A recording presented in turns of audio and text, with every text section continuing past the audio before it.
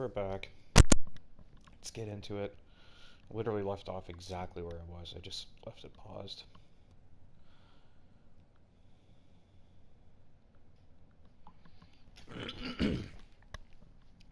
Pardon me.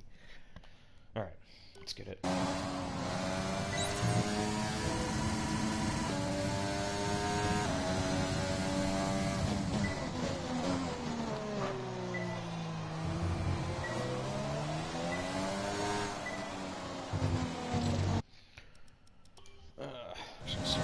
Completely threw myself off there. I forgot what I was doing.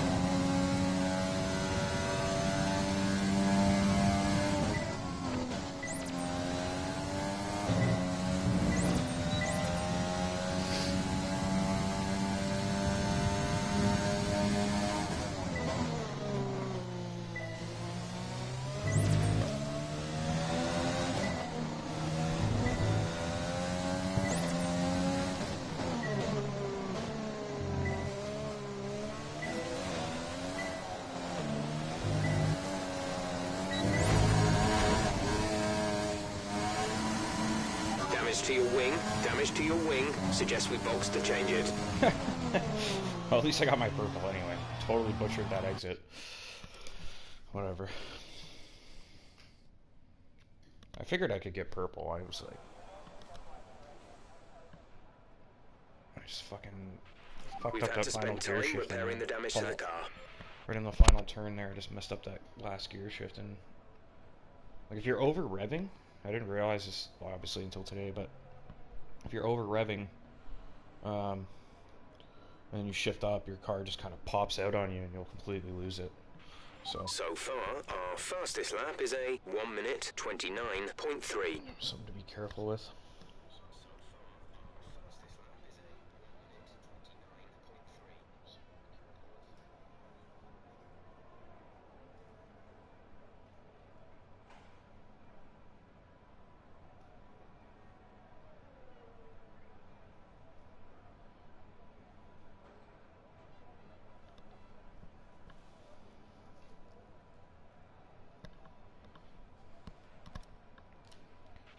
If you want to know specific information or make certain changes to the car during a pit stop, you can tell me what you want over the radio. Press and hold the radio button to activate the system, and you can either speak the command or select it manually from the radio screen that will appear on the multifunction display. While the radio is active, cycle through command.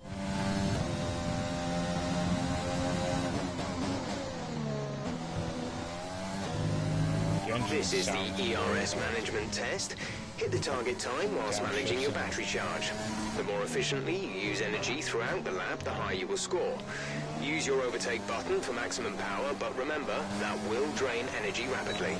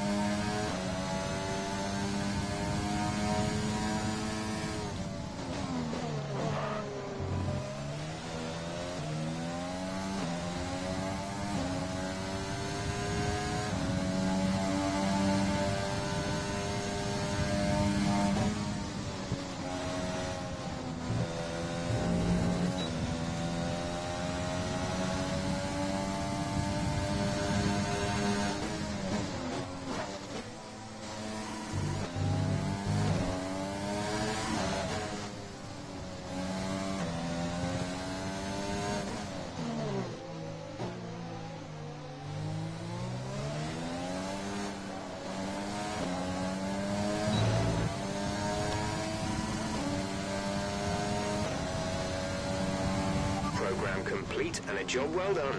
We got...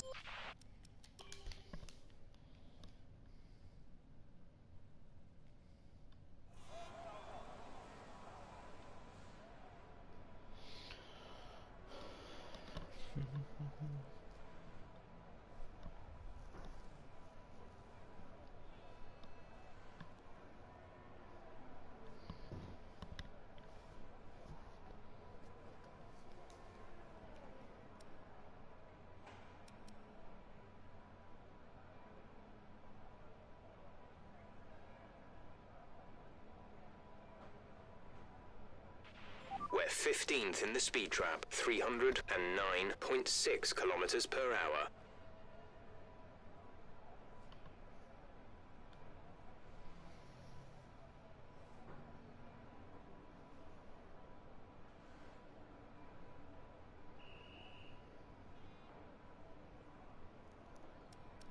I guess it's just 25 points for everything now. Everything that I haven't got yet is 25 points, so...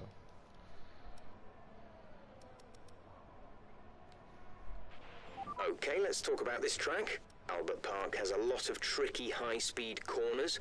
Turn 1 is a good example, and also the left-right through 11 and 12, where you need to be as daring as you can with the entry speed.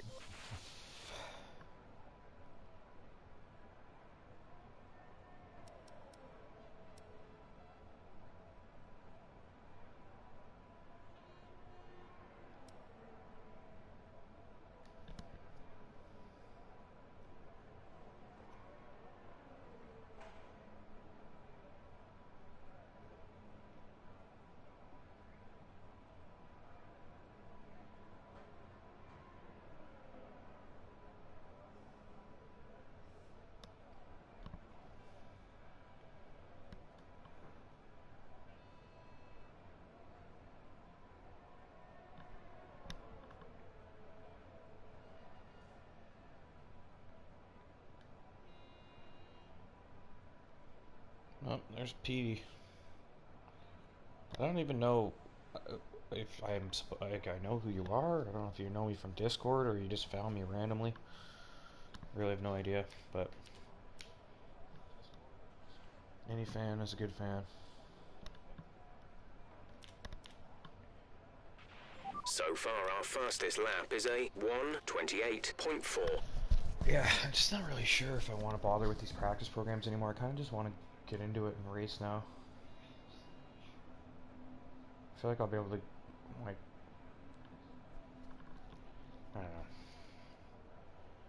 Like, my lap times are, I'm just destroying these guys, but I'm not consistent. I guess I'm close to Aiken, that's pretty good. But he's on the soft.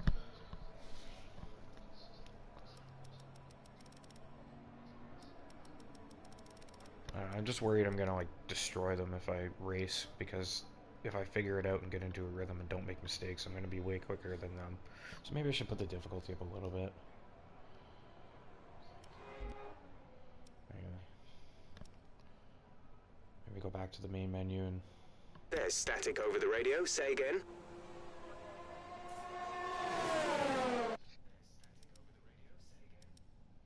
Oops. I realized this was...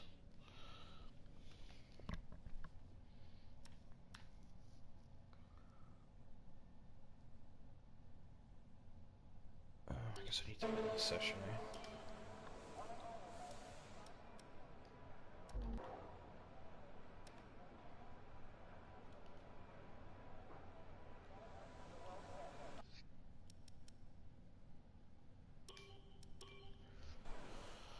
It's time to remind ourselves of our top three, who are Leclerc, Verstappen and Carlos Sainz. What an incredible practice session. The fun doesn't stop here though. Join us again as the rest of the weekend unfolds.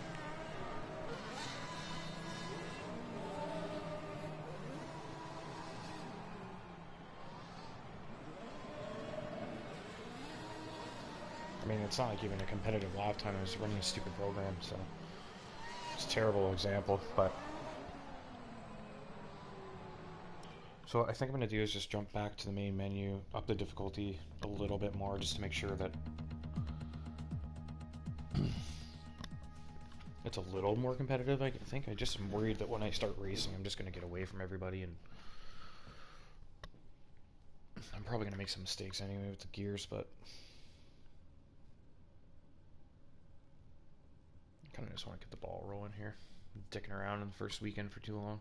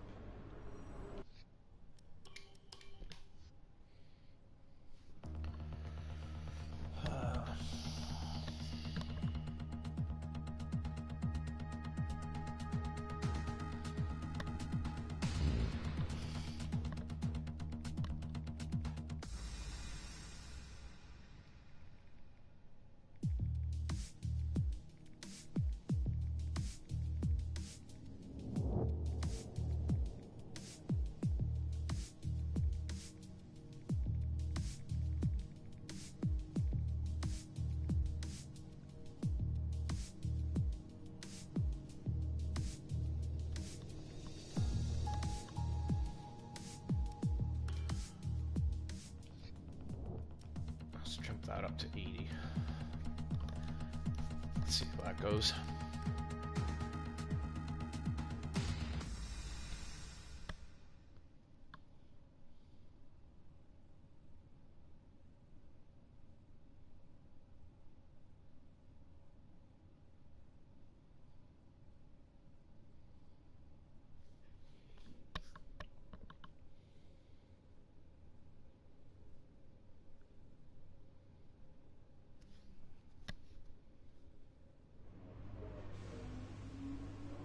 CC doesn't work.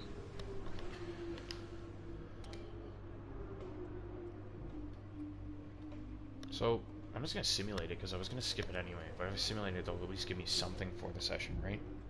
If I skip it, I'll get nothing. Let's see what happens.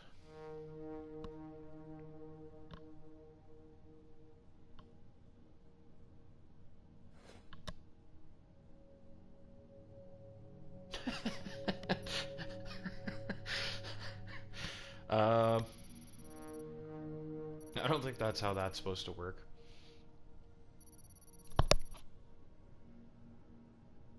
Oh, right on. Well, that's pretty cool. I've been at this for a while. I mean, I got a lot of videos on my channel, and mostly just league racing, and then occasional commentary here and there as well. But yeah, I figured starting a brand new game mode, and you know, obviously the game just came out. A lot of people are going to be checking out in videos and stuff, trying to get an idea of what the game's about. So I thought it would be a good time to start a stream right from the beginning of day one and kind of go from there and just see what kind of base I can build from it. But part of a league that will be getting going in like 3 to 4 weeks, probably the same league that I've got all the other races from, and we're gonna get things rolling probably in a month-ish, give or take, and then I do some commentary for them as well. So there'll be plenty of stuff for you to watch on this channel. I really like my logo though. I worked out really nicely with the bigger racing. It just happens to look like a B, and can also be interpreted as an A and an R, so all the letters are there.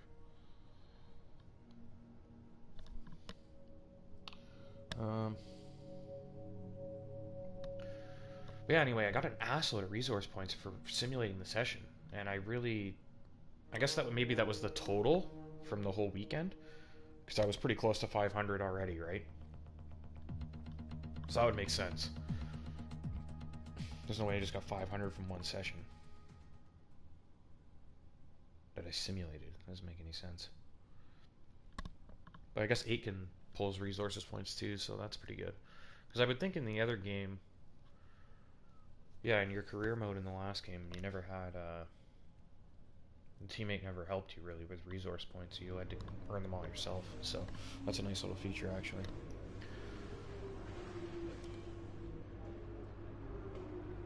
So qualifying, let's check the messages.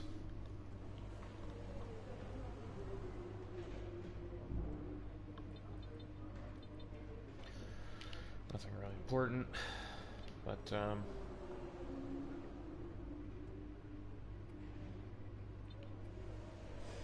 yeah, see, I set it up with short qualifying. I'm not even a huge fan of short quali, but I kind of just want to get through the weekend.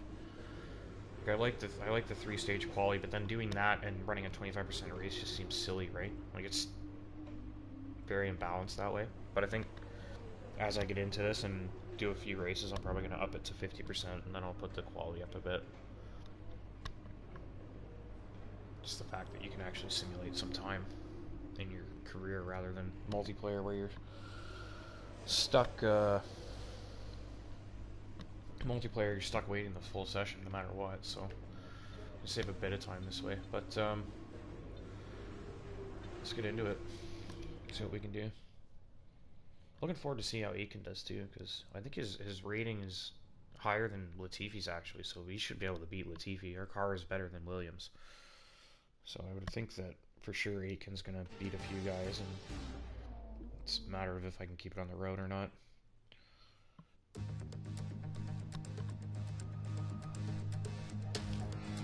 Looks kinda cloudy.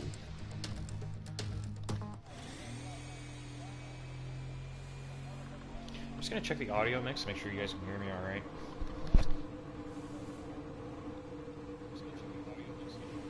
Alright, that's fine. Just usually go into a party just so there's a little more audio balance, but I haven't done that, so wasn't sure how it sounded, but it sounds fine.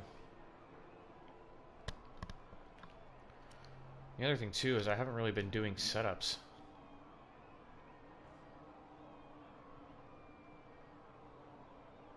But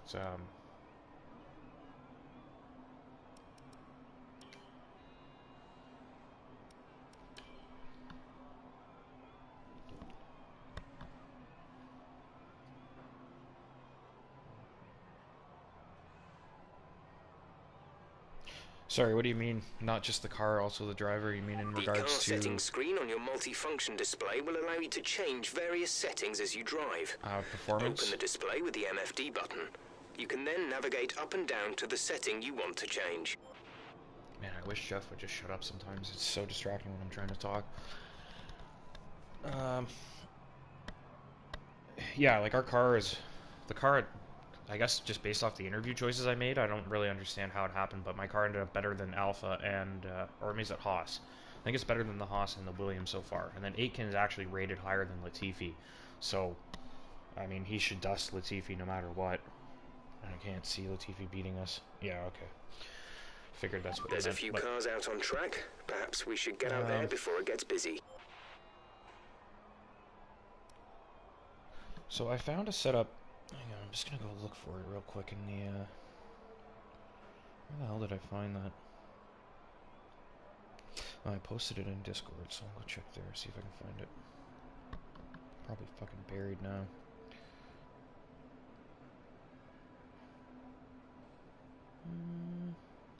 There it is.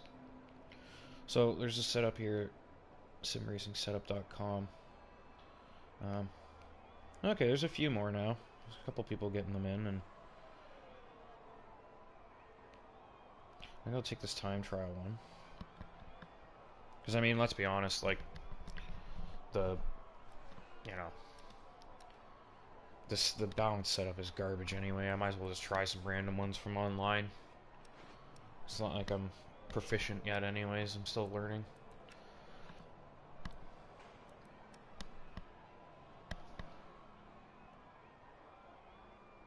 No thanks. Rento. Your time, Sam. Okay, remember that the way the car handles is all about weight transfer. When you brake, the center of mass moves forward. When you accelerate, it moves rearward. And when you turn, it is pushed to the outside of the car. More load on each tire equals more grip. So make sure you're smooth with the controls to prevent the weight transfer from becoming too violent.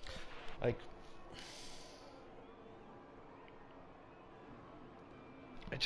based off what I know from last year, this is not going to work for me. Front suspension 11, like, I don't remember ever setting front suspension that high. So I don't think I'm going to do that. And that begs the question, why bother with the guy's setup if it's that bizarre anyways? Let's try this other one. Let's take a look at that one. So that looks a little... Oh yeah, that's far more reasonable. Let's go with this, guys. Back to the beginning. 5 and 6. So then he's got 60-60, which I think is probably better for me. Though I think you could probably get away with running the differential a bit higher this year, just given that there's a lot more grip when you're on the throttle out of the corners. Tires don't seem to slip as much as they did last year, so that would be a big advantage. I think we'll be able to kind of creep that up over time, but for now we'll just set everything up and get going with it. Wow. A little extreme, but it's not. It's better than the other guys. Like, he was 11 and 3, and this guy's 3 and 3. 6-9. 4-4. Brake 90. Bias 56. Oops. And, I see. This is new, eh? How they have each side of the tire, because it used to just be front and rear. The track is busy. I believe. Be aware. So now you can actually adjust. Obviously, if you're on a clockwise or counterclockwise circuit, maybe you want to adjust these a tad. But this setup is just calling for equal. Alright, we'll save this and see how it is. Doesn't really matter because it's park ferme anyway, so I'm stuck with it anyways.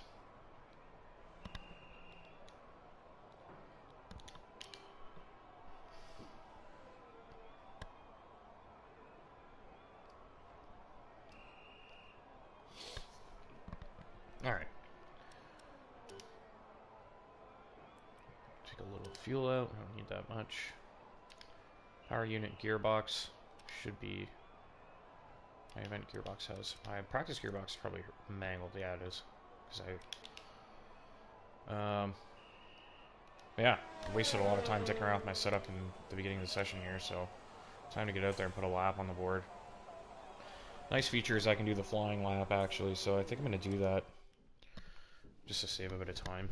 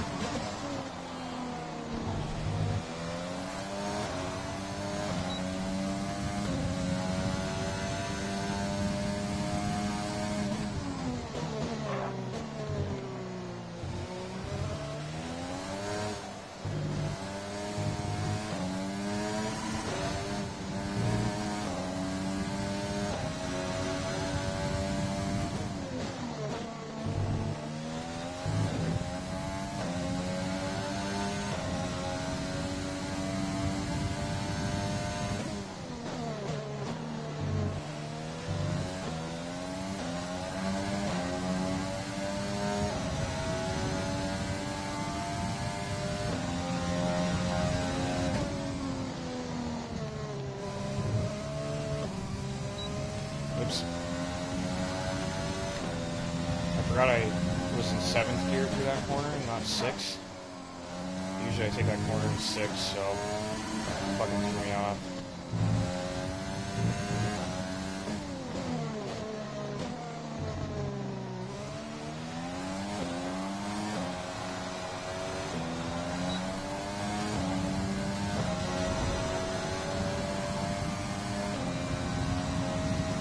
Okay.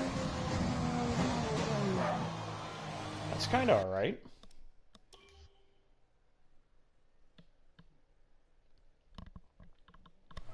Like, I'm right where I should be, based on my pace. Like, the pace of my car. Obviously, I know I'm far quicker than this with manual gears, but, you know, Aitken's right in there with Russell Latifi, and then I'm right in the mix with the Alphas and the Haas cars, so... Our best lap so Seems like far I'm at is a a decent 1 spot minute right now. 25.0. Gonna be a bit of work, obviously, but I think Probably by the end of the Grand Prix, I'll be dusting a lot of these guys, but again, I'm gonna make some mistakes too, right? So no guarantees, but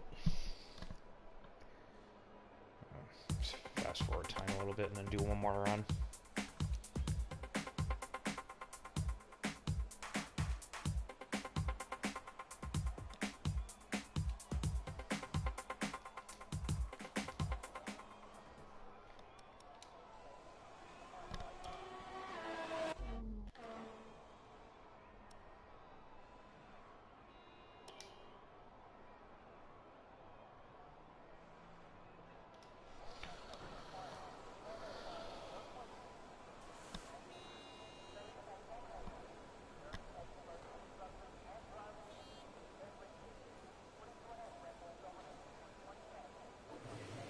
Alright. Let's get out there for the final run and then we'll be racing in a few minutes. Finally. I'm excited. Flying lap. I'm gonna jump in my racing chair actually. I got a little... I'm sitting on the couch right now. I'm playing on the couch.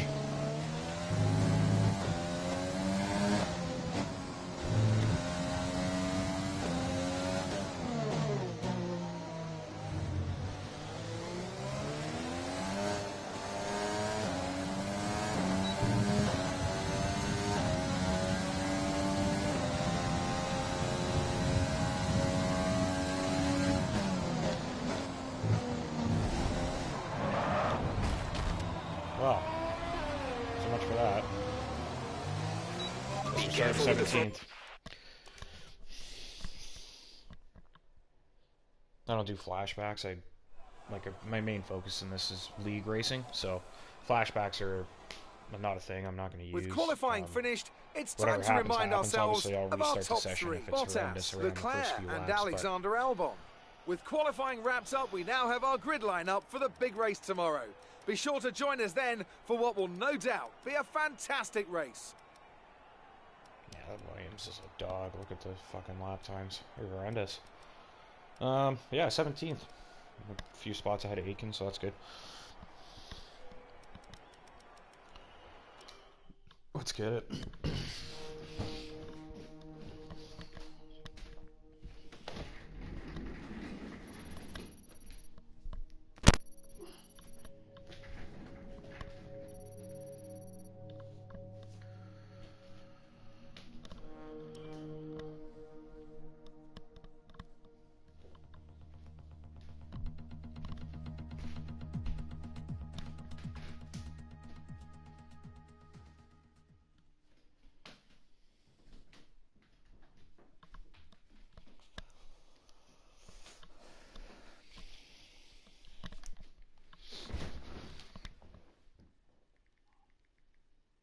No, I'm pretty relatively happy with 17th, just given that I'm transitioning the way I drive right now and stuff.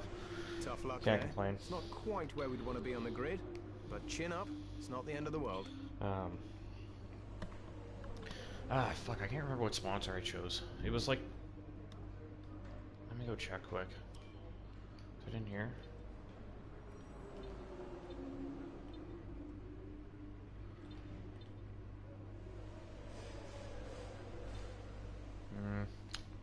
There it is. Equinox. That's who I chose. Right on the racing suit there. Just trying to figure out how I could check it. Yeah, 15 laps.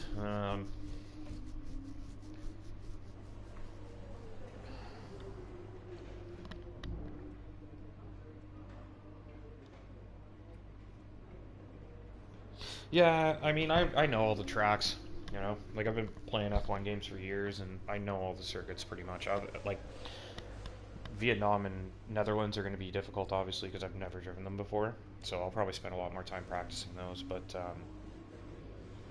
for this, like I mean, I already know the track Australia. It's just about learning the gears and stuff. And I kind of just want to get the ball rolling here in the career, and, like start moving forward and starting to add things and see what kind of like how in depth we can really get. So for the sake of that, I'm just going to get going and just jump in the race, and I'm hoping I'll get the gear rhythm figured out during the Grand Prix, because when I actually do everything properly, I'm way quicker than most of the cars on the grid, so kind of got that low AI to compensate for the mistakes I'm going to make, and not expecting a ton, but hopefully Aiken can hold his own there. Let's do it. First race in the game. First race against the AI too, actually. I have no idea how to drive against them yet. I haven't seen any of them. Something I didn't even think of.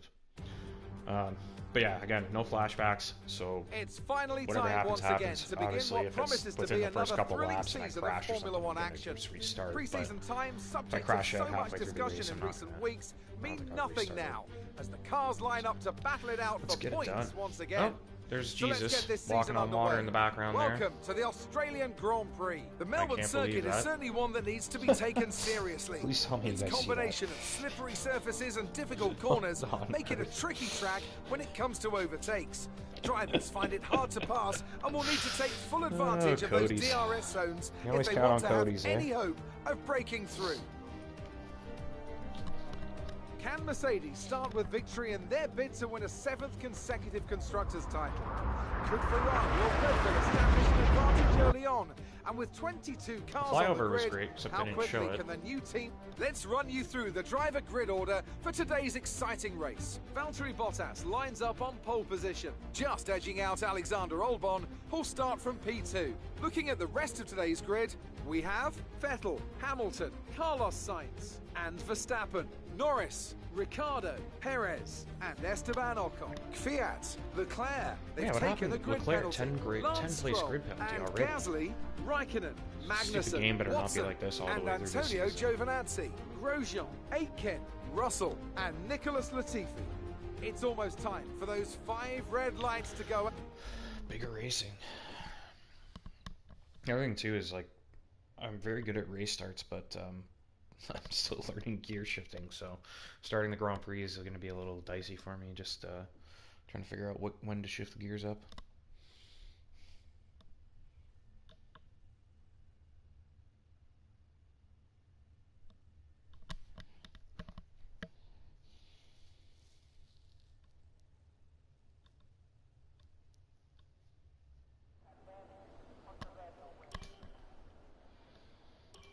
Yeah, I know what the race strategy is, come on.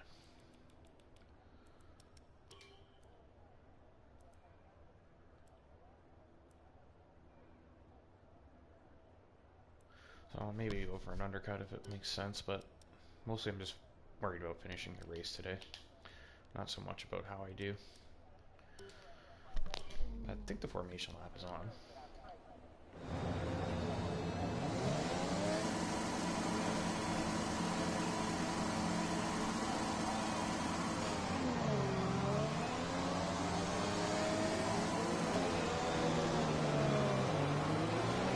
We're not seeing any technical issues coming off the practice start. Watch the RPM on the full start. We don't want to bog down.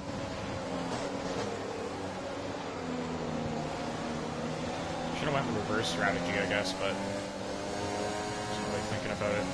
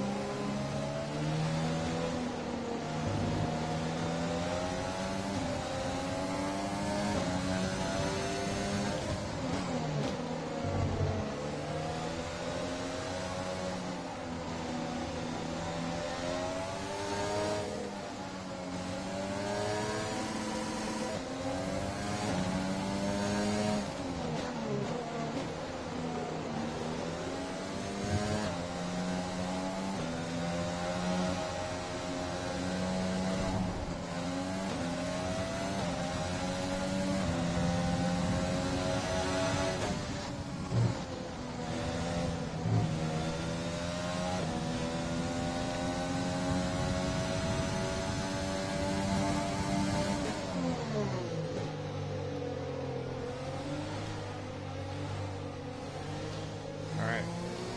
Just about ready.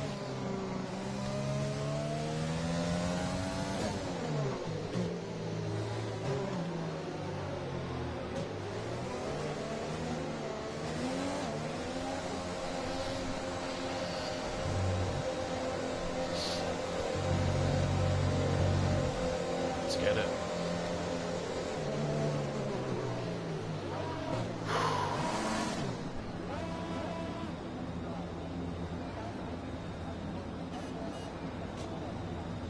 Damn. That car it gets in looks fresh.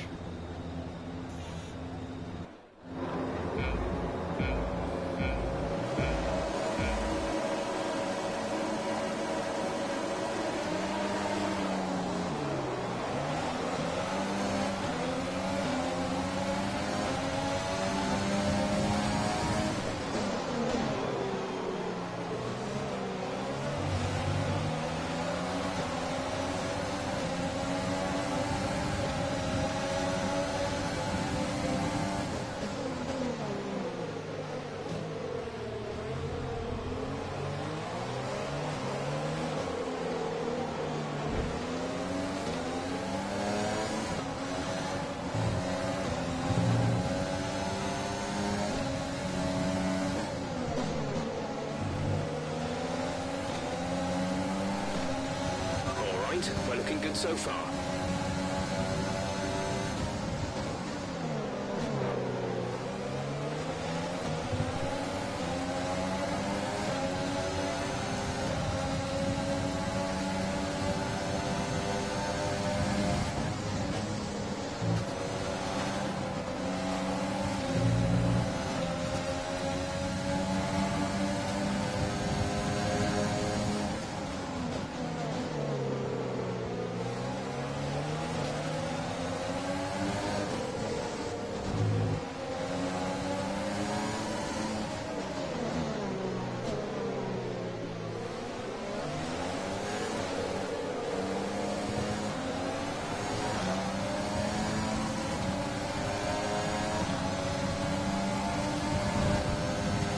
Aggressive.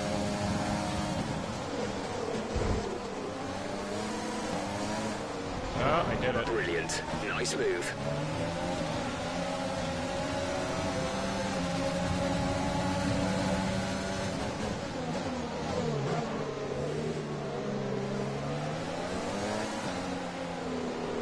Yeah, so I over-revved it and then shifted up.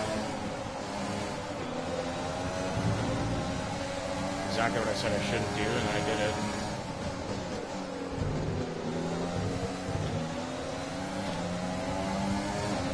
It's just very tough when you're trying to race as well. So things going on, it's very easy to forget those little things I can't be doing.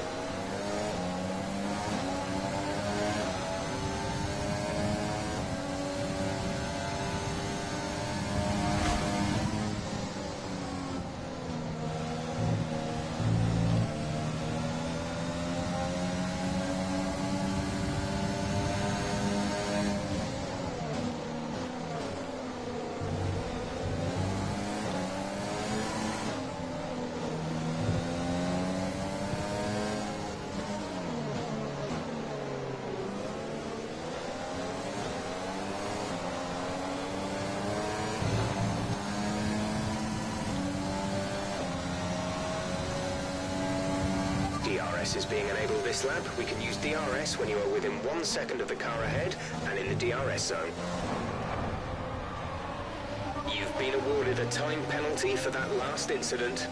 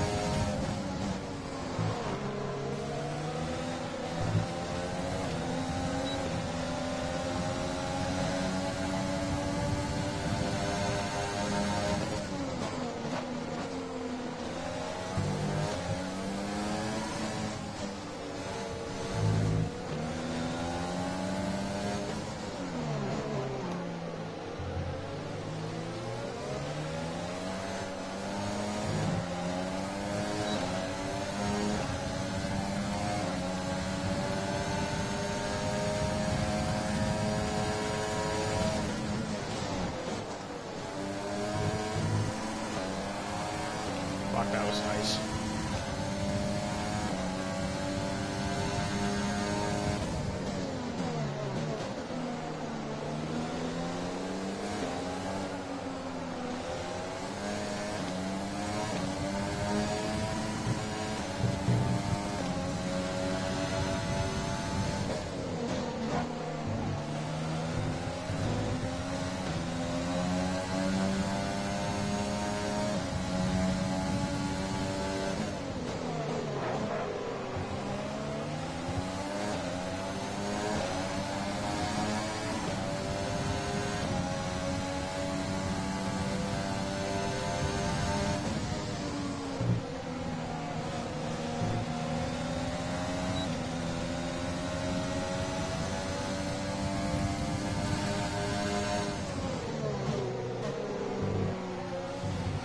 Some information on Russell. They have some kind of mechanical problem.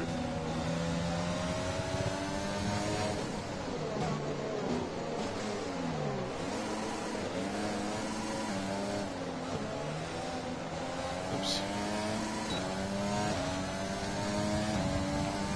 Yeah, fucked up a little bit there. We're approaching the pit window. You'll be on the mediums. We're leading our teammate by 3.6 seconds.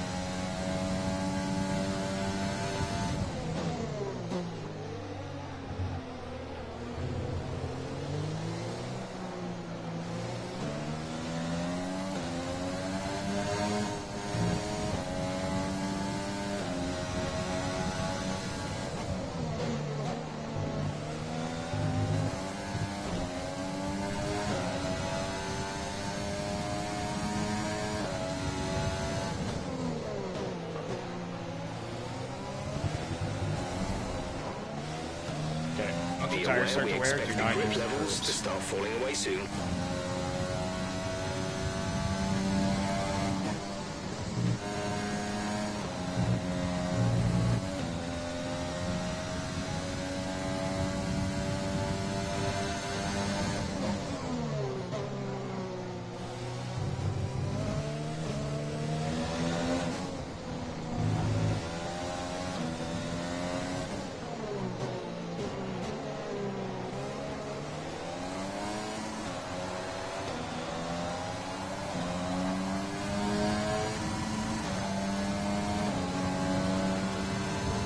We're boxing this lap. Give us the best in lap you can.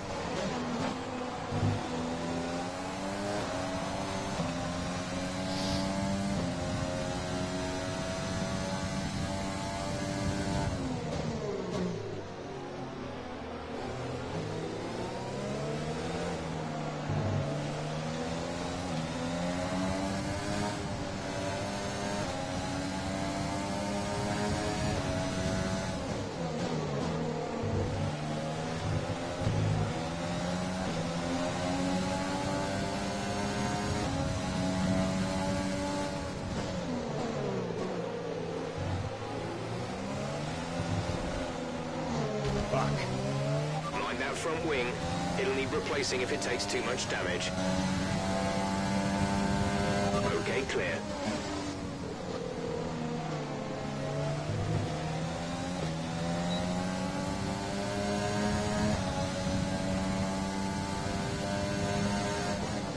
Some information on Russell. They're retiring from the race.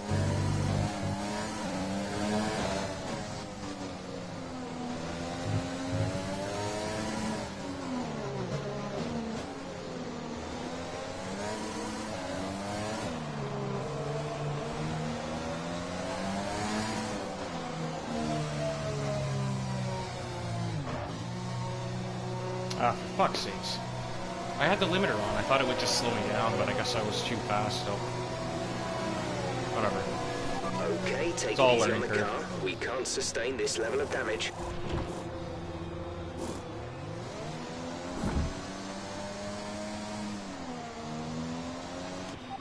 Exit now. Okay, the safety car is No out. The safety way. car is out. We need to form up at a reduced pace. Keep a close eye on that delta time. Make sure to keep it positive. Look after these tyres now. We want to finish the race on this compound. Overtake the safety car. You may overtake the safety car. It is waiting to pick up a leader. That's gonna work out for me. All those time penalties and shit.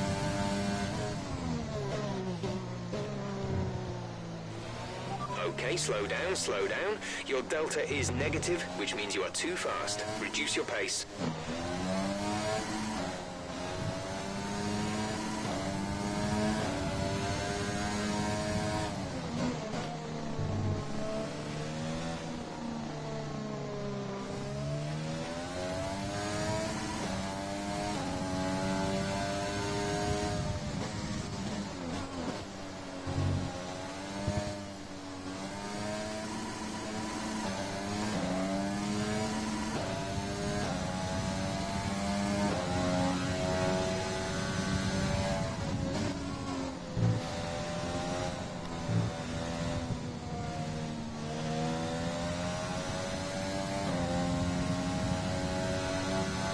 Jack is coming in for a stop.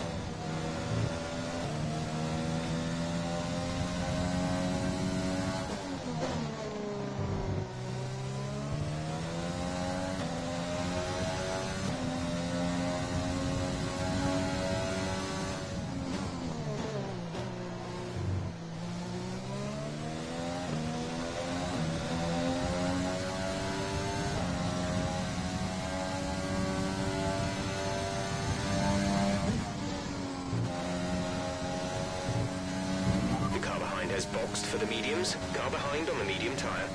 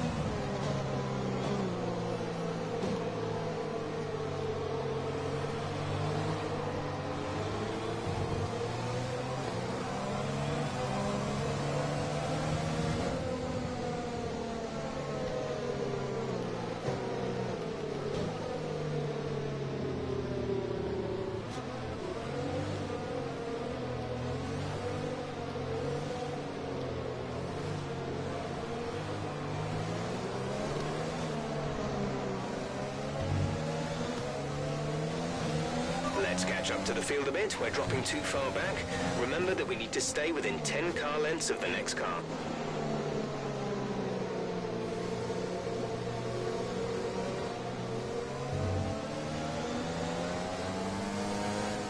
Right, pick up the pace a touch, please. We need to close to within 10 car lengths of the car ahead.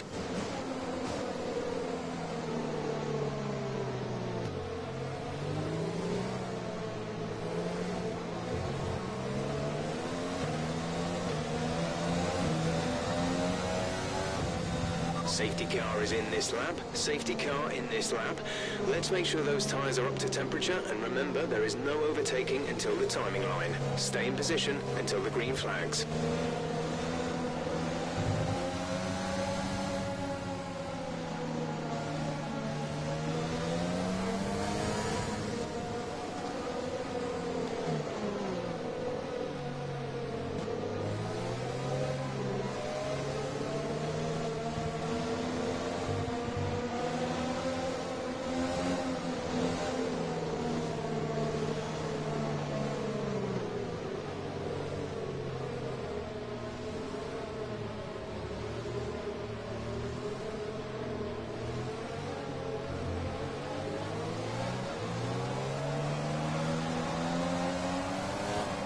Green flag.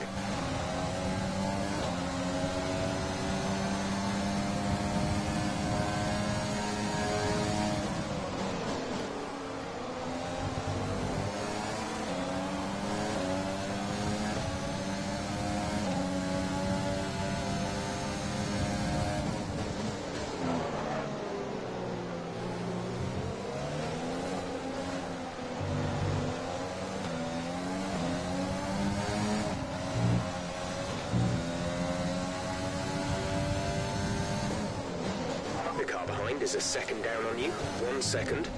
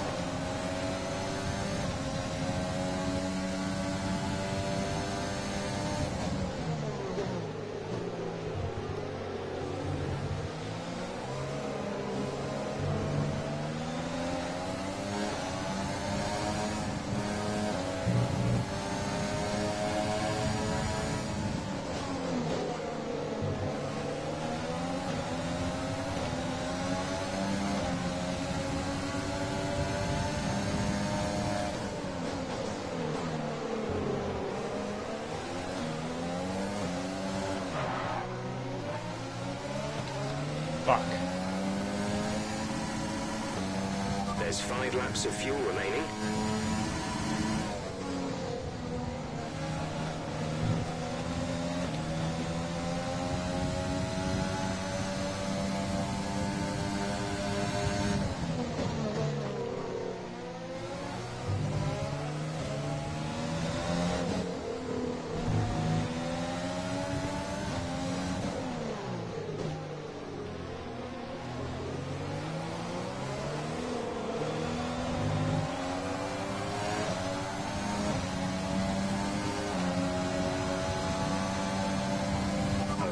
The stewards have now enabled DRS. DRS is now online. Gap to teammate behind is 3.5 seconds.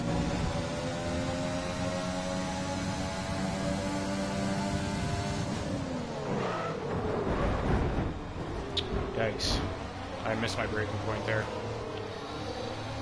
That was fucking annoying.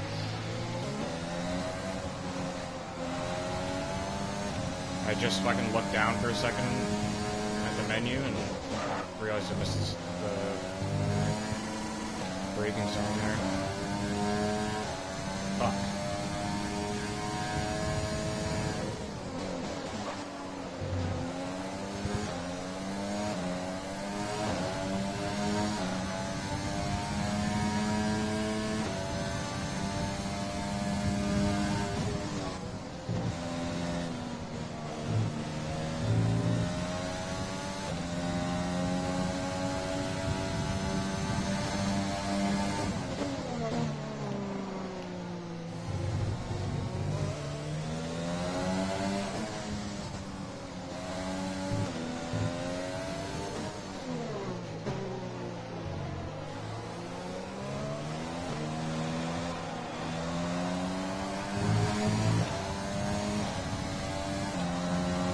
See what front are having quite the scrap though.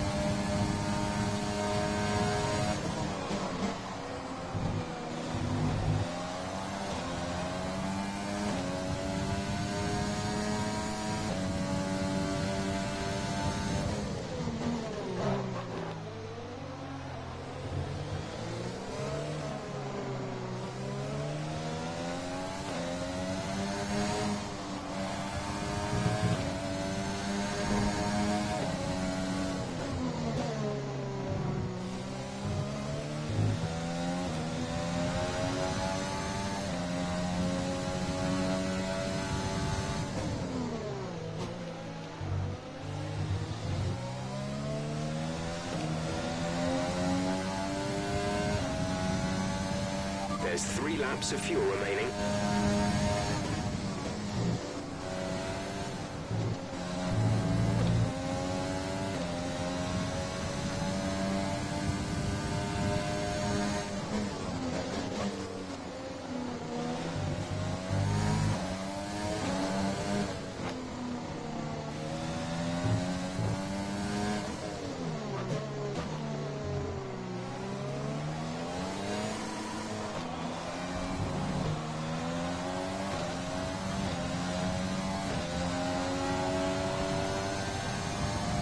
This is your final lap of the race.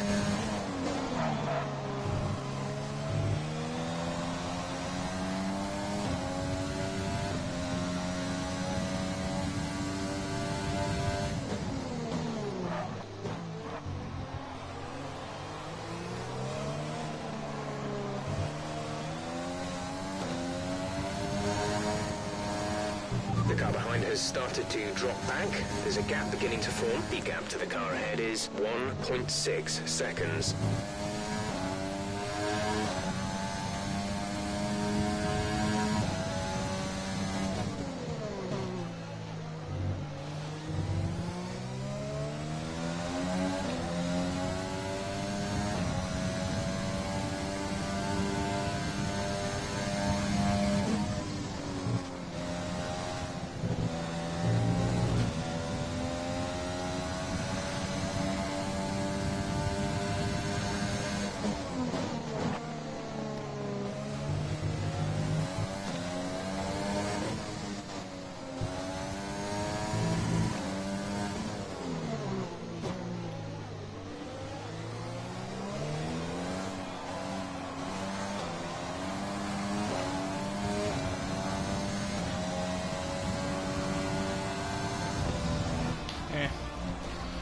That's the end of the race. We'll see you in Parc Ferme. Yeah, dropped right to the back. All the fucking penalties I picked up.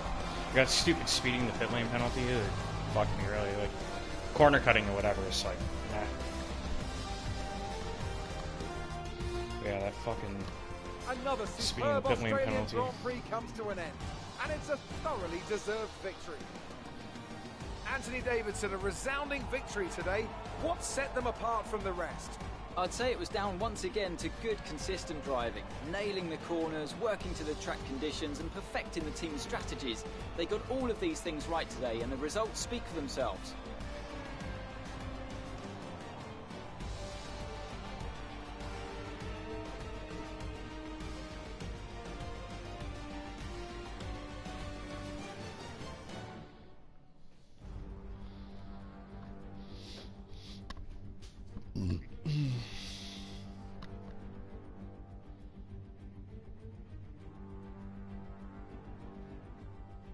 And today's winners, the team at Red Bull have done a phenomenal job recently.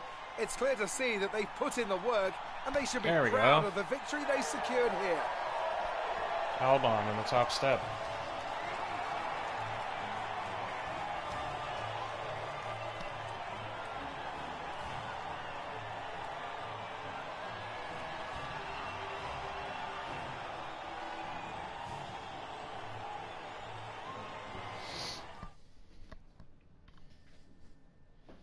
So, let's review the drivers' standings. Alexander Albon takes the lead of the Drivers' Championship. Now, let's discuss, Ant, who would you say is a contender for Driver of the Day? But it's absolutely got to be Alexander Albon, no hesitation.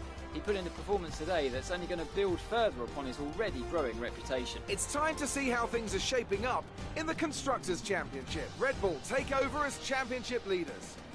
It's been an absolutely wild weekend of Formula One action. I can't wait to see what's next.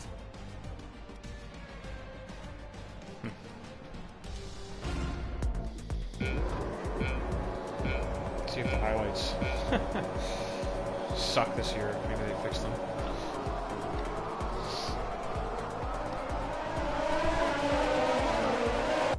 Look at bigger racing go.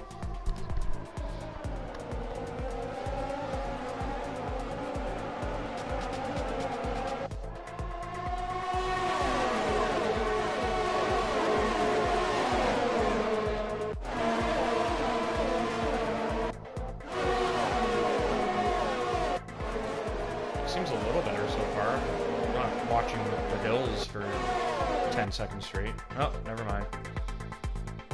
There we go. That's what I was expecting. Oh, some more shots of the tents. Oh wait, there's cars. Yeah, that was when I made that big mistake. I lost like 5 places there on that mistake. That fucking sucked. And around the outside of those two to get it back. That was sweet. I wonder if I got my move on Russell.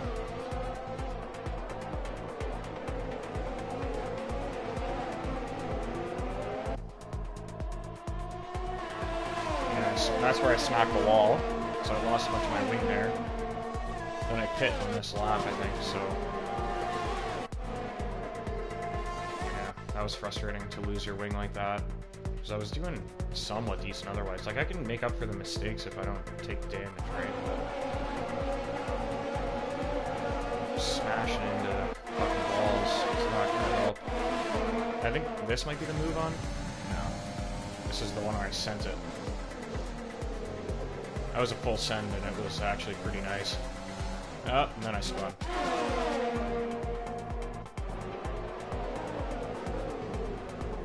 That was a big mistake. I just completely missed my braking point there. I would never try to send it from that far back normally. There's my boy Aiken. Alright, first race up.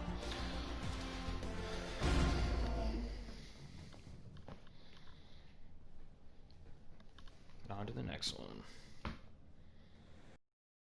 The fans really seem to enjoy that. You made it look easy. Did I? Why do you think you weren't as quick as your teammate today? What, no, I can't use the nice one?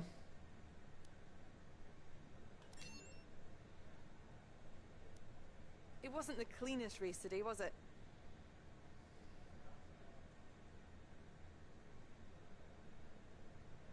No comment. Let's piss her off. You scraped the walls a few times. Were you struggling for grip? No comment.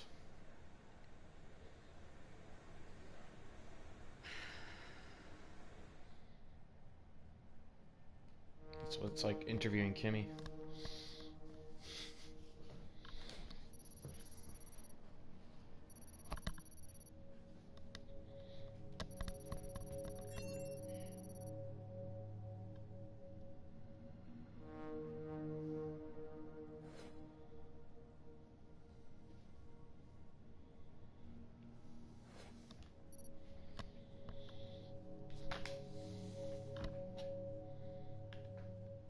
Did I make that much money? Sorry, I wasn't paying attention. Did I make that much money just for this race?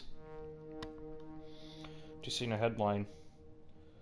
President of Brazil, Bolsonaro, tests positive for COVID. I gotta say, you get what you deserve.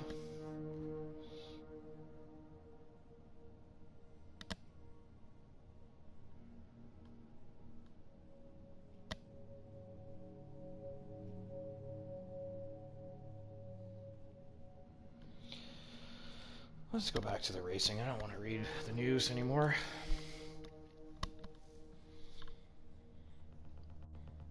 Let's take a look and see what happened there.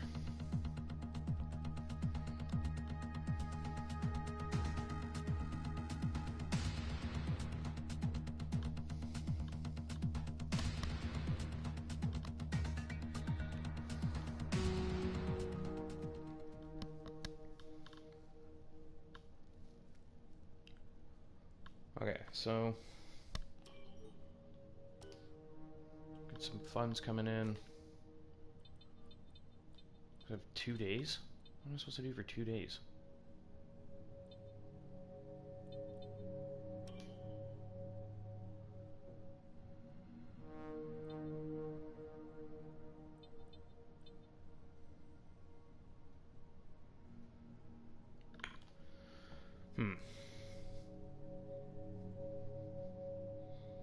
I wonder if that might be a decent option to spend 5K on, because aerodynamics is something I really need to invest in. My engine's decent, so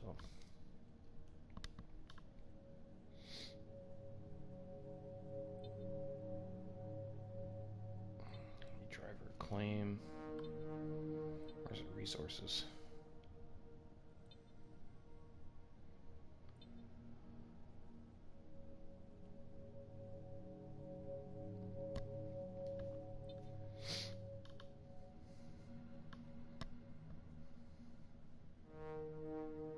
Let's do some. I think I'm gonna stick with Aiken for a while, so let's get him some training. Bring his pace up a bit.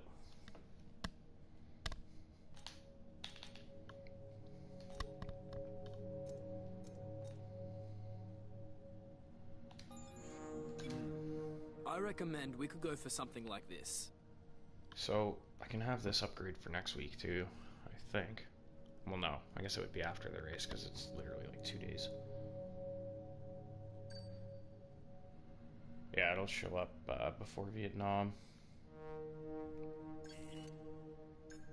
If it were me, this is probably what I'd invest in. I should probably invest in more gearbox durability though.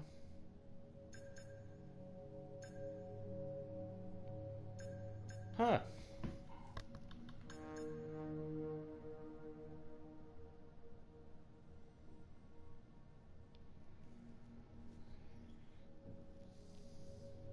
So, is this What do you think of this one? how do I upgrade the gearbox more? Do I have to move up through this?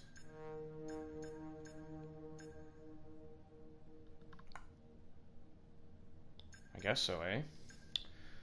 You have to do all your level 1 upgrades to unlock the next tiers, I guess? I don't know. It's a bit frustrating though, so I would like to get my gearbox fixed.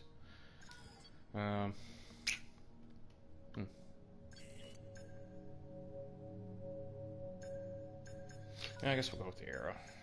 Continue on this front wing upgrade. Get it there for Vietnam.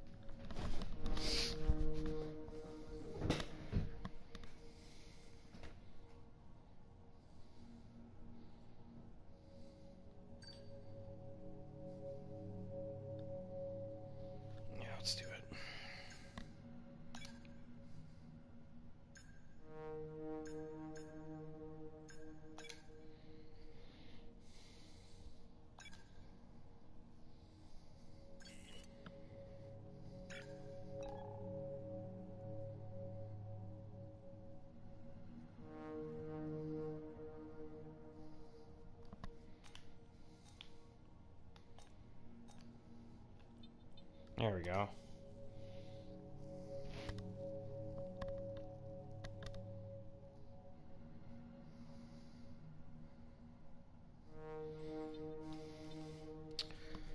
I finally have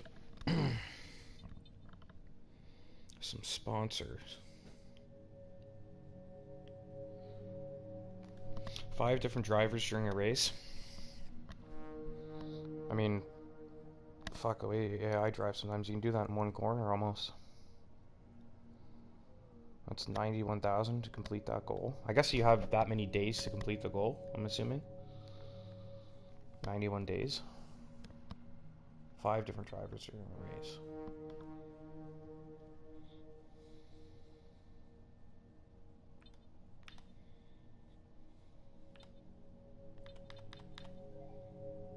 Fastest lap during a race. That's not going to happen.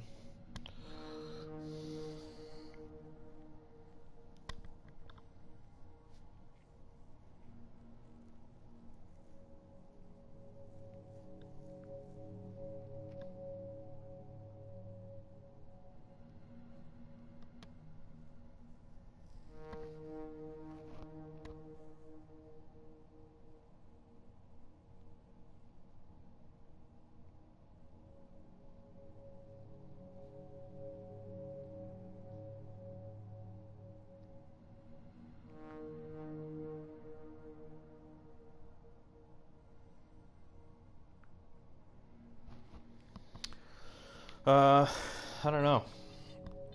I want to take something I can just get some guaranteed money, right? Complete a total of 10 laps during practice.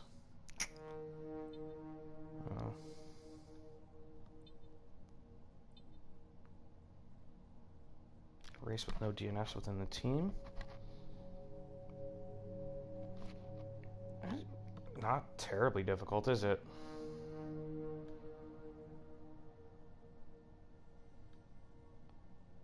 Well, that might be a problem moving forward because I don't know what kind of durability we're going to have with Aiken. 15 different drivers during the race.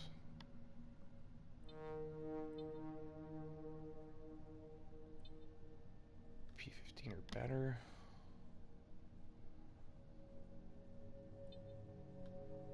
Four interview questions during racing.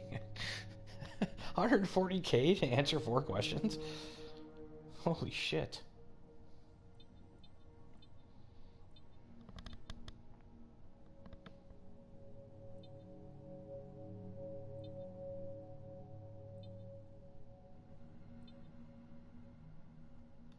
$117k to answer 2. And it comes with 78k weekly. I guess I can sort it by... I'm probably more so focused on my weekly income.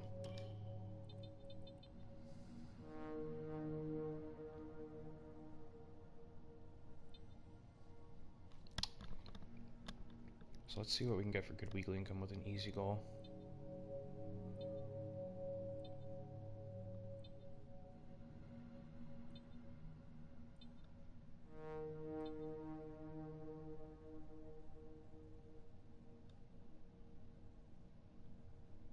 Yeah.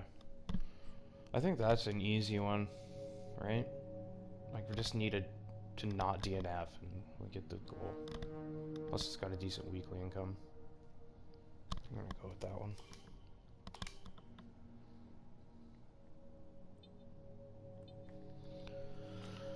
Okay. Here, we can spend any extra money that you secured on perks. Each of these perks benefit both you and your current team. They stay with you, so they'll make you a more attractive prospect in future negotiations.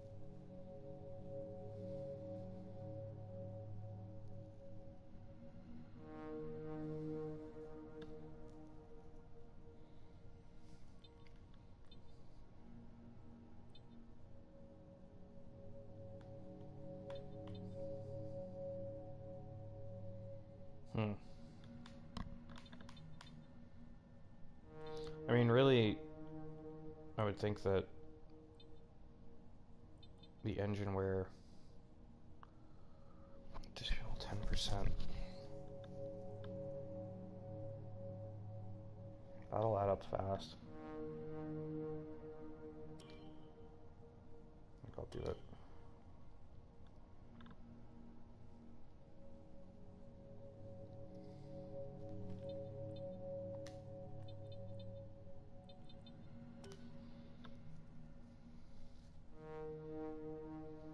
Here, we can spend any extra money that you secured on perks. Each of these perks benefit both you and your current team.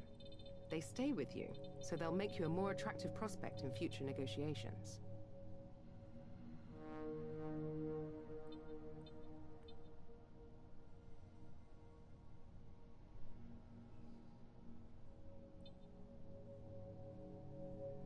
So it looks like the drivers actually changed too, eh? Like their ratings will adjust through the season. Like they'll gain more experience and stuff. So look at Norris has gained 10 pace. Or is it just what in compared to who I have? I think that's what it is, eh? I think that's it, yeah.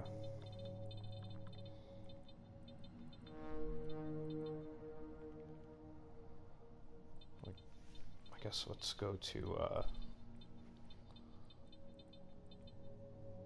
Latifi and compare him to Aiken.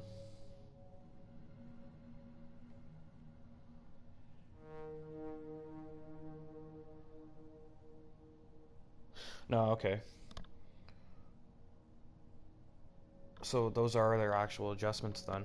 So they, I wonder if that's like a form thing or if it's like a permanent adjustment, because like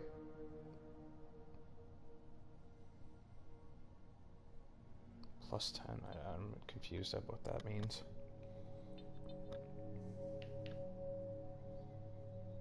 There's no way Lewis started with 79 experience, right? Like he clearly had.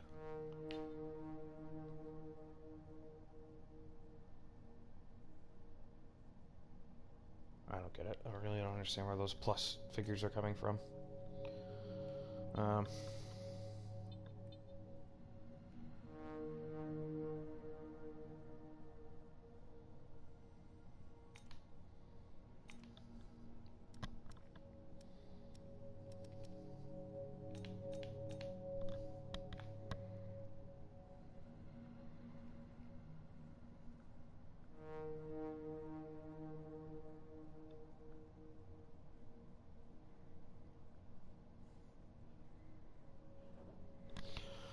Alright. A little bit of a pointless endeavor at this point. So you can add more sponsors as your team acclaim increases.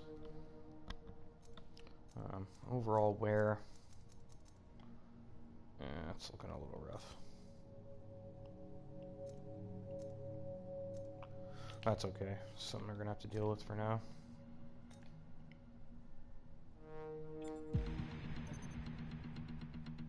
As we continue to increase our acclaim, more potential partners become willing to work with us. We can now approach an additional sponsor from the corporate tab.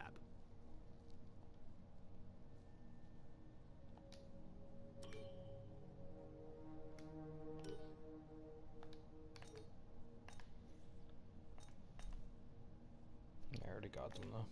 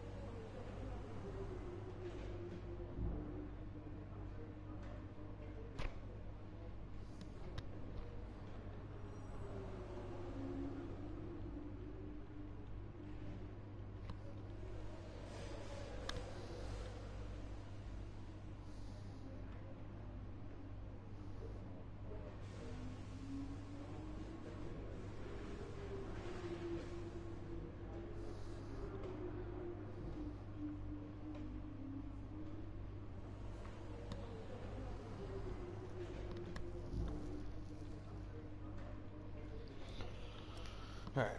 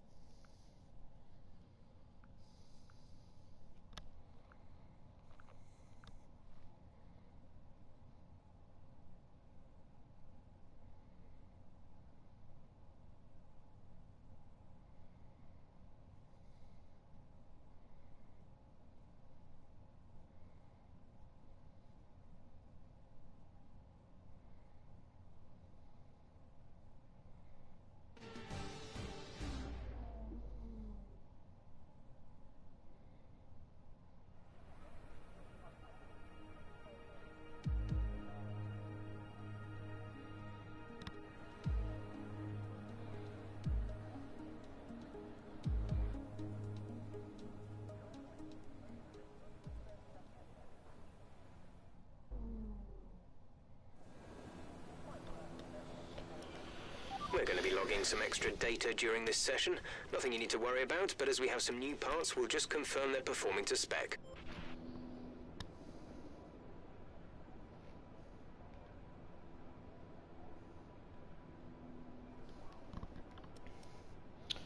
Alright.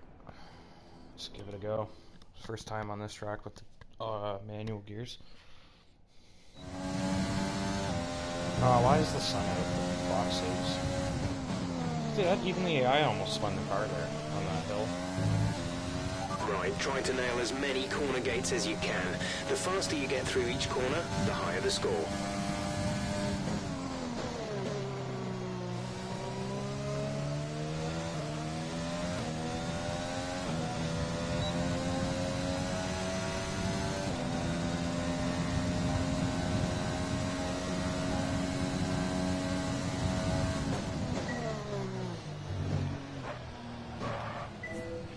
Approaching the DRS zone, watch your MFD for the activation point.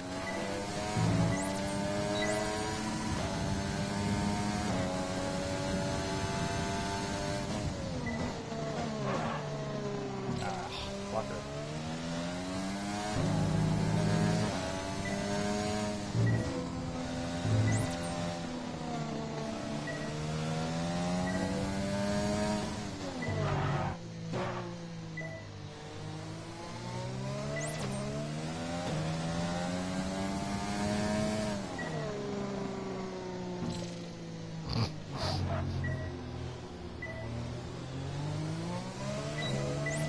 Obviously was taking that a little too cautiously.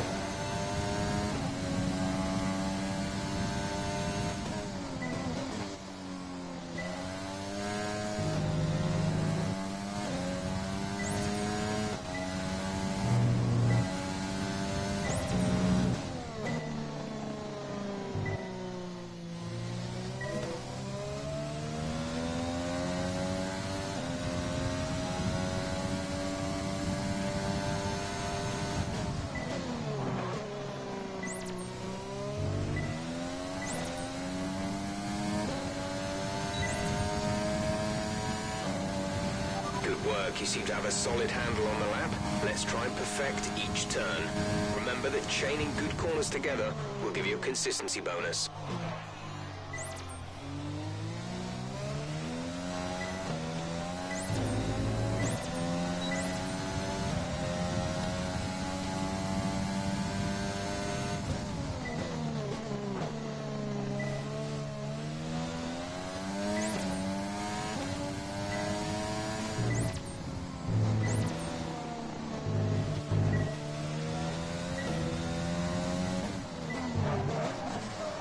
Fuck.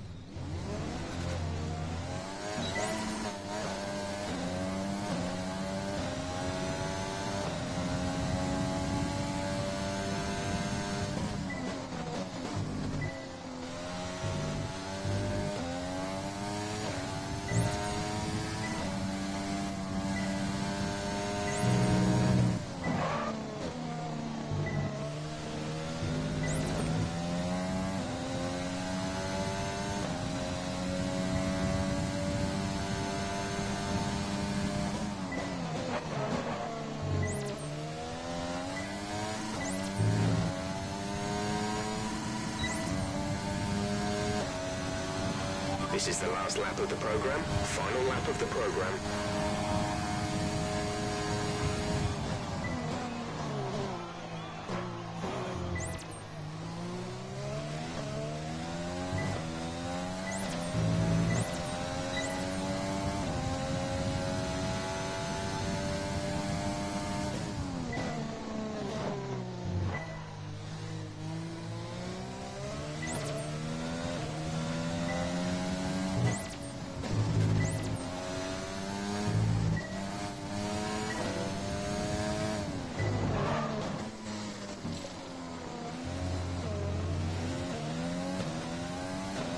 I gotta figure this way to point to that corner there. Let's just keep missing that gate.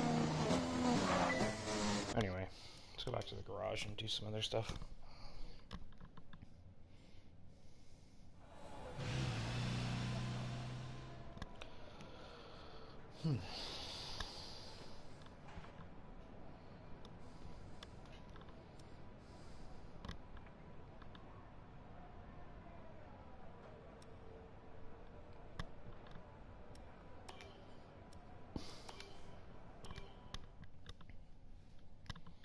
Not a big fan of this daytime Bahrain shit though.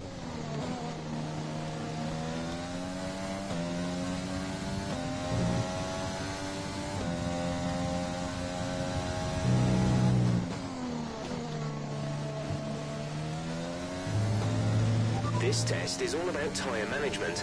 Try to control the slip through each corner and take extra care putting the power down at the apex.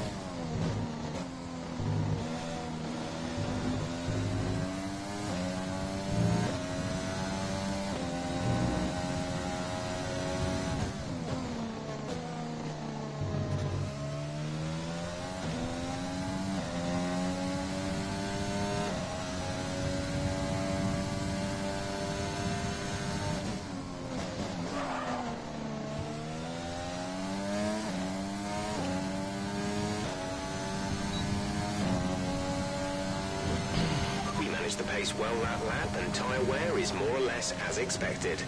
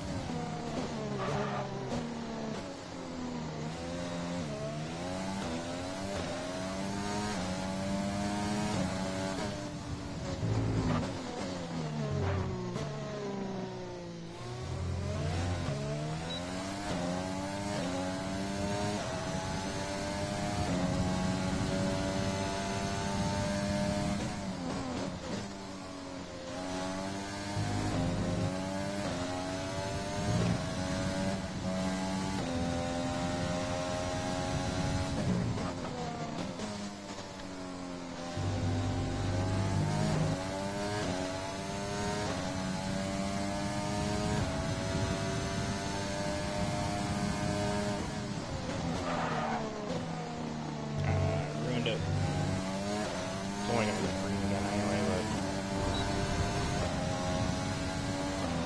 Final lap. This is the final lap of the program.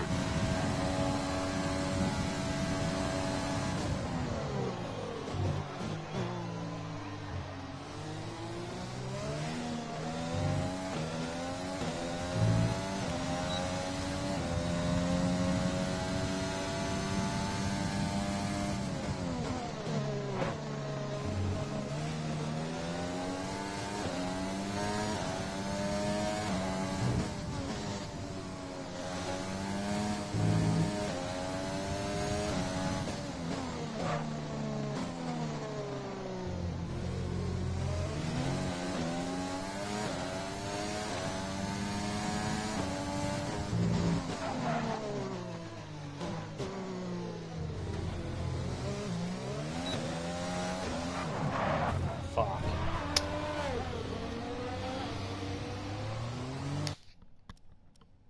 Anyways,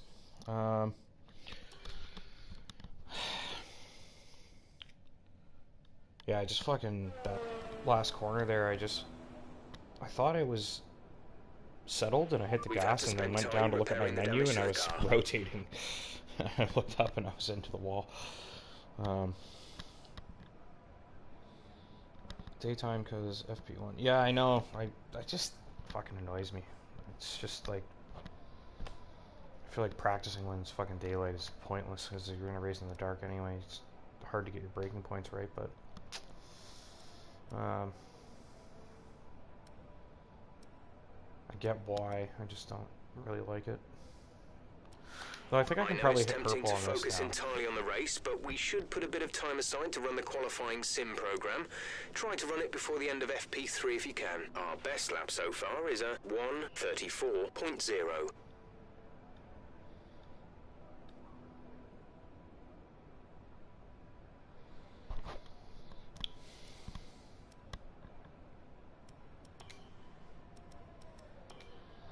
Just give us another go.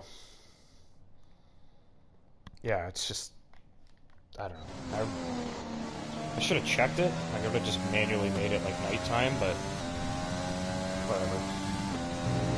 I'm actually doing alright though. Like, it's my first time driving this track with manual gears, and I feel like I've got a pretty decent rhythm already. I'm just missing that one corner over and over.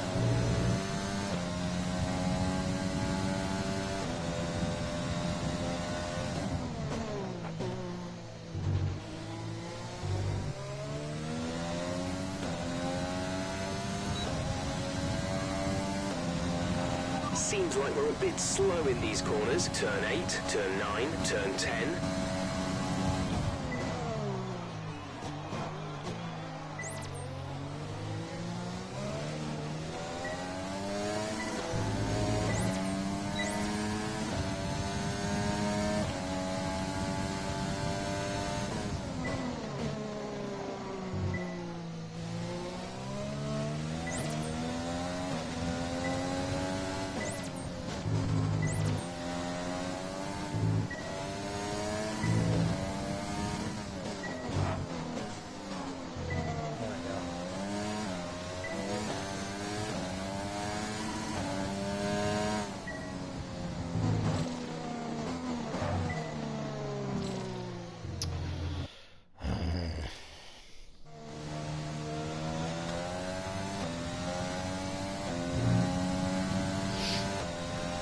Yeah, it's just inconsistent. Like, sometimes I downshift too far, and like, I need to, it's like trying to relearn the game almost. Like, I'm trying to remember, like, I'm checking the suggested gears, and then trying to remember to shift down about that many. I'm finding that's my biggest struggle right now, is that I'm miscounting my shifts and a little in the following turns. Turn dropping 8, down to turn second 9, instead of turn third, 10. or not dropping down as far as I should, which doesn't seem to be as big of a deal.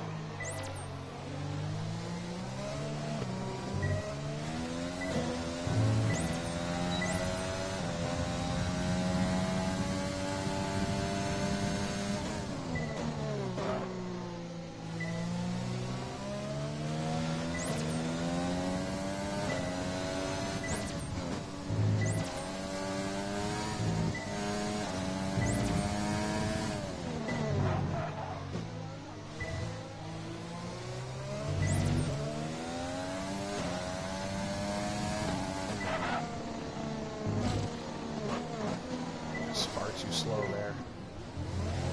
See, I put it into neutral there again.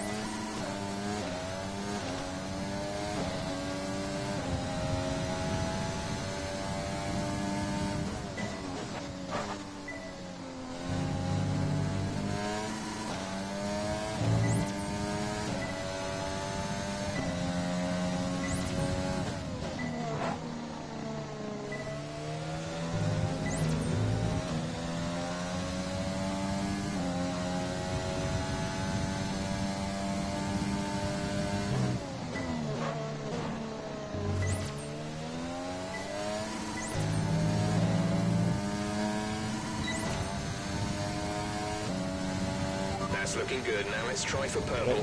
You'll get a bonus for consistency if you can chain good corners together.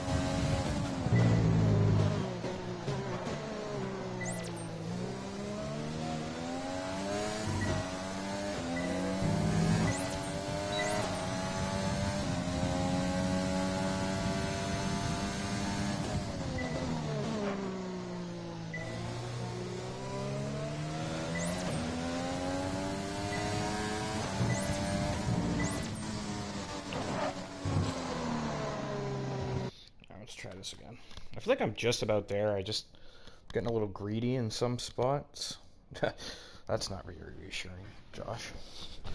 I still shift into neutral at times. This guy just won the championship in Tier 1. And he still hits neutral sometimes, downshifting. I guess that's a problem I'll be dealing with for a very long time then. I mean, you know when you put it into neutral, you can hear it, eh? Like, even if you're not paying attention, you can hear that it's gone into neutral. Yeah, I'm finding getting some pretty good pace through some of these corners and then just making little mistakes here and there that are costing me time.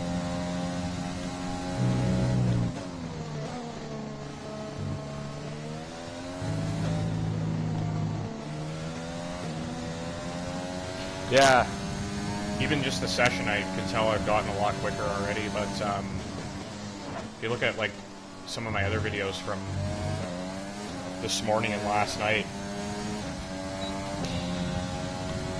like huge improvements already. Like I'm actually getting around the track consistently now, whereas I was making a shitload of errors.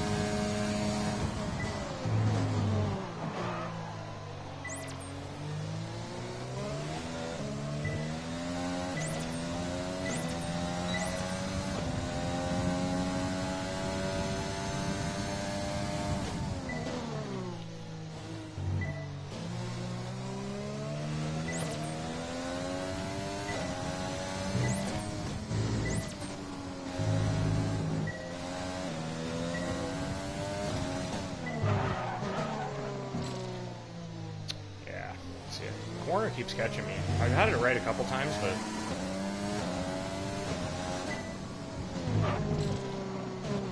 let's just use this. The rest of this lap is a little bit of a practice run.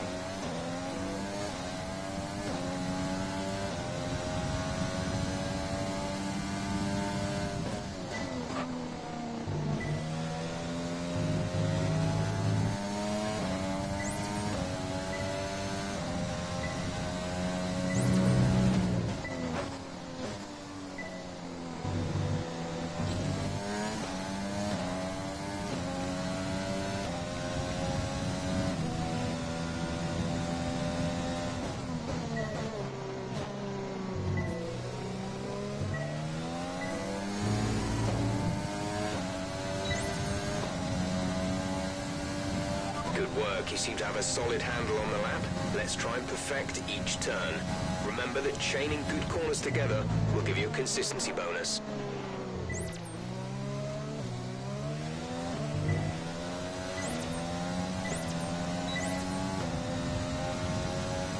Yeah, the double left-hander is, you know what it is? It's fuck.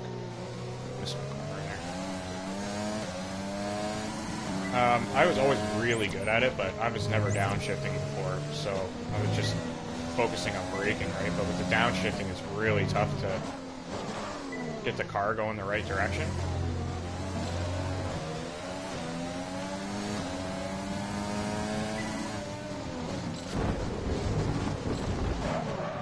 Fucking Grosjean.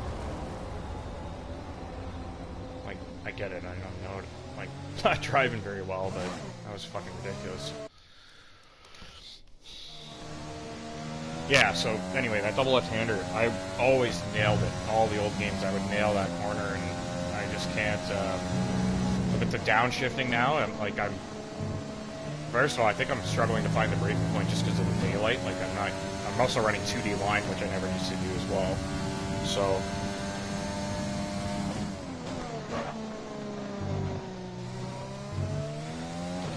a little harder to spot the breaking point, and then also with the downshifting, I'm getting a little more rotation with the car, and it's harder to control. But I always had that corner. Corners, turn 8, turn 9, turn 10. Figured out. So, hoping that I can.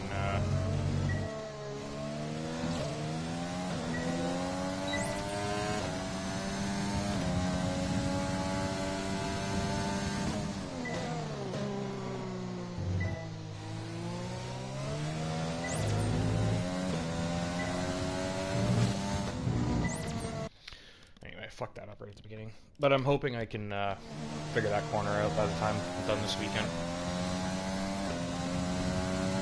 Anyways, I'm spending way too much time on this stupid fucking program. I should just be moving on. I'm gonna try one more go and then I'm gonna start doing the other ones just to get as many points as I can and just keep pushing forward through this.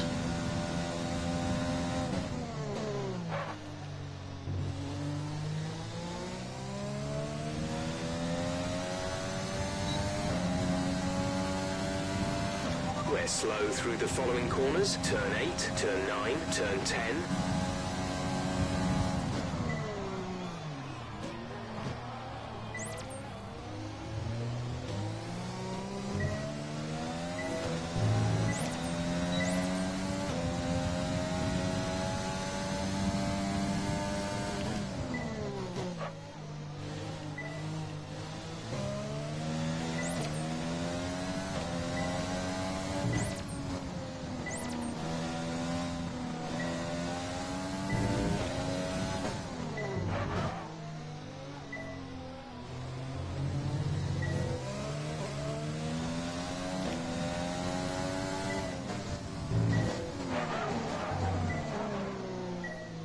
There we go.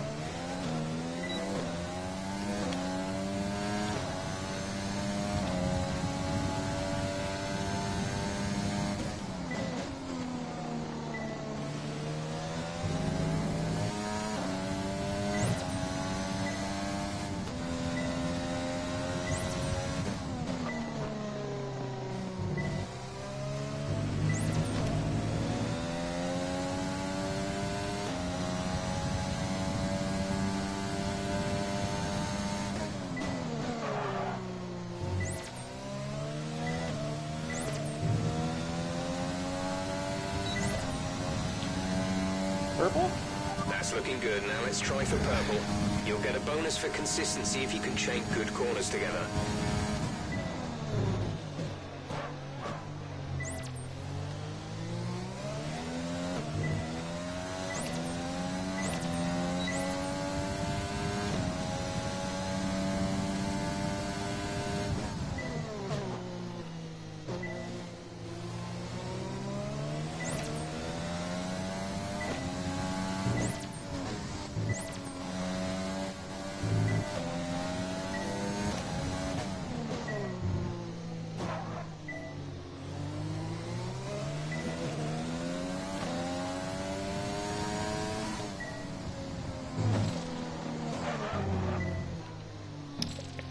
Forgetting that one gate, you're actually supposed to be going pretty quick still. I'm lifting early.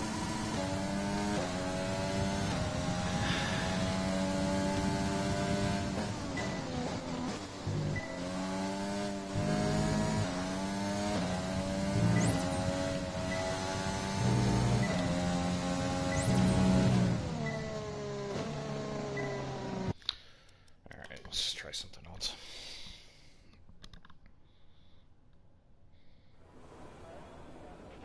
If you want to know specific information or make certain changes to the car during a pit stop, you can tell me what you want over the radio.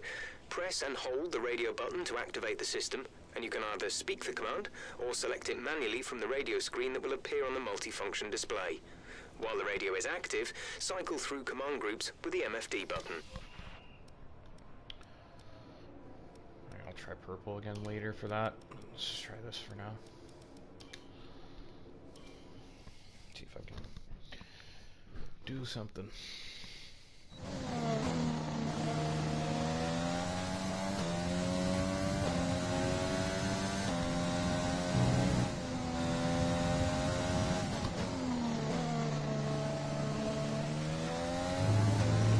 In this program, we want you to focus on fuel-saving technique. Lift and coast through corner entry to save as much as you can while keeping under the minimum lap time.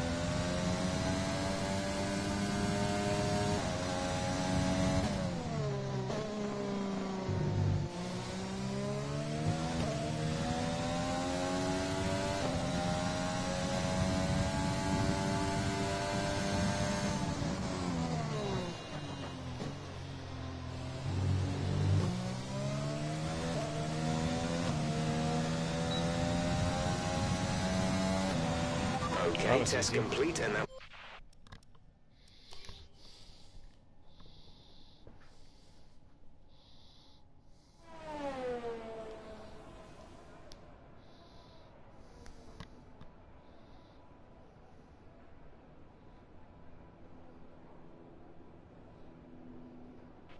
Our best lap so far is a 1 minute 34.0.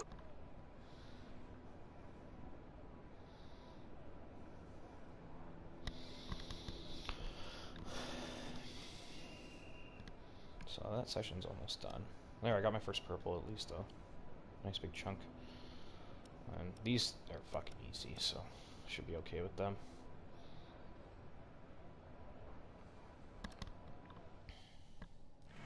The session has drawn to a close, so let's review our top three. Hamilton, Bottas, and Alexander Albon. And if today's practice is anything to go by, we're in for an exceptional weekend of Formula One.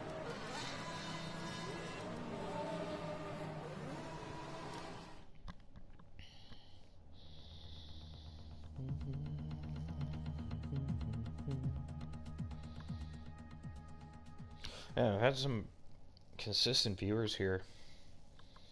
Like, I think the lowest I've seen is 4 over the last hour or so. That's pretty good. I wonder who was watching. I know Puff probably is. Obviously Josh.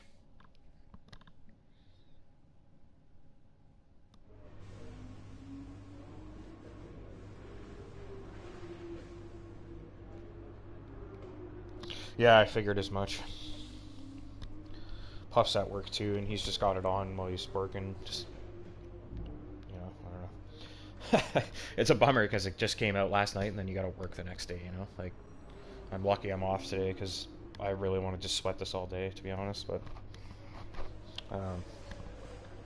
wonder if who was it? Pete? There he is. Yeah, Pete. I wonder if he's here still. Hasn't said anything for a while. But he's been watching me consistently in the last couple streams.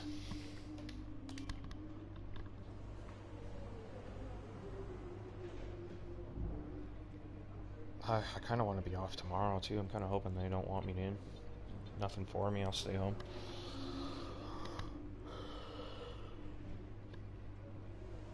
Maybe call in sick. I think we're in.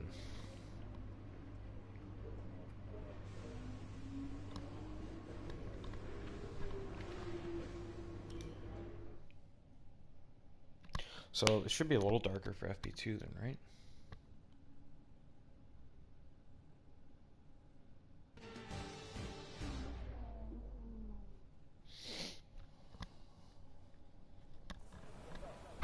Yeah, okay, it looks like the lights are on now.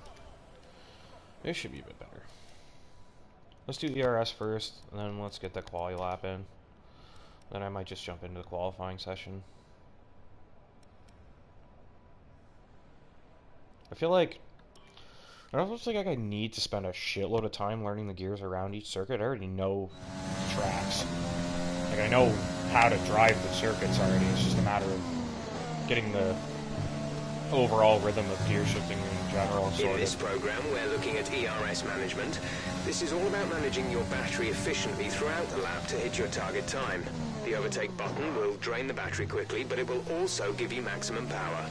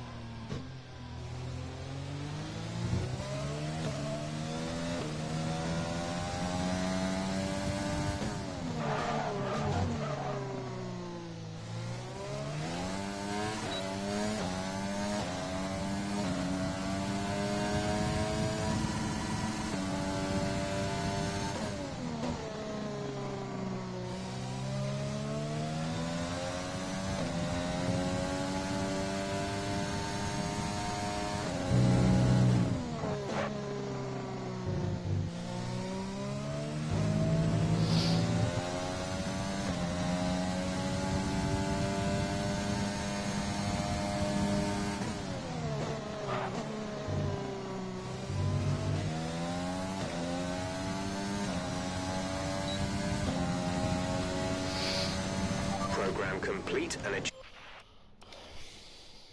easy.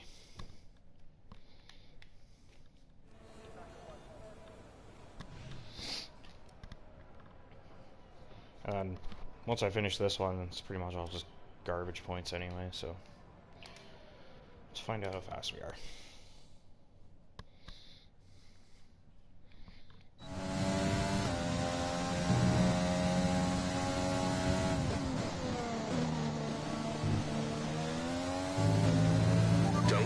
tyres, just give it everything. In this test, we want to make sure we can lap close to our rival's pace.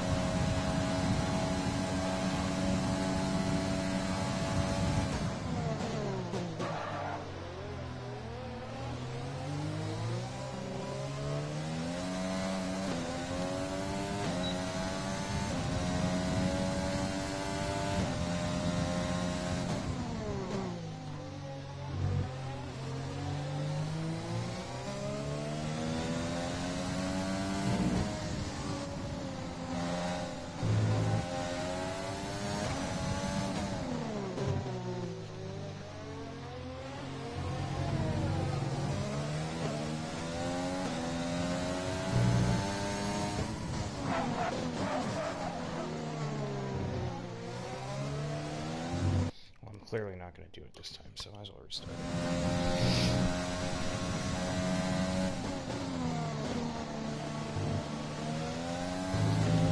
it. Let's try this Okay, again. this is a quali sim. We've estimated the times our closest rivals will be doing, so that's what we need to beat.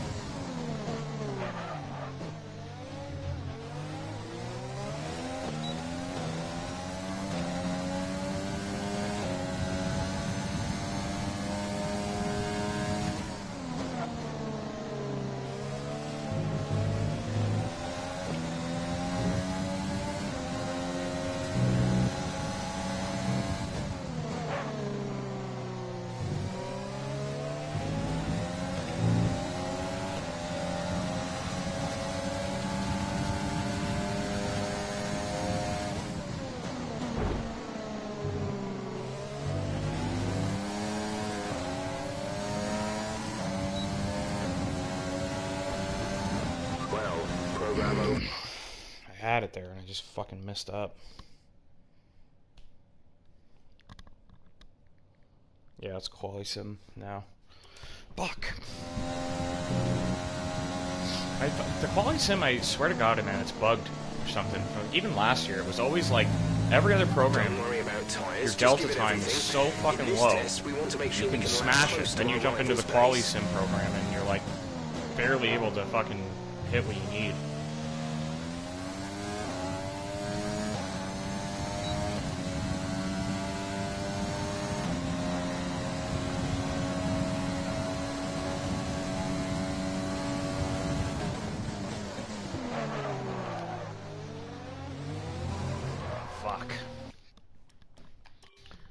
Just trying some different shit into the first corner, but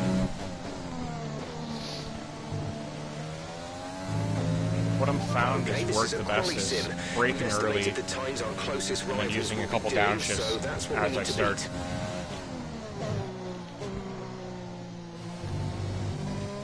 A couple downshifts as I start to turn in, and it seems to slow the car just enough. So I'm gonna go back to that way.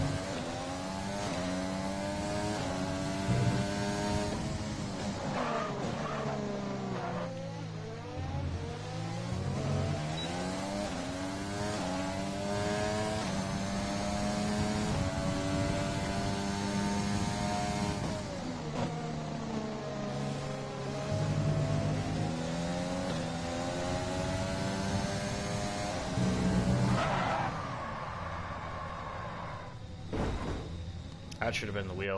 I don't know how I pulled that off, but I've used that curve a few times. It just gotten away with it every time until then. I don't know if it was just maybe it was extra load in the car. Just give it everything. Just in hitting this the test, curb. we want to make sure we can ride close to our rival's pace.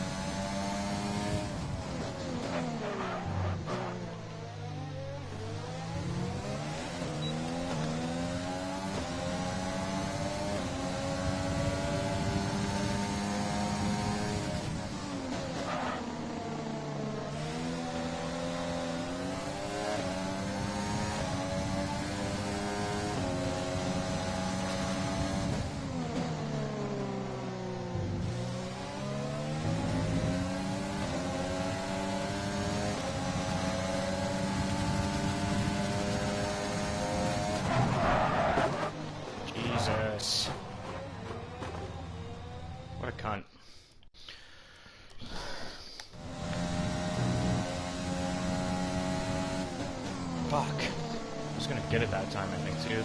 Maybe you need to back off just so we know where you're Okay, going, this is because I a keep quali catching sim. him. We've estimated the fucking me times up. our closest rivals will be doing, so that's what we need to beat.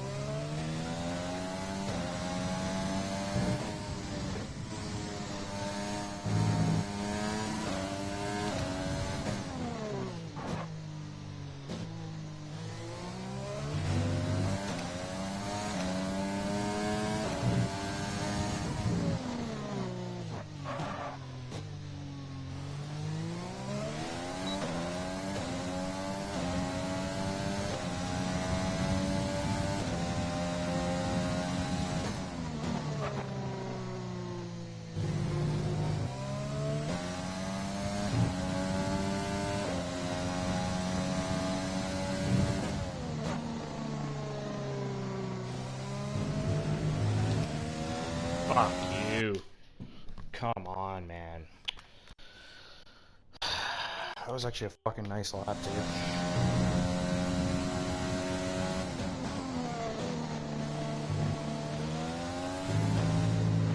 Don't worry about tyres, just give it everything. In this test, we want to make sure we can lap close to our rival's pace.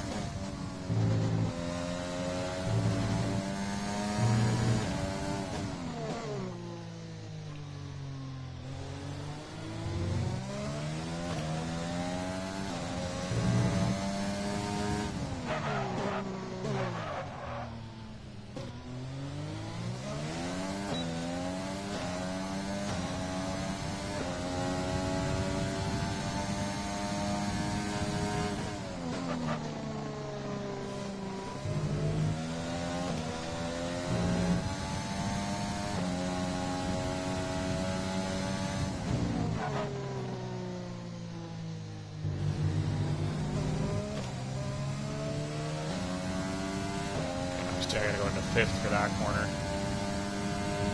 Too slow.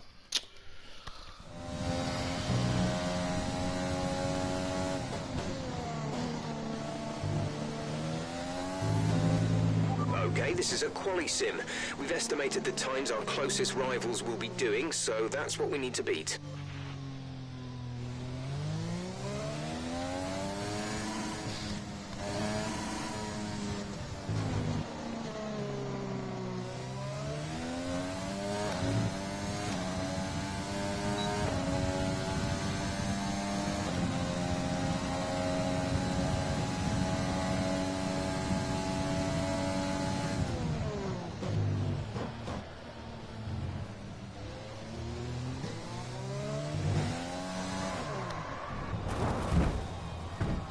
Jesus.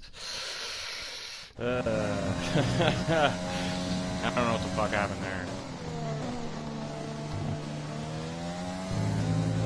Don't worry about tyres, just give it everything. In this test, we want to make sure we can lap close to our rival's pace.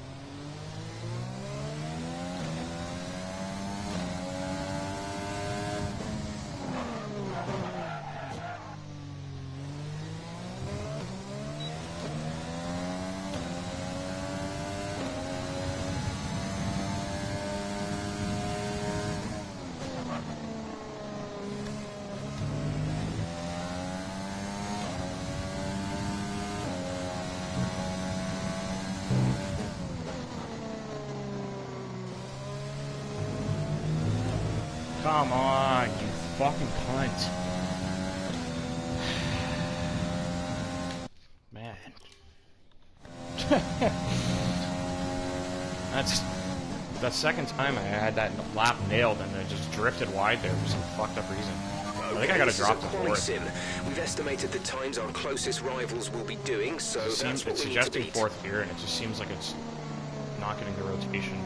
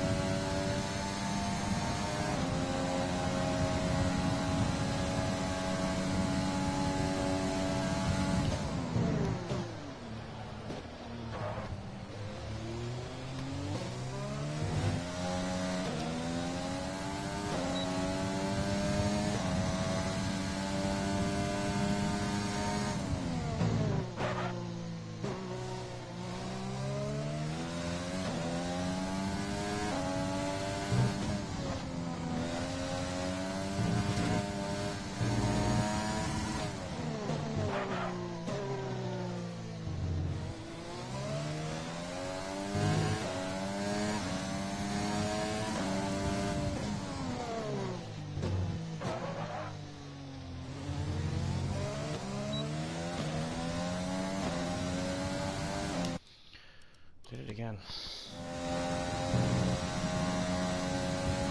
Downshift more for less understeer, yeah.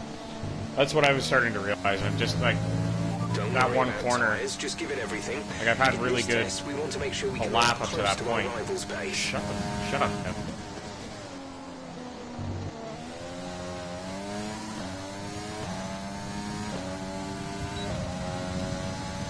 Anyway, I had a really good lap up to that point, and then just kind of drifted wide there, the understeer.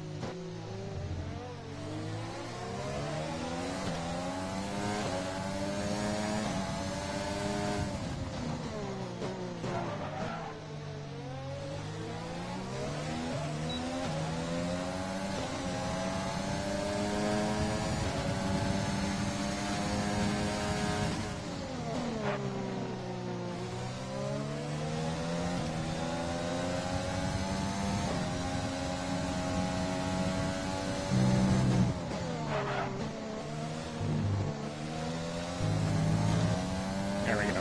Nailed it. With an overtake, too.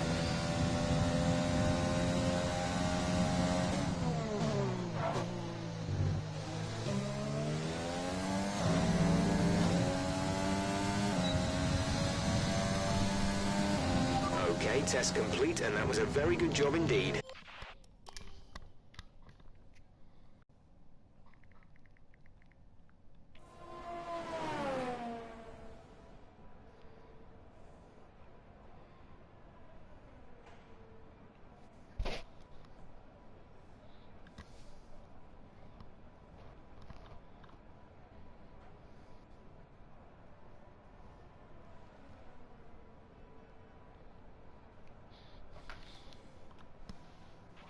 So far, our fastest lap is a 1:30.4. Alright, what else do we gotta do here? Where's her...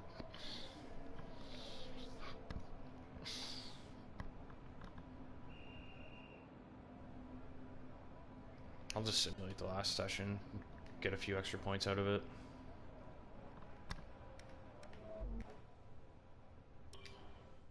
And with all the cars now over the line, let's see our top three again. Bottas, Watson, and Charles Leclerc.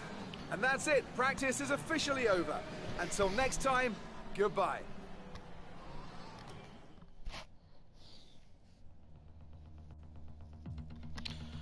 Looks like I'm pretty close to the front runners on pace there.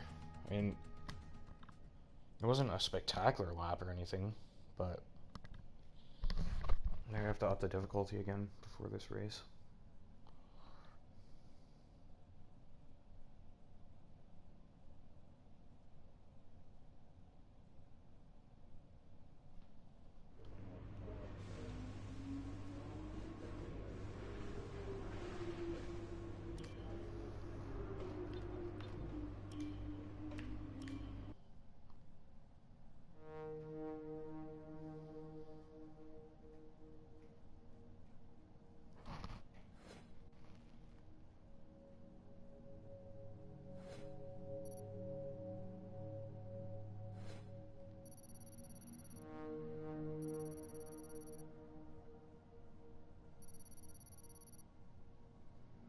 So, it seems like I'm getting way more resource points simulating than I am...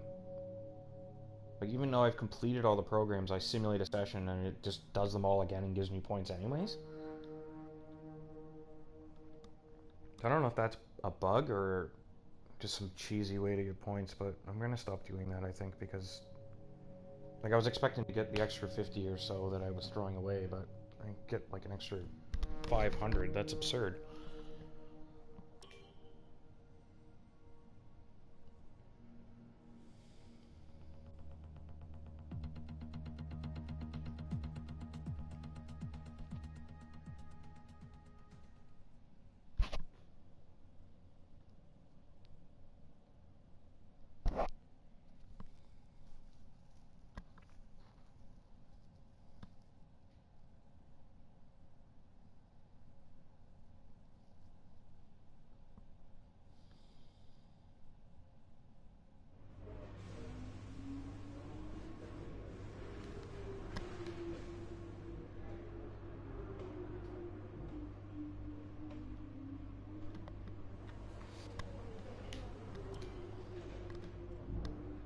Hi, bud. What you doing?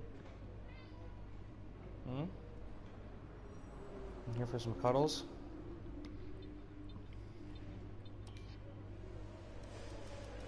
Just bump that up a little bit more, just so I'm not too fast.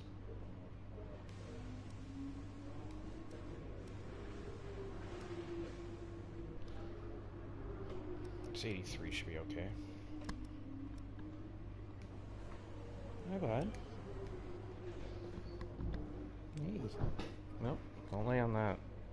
Hey.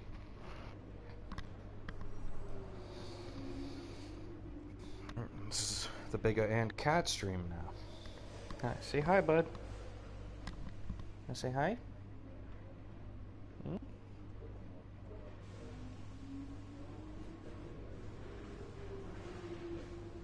He's too tired. He also usually doesn't meow when he's laying on me. Okay.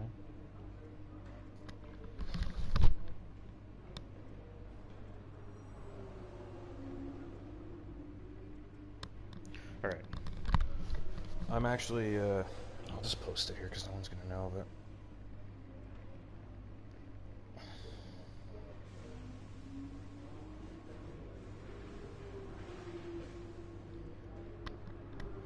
Just gonna take a 5-minute break and then I'll do quality. Guess I should look for a setup too.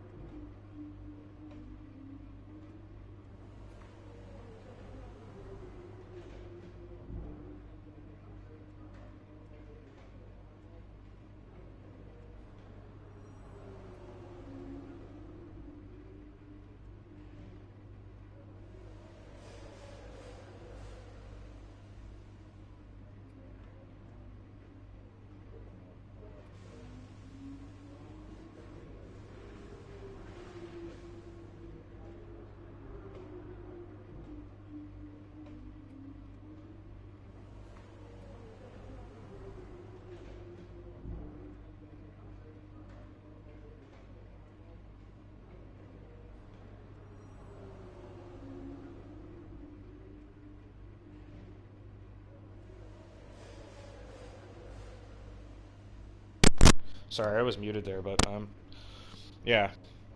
Saw your comment there. Like, I have the T80. It's sitting in a box here. It's just so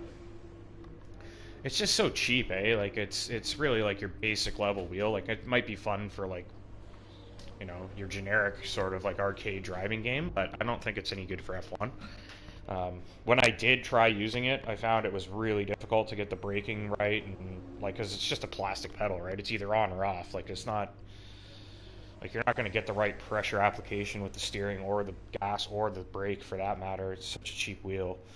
And then, like, I have hardwood floors too, so it just slides around if I try to use it. Like, I have a little desk I could try, but I just don't think it's worth it. Like, if I'm going to go down the wheel, I'd rather just go all in and when I can afford it eventually, because I mean we're looking at like what $300-400 for a seat rig, then another, you know, $400 or $500 for the wheel too, depending on which route you go. So if I'm gonna spend dollars getting a rig set up, you know, that'll be the time when I'm willing to pace to learn. I'm not gonna throw away my pace to learn on a T80 Thrustmaster. It's a piece of shit. So I mean, depends how invested you are in the game, I guess, right?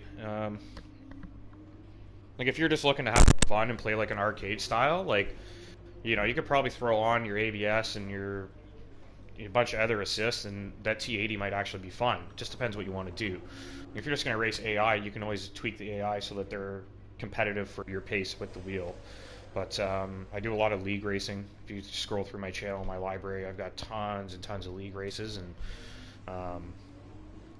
you know, like, that's my goal, is to remain competitive in league racing as well. So I don't think, you know, if I was a casual player and I was just playing on my own most of the time, then maybe I would invest the time to learn the T80. But at this point, I just don't really see the point. I'd rather just stick with the pad, which I'm good at for now. Same problem with the pedals. Yeah, they're just too cheap. They don't, you know, you can't get the load cell thing to work for those types of cheap pedals. Like, from what I gathered, I don't know if like some of these guys might be here in the chat. We've got a few guys in our league that run the T300 and the T150, and I think the T150 has a little bit of a pressure application with the braking. So I think you even just upgrading to that level of a wheel. I mean, if you've already got the seat and the chair and stuff, and you know, you just thought you'd save money on the wheel part, then maybe worth it to invest in the extra bit of money. But the problem is when you get those, you start getting into the wheels and the pedals with force feedback and stuff like that, and a load cell on the braking so that you can actually brake properly, then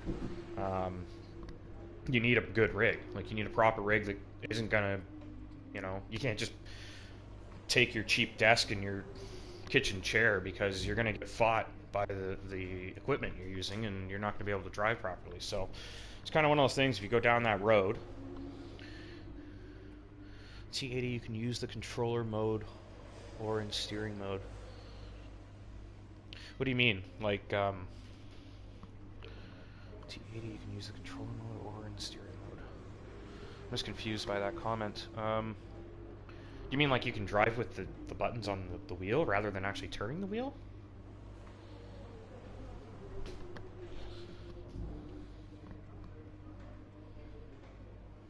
But yeah, anyway, I picked it up for like $50. Like, it was some cheap liquidation place, and I was like, you know what, I'll just grab it and see. And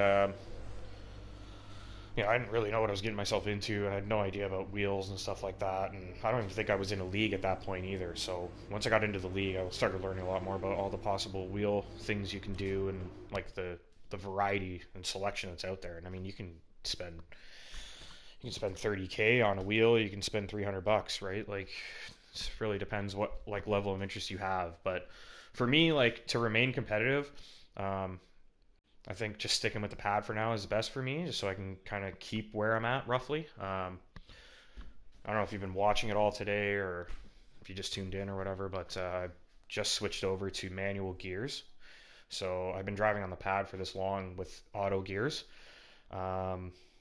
And 3D racing line corners only. Those were my only assists. So for this game, I figured, you know what, I'm a long way off from getting a wheel anyway. That was the time I was going to learn gears, because I thought it'd be a lot more fun shifting with a wheel.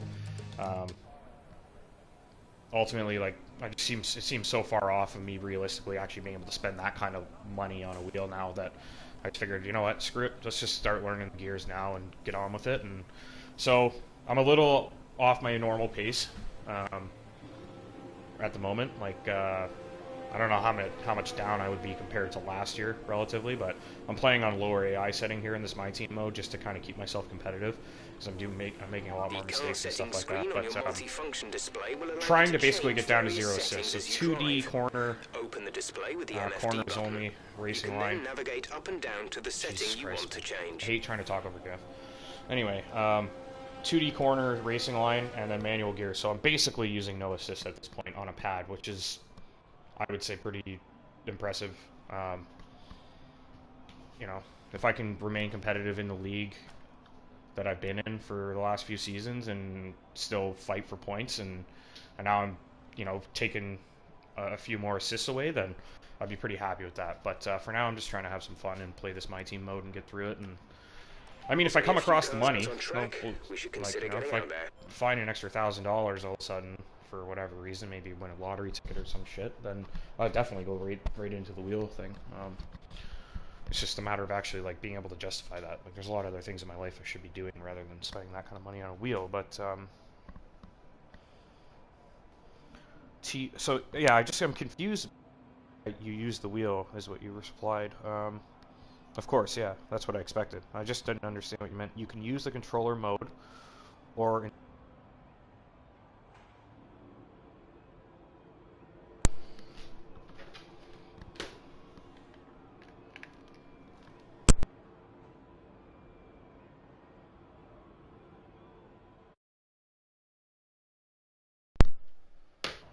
sorry, I just needed to, did I lose all my viewers there?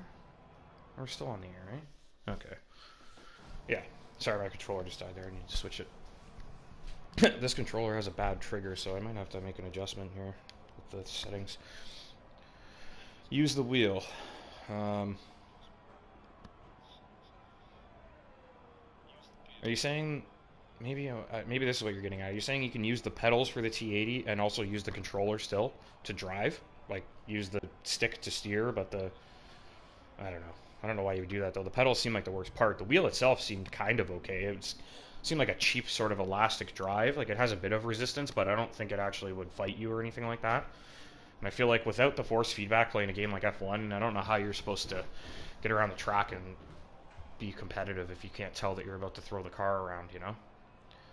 So, I think that if you're going to invest in a wheel for this game, you got to go, you know, at least middle of the road, like sort of a low-end mid-tier wheel, like a T300 or something along those lines. I'm not a wheel expert by any means. I haven't really looked into it at all, but if a few more people bop in this chat, because we've got 3 right now, and you're one of them, I'm one of them, and Puff is probably working and keeping an eye on things here, but if we get a few more people tuned in, we can see if anybody else has any advice about a wheel. It just depends what you're dealing with. Like, if you like the game and you want to get into it and keep playing it, then and you have the money, then I would suggest it. I imagine it's probably the best way to play the game. Even people that have left pad and switched over to transition to a wheel say it's so much better, even with the lack of pace making the transition. So. Let's try to find a setup here. That's not it. What the hell? Thought I had a link open. Let's go back.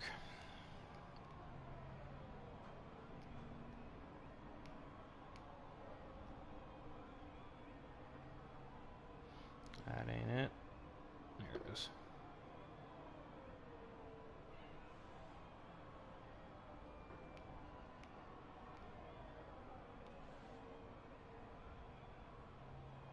View all setups.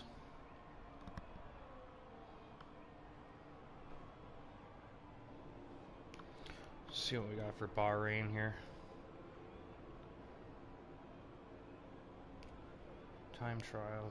So the Grand Prix setup, I think, worked better on the last one, so I'll try that again. Be aware track is pretty busy right now. Yeah, nothing too crazy. Like, so I don't know if you're new to this and learning the game. Obviously, setups, there's really nothing out there at the moment. There's only a handful online, so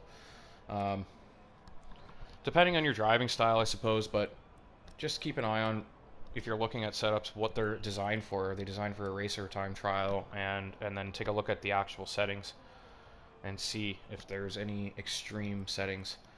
So, I mean, like, we're going through the suspension geometry here, and it looks pretty reasonable to me, so I'm just going to stick with this, run this setup. Hey, bud, don't touch that.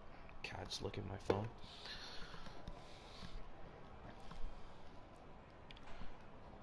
Well, you can't even set that up like that, so I don't understand what that number is for, but the suspension too. The suspension looks reasonable as well, so 4.4, sorry, 4.3, and then 4 anti-roll bar, rear anti-roll bar 8.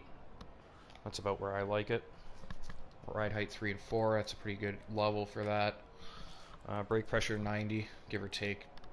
Depends on your driving style. If you like it a little lower, you get a lot of lockups, you drop that a couple points, it'll help. Tire pressure. What are you doing, bud? Leave it alone.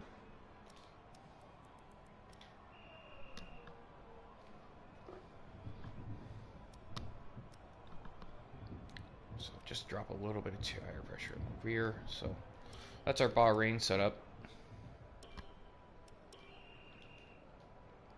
I have no idea if it's any good, but like, it's got to be better than the default, so we're gonna run it.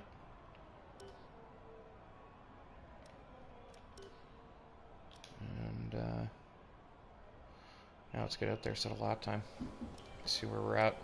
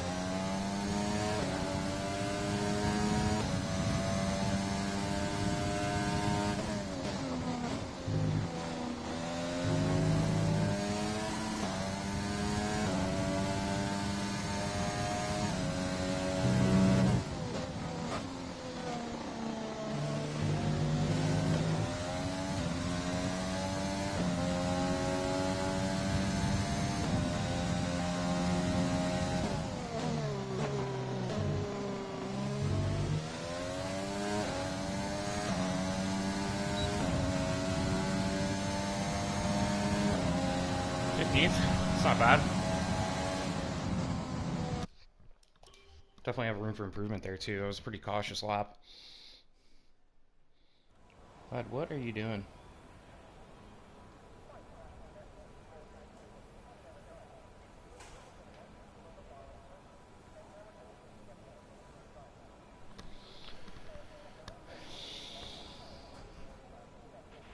So far, our fastest lap is a 1 minute 30.2.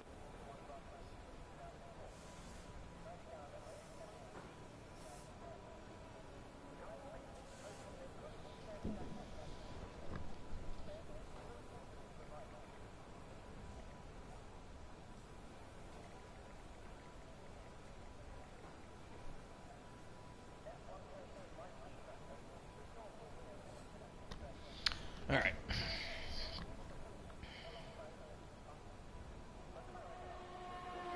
Not a bad lap, though. Let's take a look at the timing, see where we're at. How far off are we?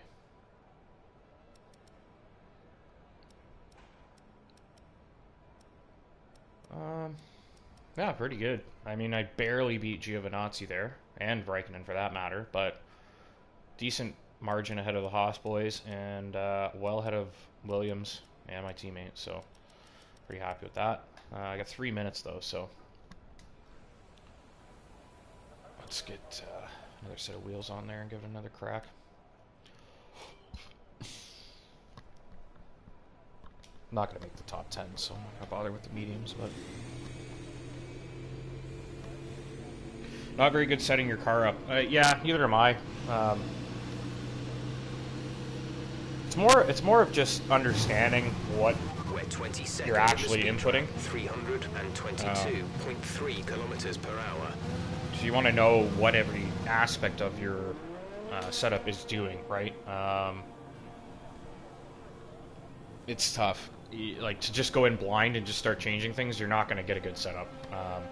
So I always go off, look for something online. I don't know if I can post. I'll post the link after I do this quali run, because I gotta get out there.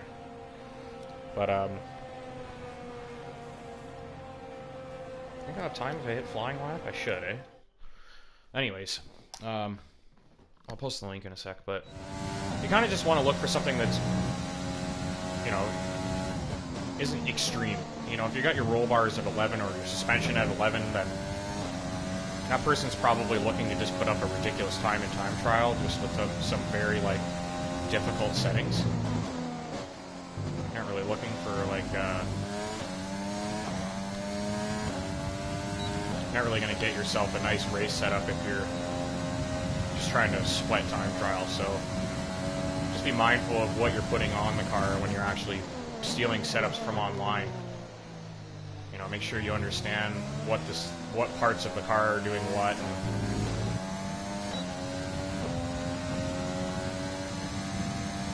The game will help you with that. If you look at when you're adjusting the setups, it'll tell you what each part of the car does.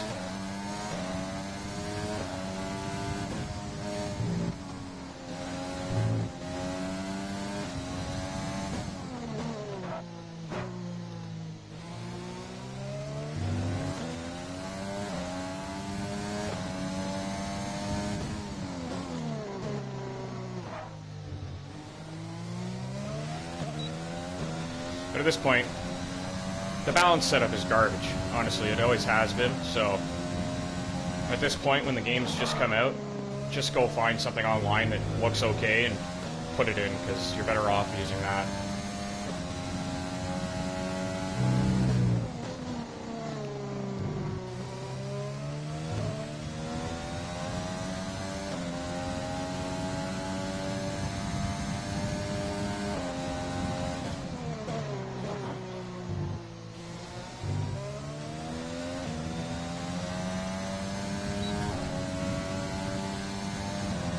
Yeah. What was that, like 13th or something? Ah, nice. There we go. Yeah, so the default setting, it's okay. We're all ready for tomorrow's works, race, but before we begin, it really let's have just, a quick look at it's those never, who will be like, fronting it the doesn't grid. apply Bottas, to most Hamilton, tracks. Like, and I would say there's Sebastian probably, Vettel. like... Well, that wraps up qualifying, but don't worry. We'll be back tomorrow as we head into the Grand Prix. Not bad at all, actually. I'm happy with that. Really good performance. 8 can at least beat a couple guys.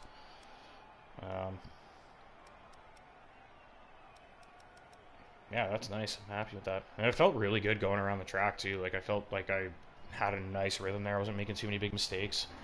Not bad. But, yeah, as far as setups go, my advice would be Let me post that link for you, actually. You'll get an idea what I mean. For fuck's sakes, I lost it again. Where are we here?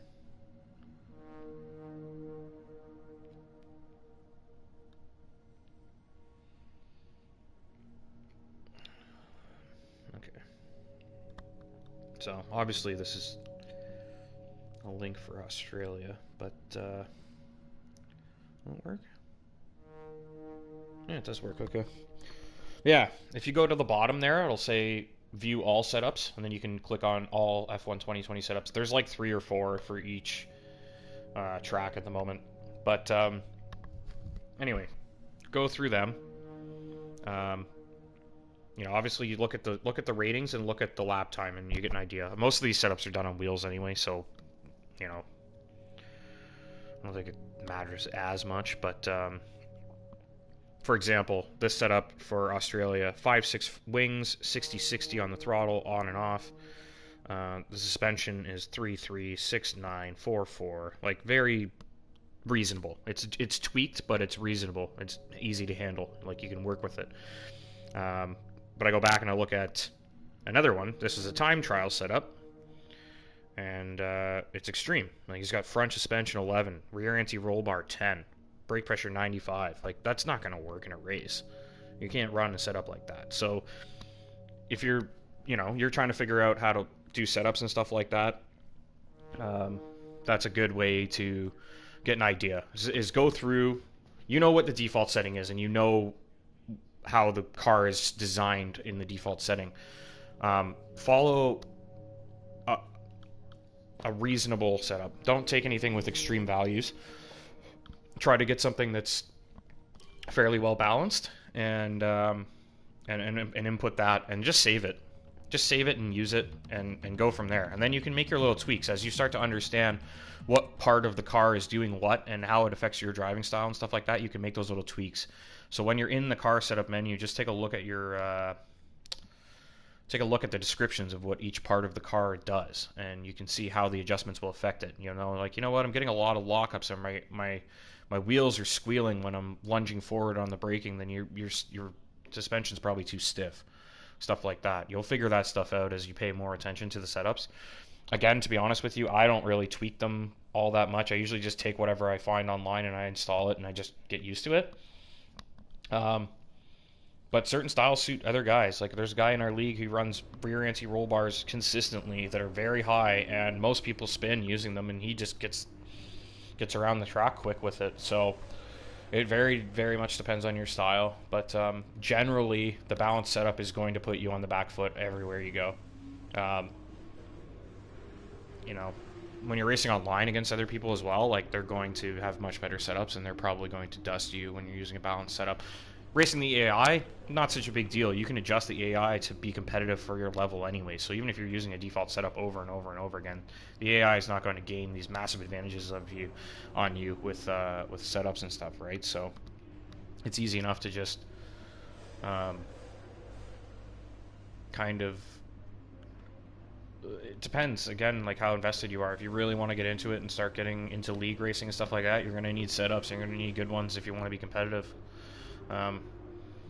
You know, there was times in our league last year where the top 10 were within 0.2 of each other in qualifying, like, just ridiculous times. And if you're running a balanced setup in a situation like that, you're going to be losing seconds compared to them, not just like a tenth or two, but seconds.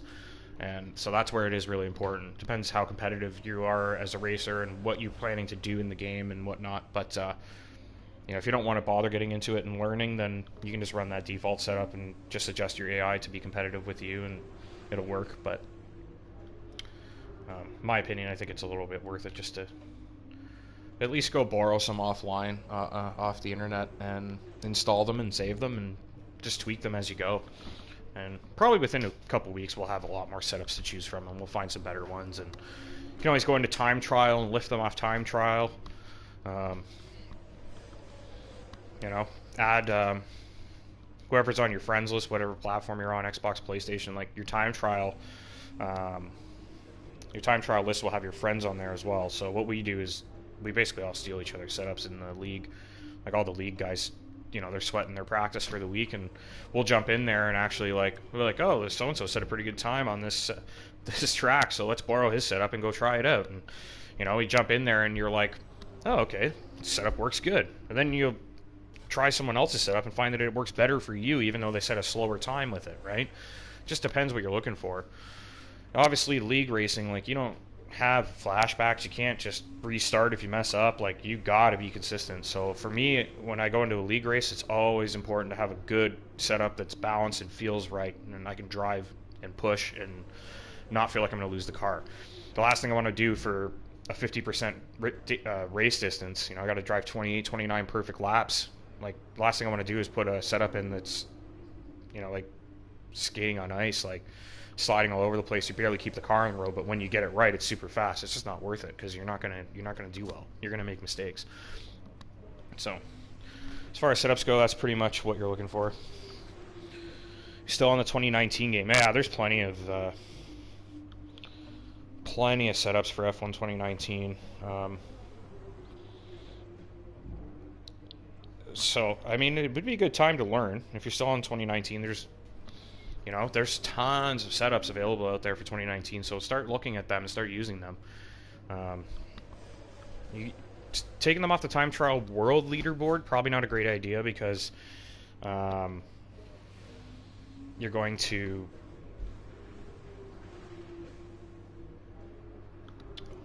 sorry, I just realized I could hear myself. My phone turned up. But yeah, the world leaderboard is not going to be good, because those people are just sweating time trial. They're just trying to set the fastest times, right? So those setups are trash for a race. They're good for one lap, and that's it. Like, if you use it in a race, you'd probably burn your tires out 50% faster than you expect. So it's just a matter of understanding what you're looking for, stuff like that. So I don't remember what site we used to use, but I'm sure, like, the 2019, if you go to the link there, the 2019 game is right there available at the bottom as well. Like, you can just go to the 2019 and look at all the setups for that too, so you can get an idea of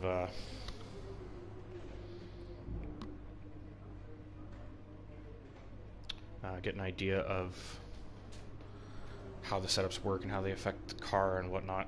I just realized I did that whole qualifying session with my bad controller, though. The trigger's kind of off, so I'm going to switch back to this one.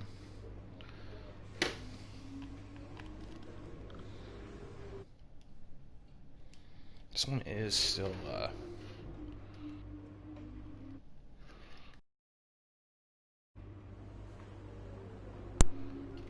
this one's still got a lot of battery, but this one's better for racing, so use this one.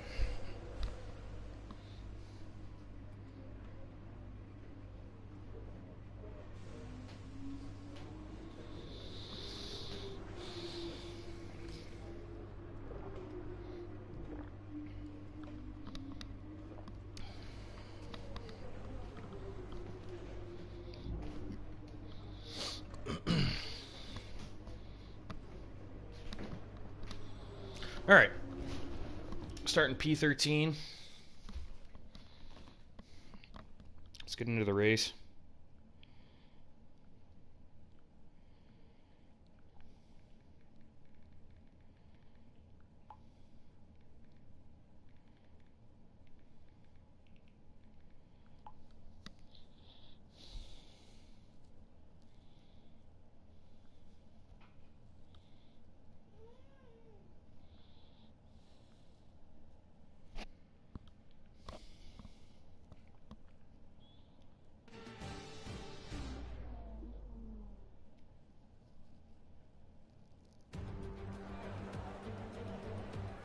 We're here again then at a circuit famous for its stunning visuals and thrilling battles for glory.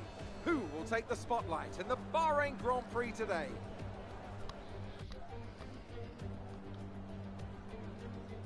There's no shortage of passing opportunities around the 3.36 miles of the Bahrain International Circuit, with the best at turn 1, of course, and then another soon into turn 4. 15 corners here, 6 to the left and 9 to the right, and we could see 1 or 2 flat spots into the tight left-hander of turn 10.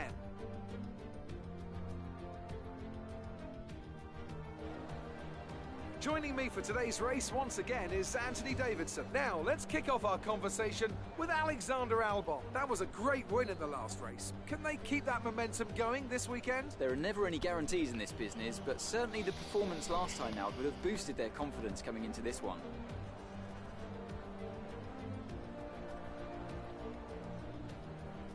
It's time to see how our drivers are stacking up after yesterday's exciting qualifying session. Good job yesterday from Valtteri Bottas. The Finn starts. So I won't be able to see any comments now because I'm racing. I don't like the comments on the screen. It looks like crap. We have so. Vettel, Albon.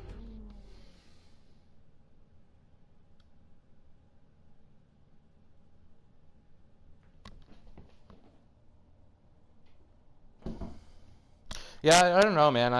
As far as setups go,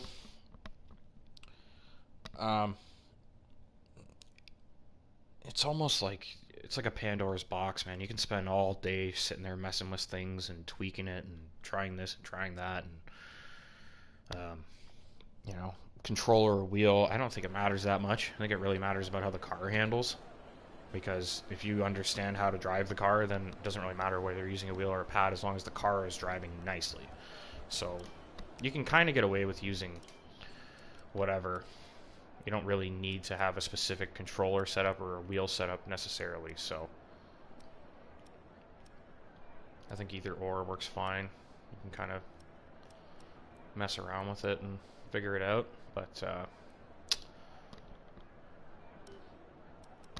definitely a good jumping off point just to get something there, and just go with the highest rated setups. That's my advice. Like, whatever has the highest ratings, most reviews, guys will sit there and review it and let you know, like, hey, this thing works really well for a race, not so great for time trial, or vice versa. Just take a look and you'll figure it out eventually. The longer you do it, the more you do it, you'll start to realize how much sense it makes. And I mean, like, I can just look at a setup online and I know it's a waste of time. Like, I'm like, that looks stupid, I'm not going to put it in. Like, it doesn't look like that's going to work for my driving style because it's got too extreme of values on the suspension and the roll bar, and it's just going to rotate. So obviously I can't change my setup. Park firme. Let's get going here. That formation lap.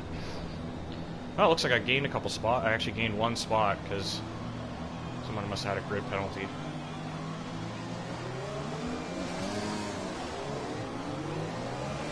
Right, let's get the car up to temperature on this lap. We're learning the gears, so go through them all if you can.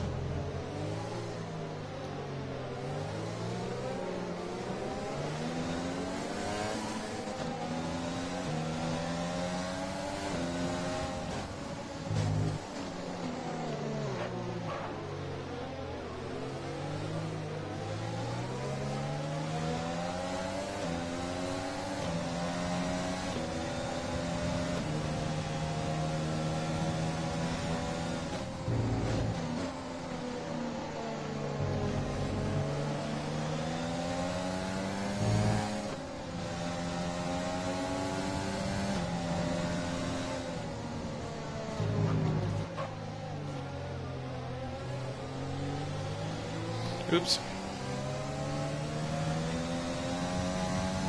Doesn't really matter.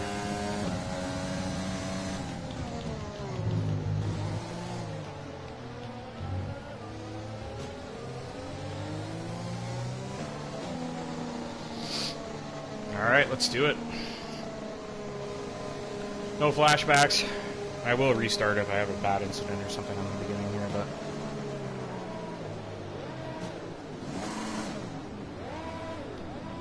Conditions look hoping stable at the moment. I can just get No away rain currently from these expected. guys behind me and actually just get a little Keep an cushion eye on in the lights. driving. The start sequence will begin as soon as the grid has formed. Be ready with the clutch.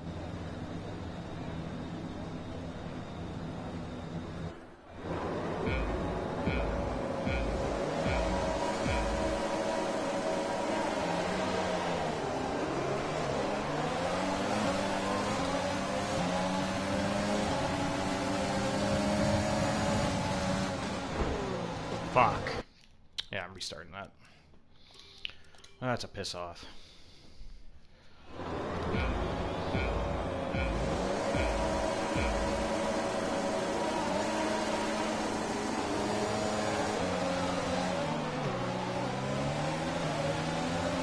Okay, I'm gonna restart that again. I guess I was over revving that time because it was like I was too high for gear 1.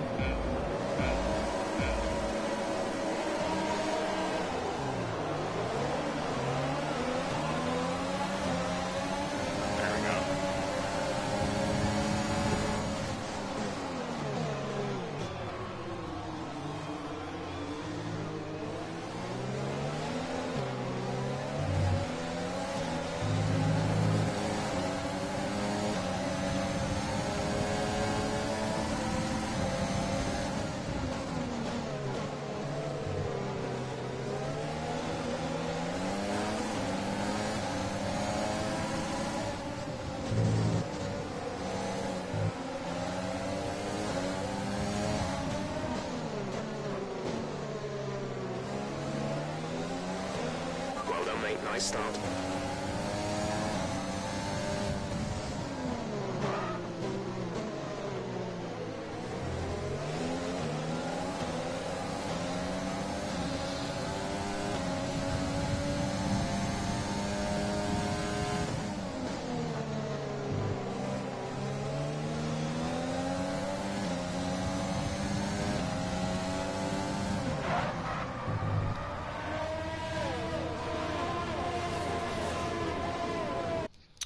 Wow, that is so fucking frustrating. Forgot about the mediums. There's no grip.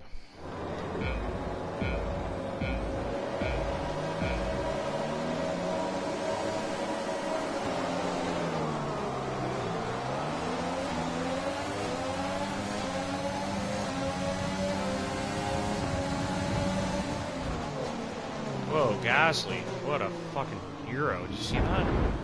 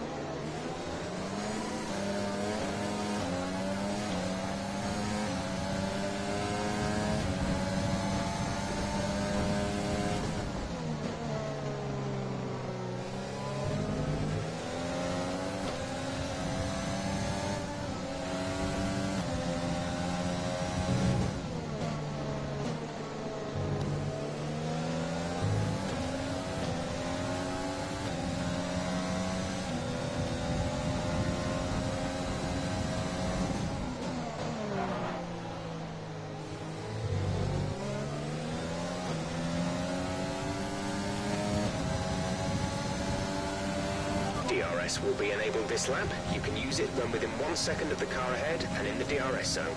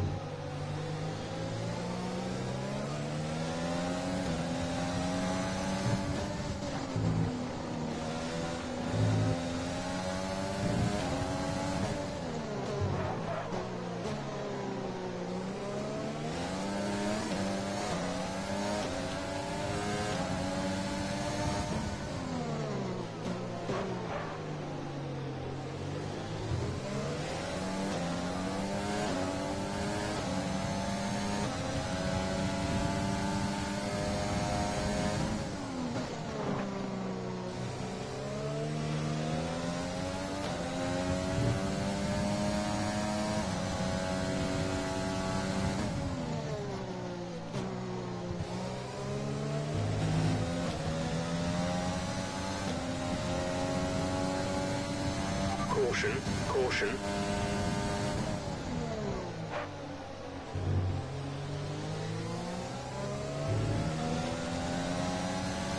Okay, some information on signs. They've got a serious car issue. It looks like they're retiring.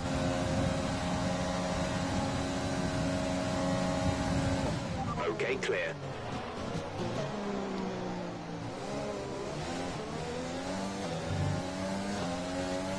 The car behind is dropping back by about 0.3 a lap.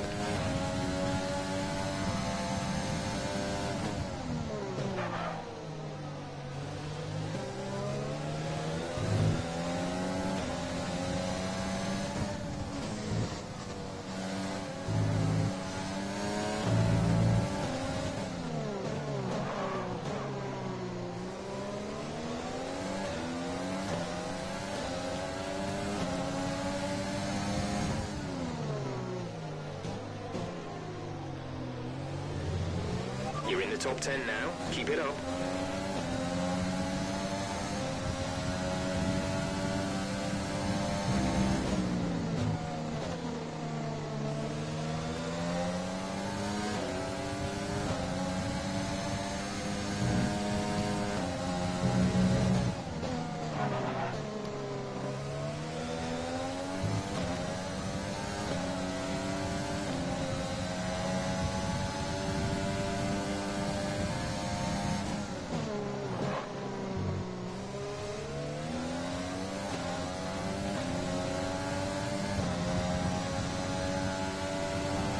A new strategy is available on the MFD.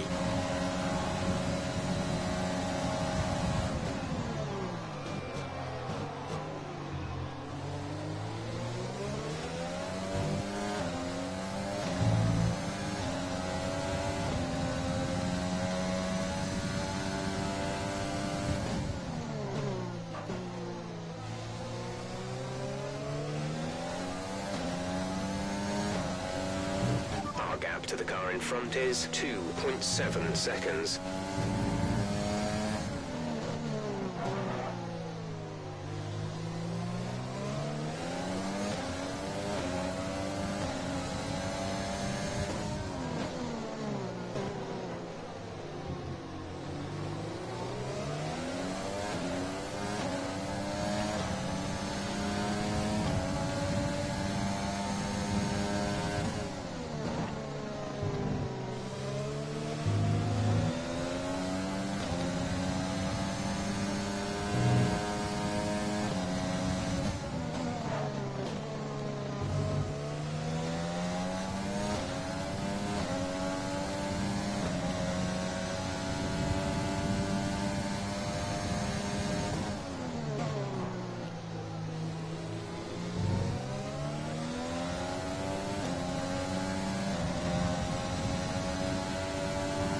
We're approaching the pit window. You'll be on the softs.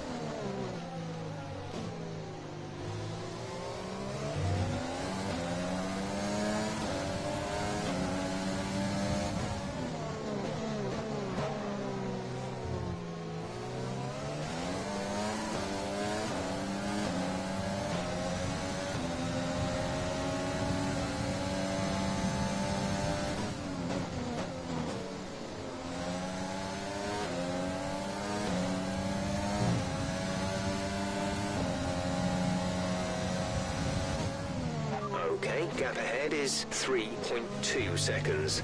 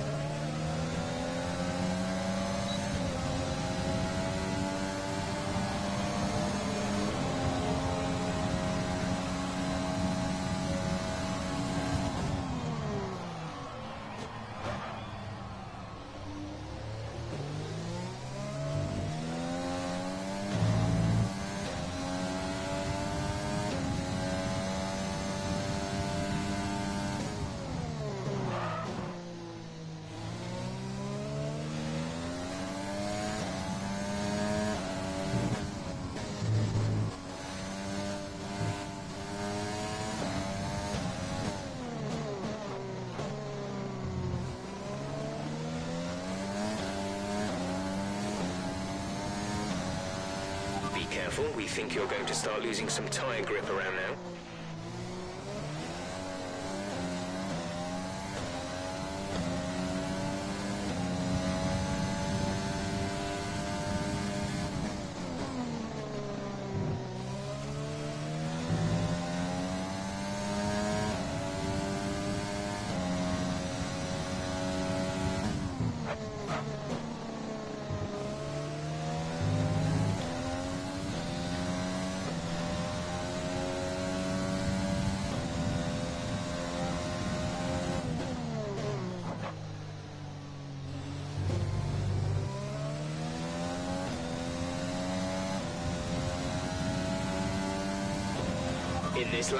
In this lap, push now.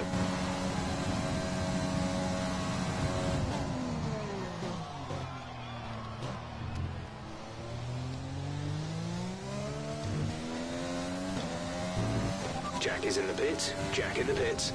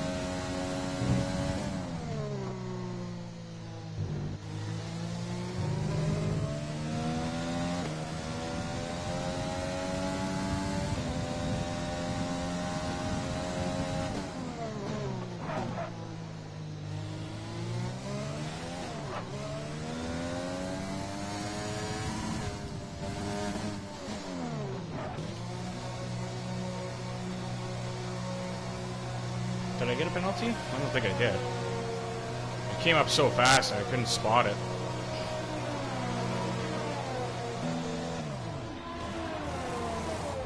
Oh my god, why are they changing my wing?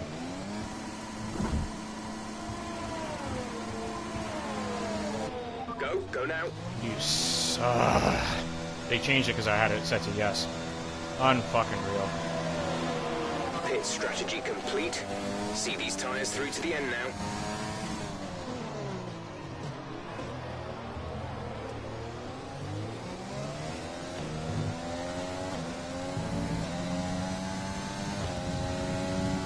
Fucking lost out to Giovinazzi from that? That's such horseshit.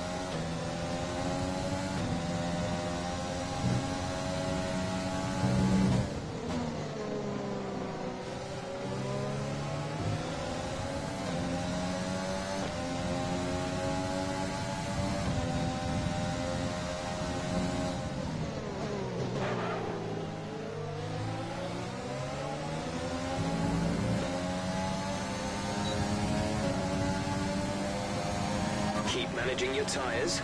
Manage your tyres. Okay, the gap behind is 2.8 seconds.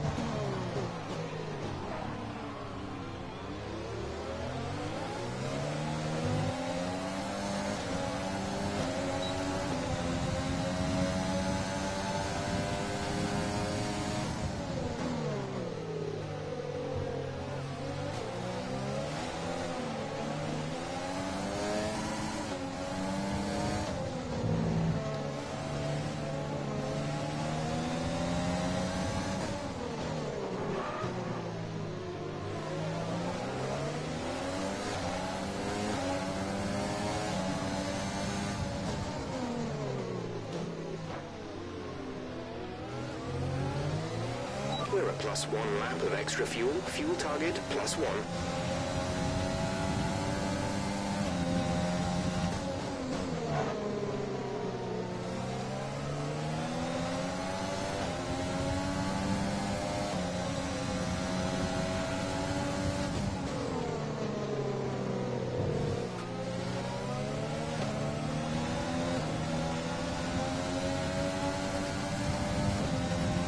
We have 5 laps of fuel remaining.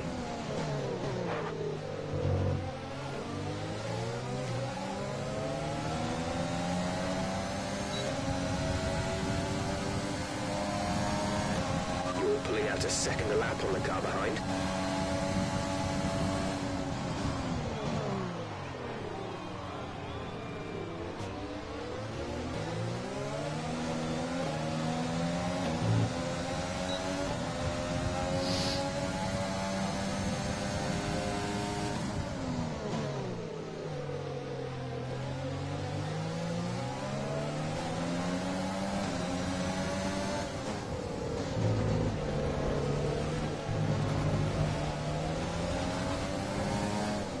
Fuck's sakes, man. What the hell was that? Like the first one, whatever, I fucked up, but like, come on.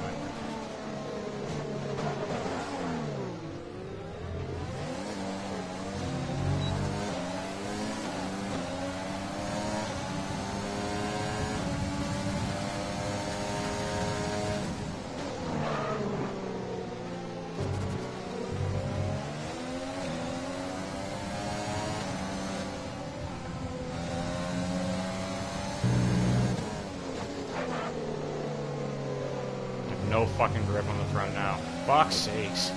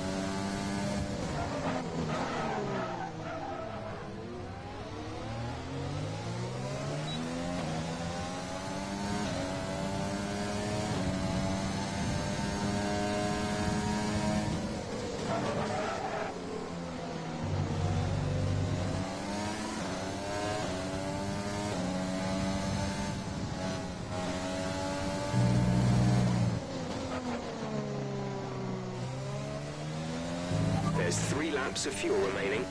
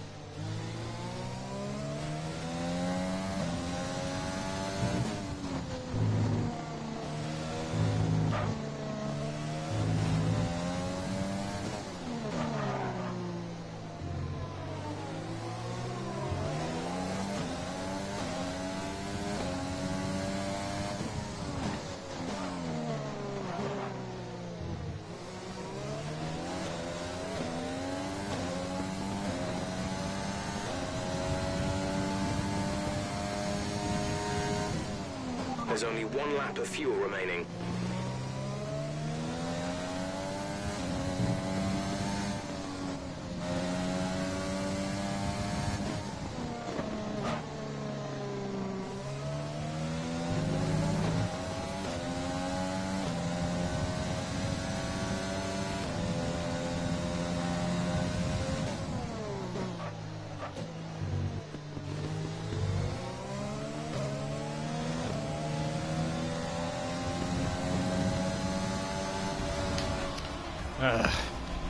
Alright, race over. Take care of the car on the way. You know, with that wing change, that fucking wing change, and then that mistake where I broke my wing again, like, I mean, the wing change was stupid. It shouldn't have happened anyway.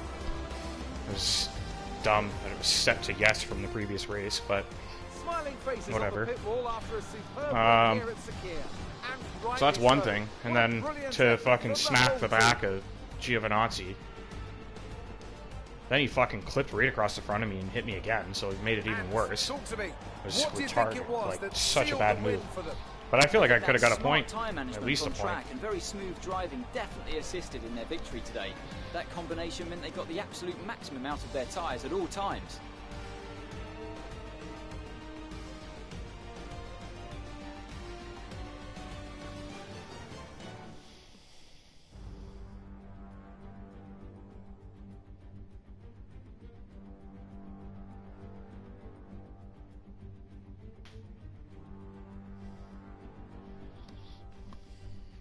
So after a magnificent race, we can now see the drivers making their way to the podium. Once again, it's the Silver Arrows who take top spot. A well-earned victory for Mercedes. So let's review the updated drivers' standings. Lewis Hamilton takes the lead of the Drivers' Championship. Let's focus on the driver of the day. Anthony Davidson, who do you pick? Well, you've put me in a bit of a tight spot today, but I think I'll go for Pierre Gasly.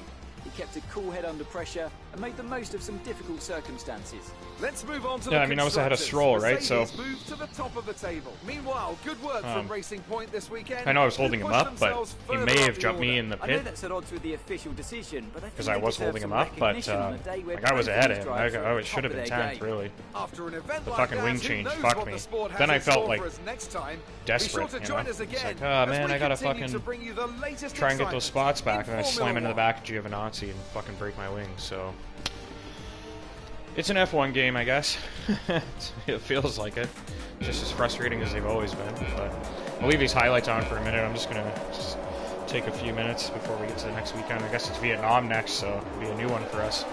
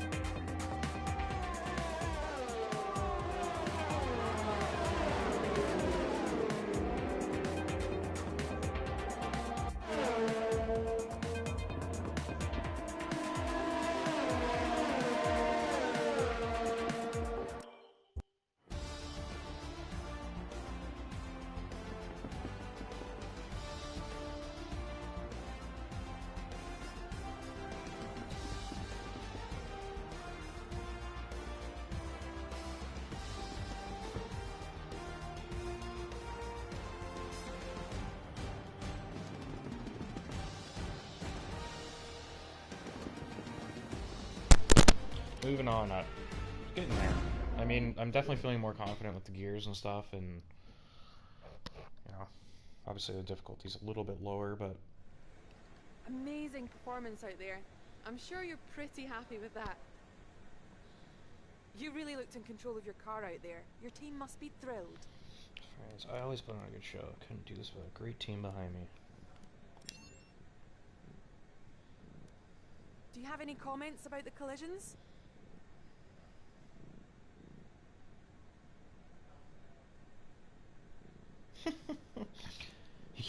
You literally can't say anything without pissing someone off, so no.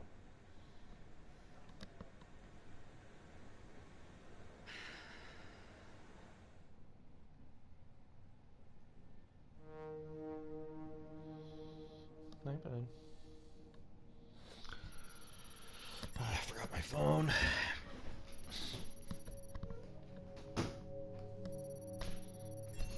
Nice. I'm getting another sponsor in there. Now we got that bonus done. There's no DNFs. Alright.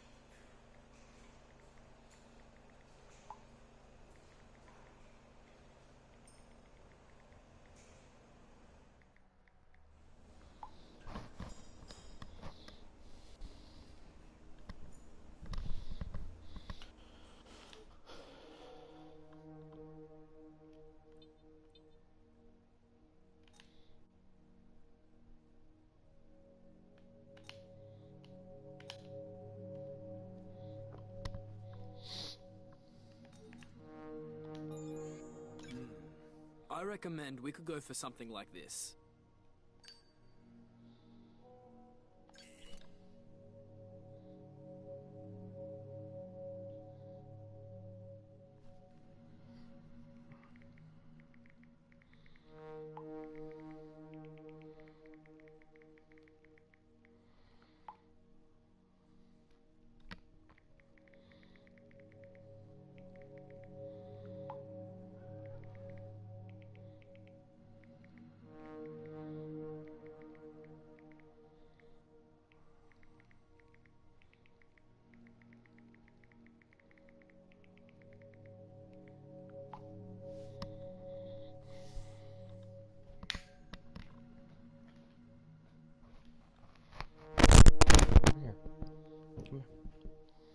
There you go. Well, better?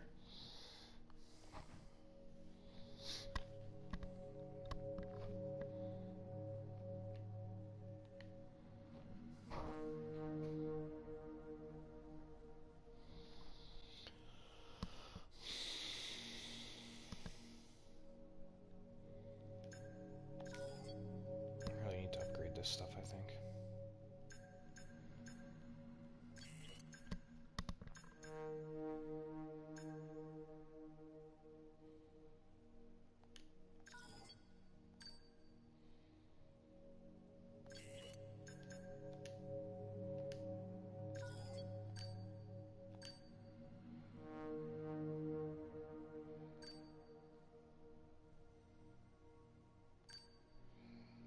Yeah, my reliability is horrendous. Look at the Red Bull and Honda, that's brutal. AlphaTauri as well.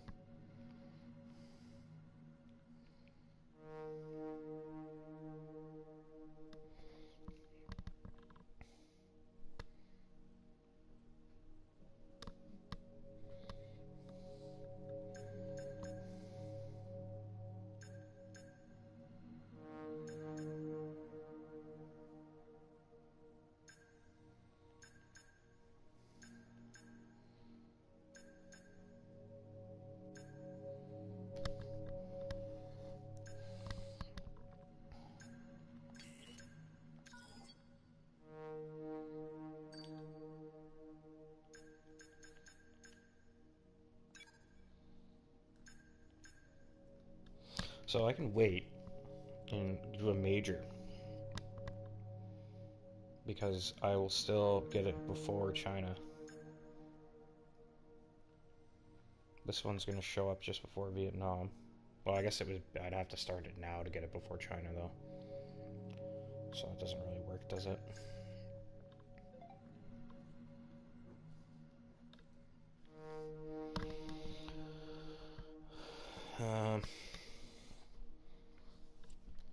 Maybe I should just upgrade something else. I'm thinking durability is probably a good bet, seeing as my car is just so bad. But I'm already at the back anyway. I don't really care if I take penalties.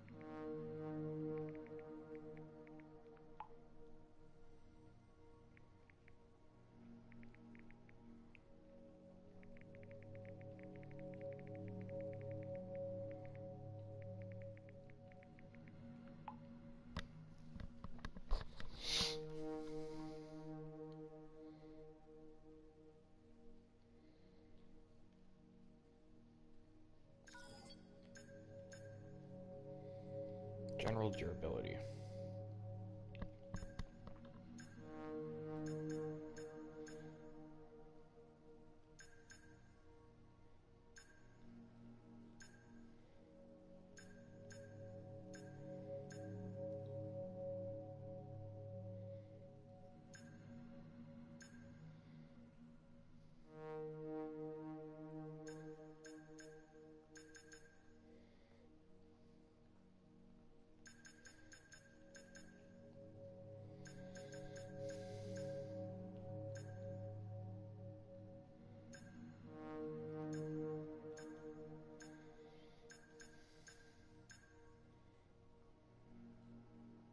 Okay, so it looks like there's general durability wear here. I haven't really looked at this yet, but general wear at on these little row, and then above is specific parts wear. So I think you want to focus mainly on. I guess I can't do that yet anyway, can I? So I don't know.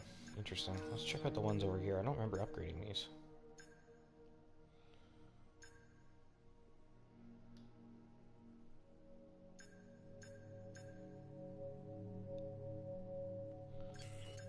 These little basic area ones in the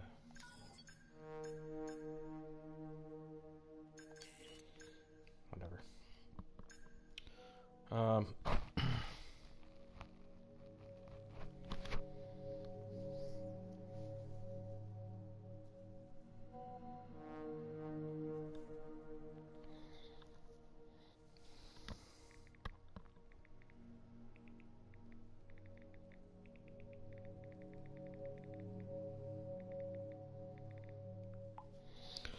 All right, let's when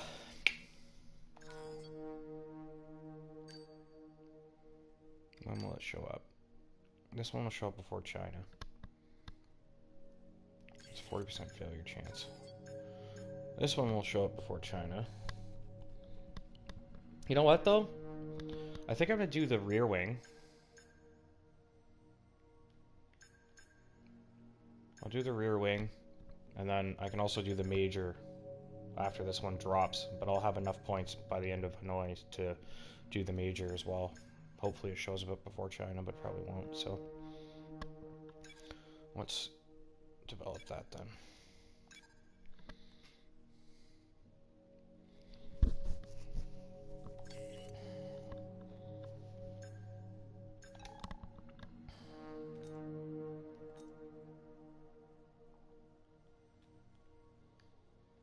Set up some activities.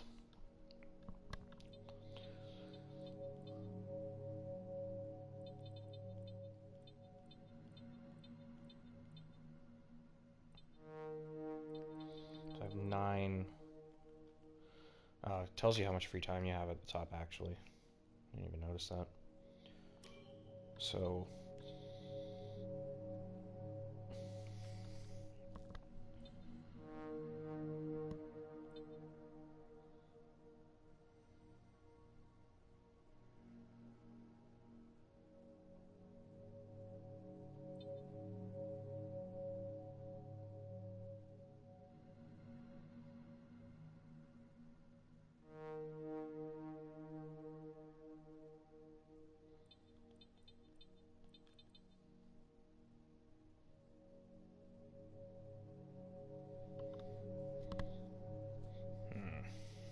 drop all the morale for all the... Not much money, really, but a claim.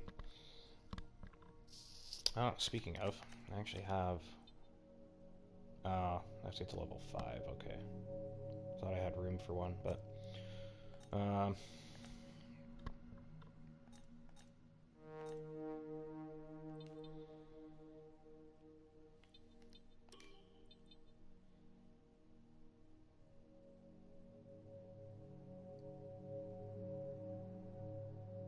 I guess let's,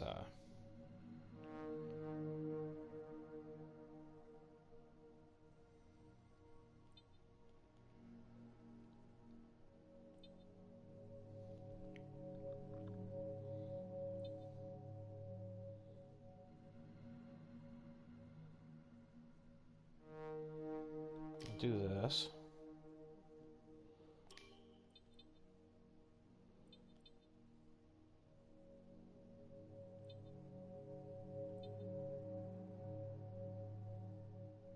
I think that's a good one to do, just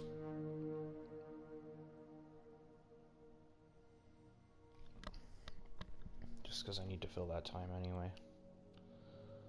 It's cheap, it doesn't hurt anybody. And then this will help with Aitken's awareness if I use that. And given the other 2 options, I think this is the best choice to really help my driver get better. I need help from him, really. He's shit last race.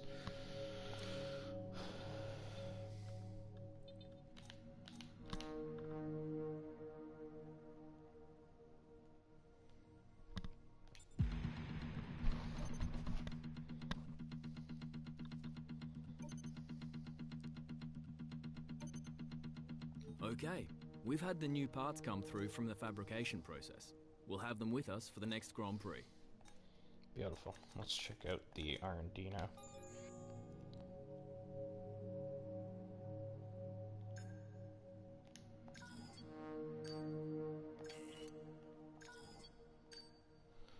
So, we're getting close to racing point in terms of aero. Well ahead of those other guys, though, so my car should be... I should be able to consistently beat those 3 teams now. Given that I don't fuck up.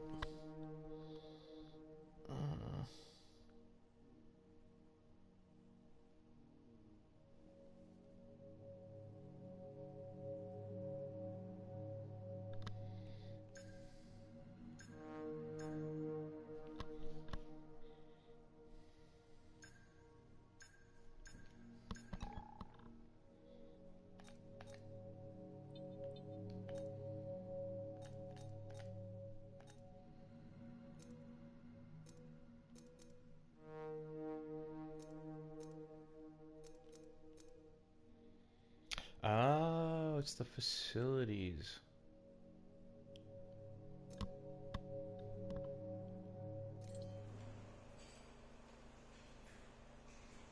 Okay.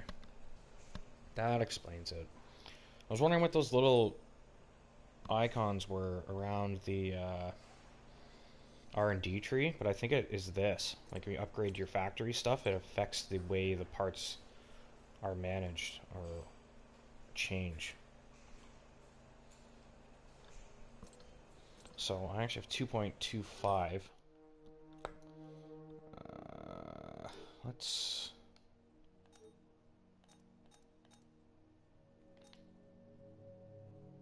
Let's take a look at the driver market here.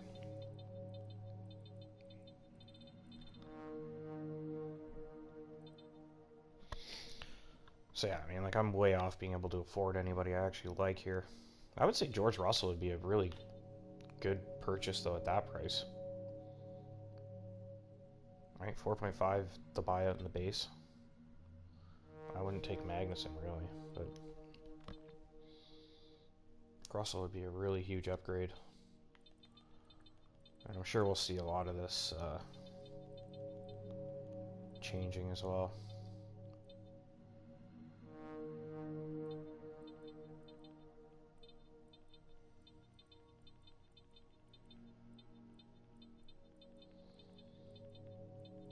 Drivers will come and go, switch seats, I mean, all kinds of different stuff going on. But Aiken's pretty good for now.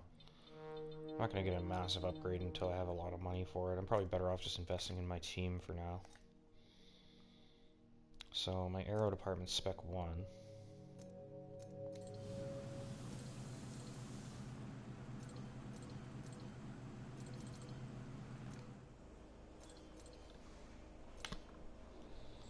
Improve build time of all upgrades by 20%, is that what that says?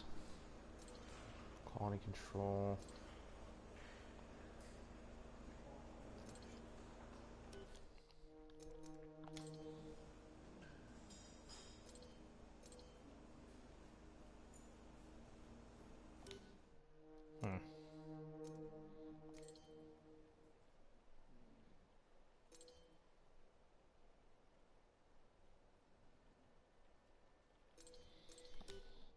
Interesting. There's a lot of different things you can do with your money here.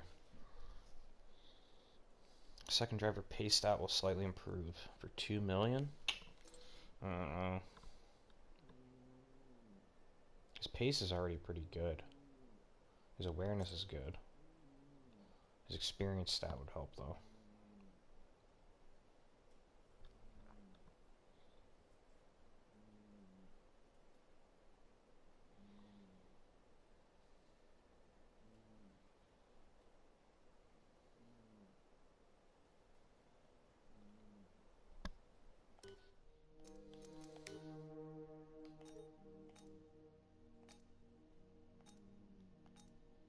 I mean, I don't know what else to really spend money on. I guess you just should spend it on your team, right? Like, other than a driver.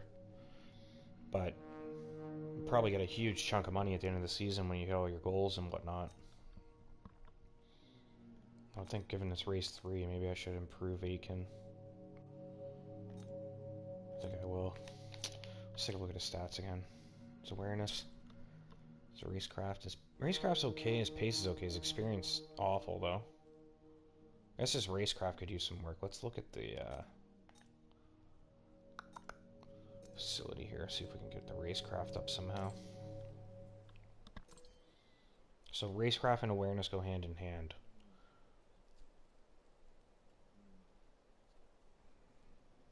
For 1.5, I can improve both.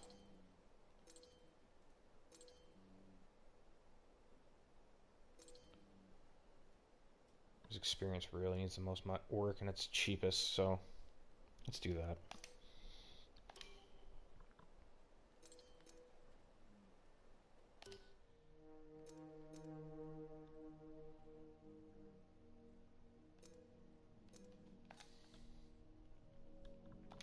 You're not currently in a rivalry. Sooner or later, you'll probably be asked by the media who you consider to be your rival. Think carefully who you select. While you will receive acclaim for beating them, you'll lose acclaim if you fail to do so.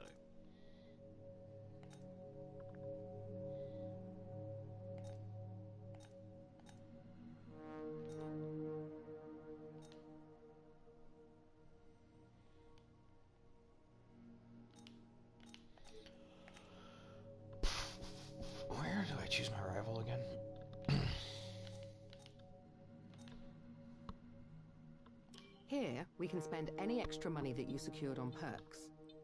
Each of these perks benefit both you and your current team. They Yeah, I stay forgot I with can you, do this too. so they'll make you a more attractive prospect in future negotiations.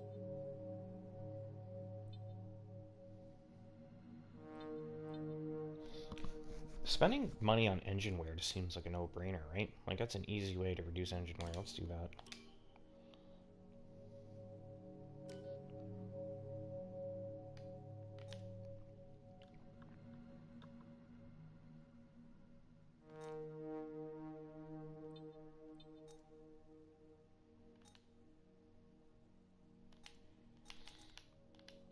Okay, so it's not in there.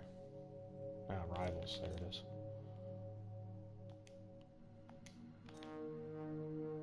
Oh. I wonder why he told me about that. I heard him do the little speech about rivals, but then I can't even choose one.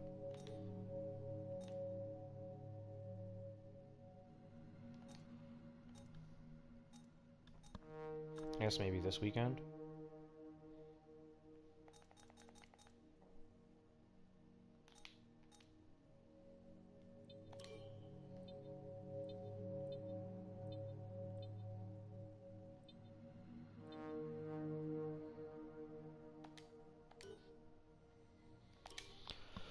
Let's do it. First time at Hanoi.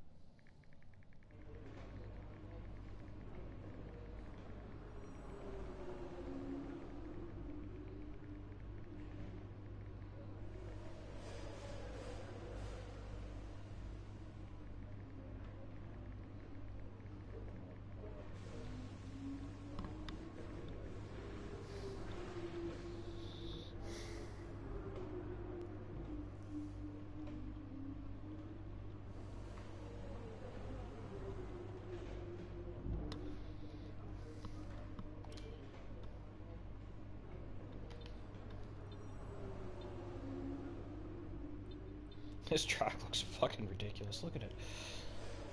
What the hell I'm looking at?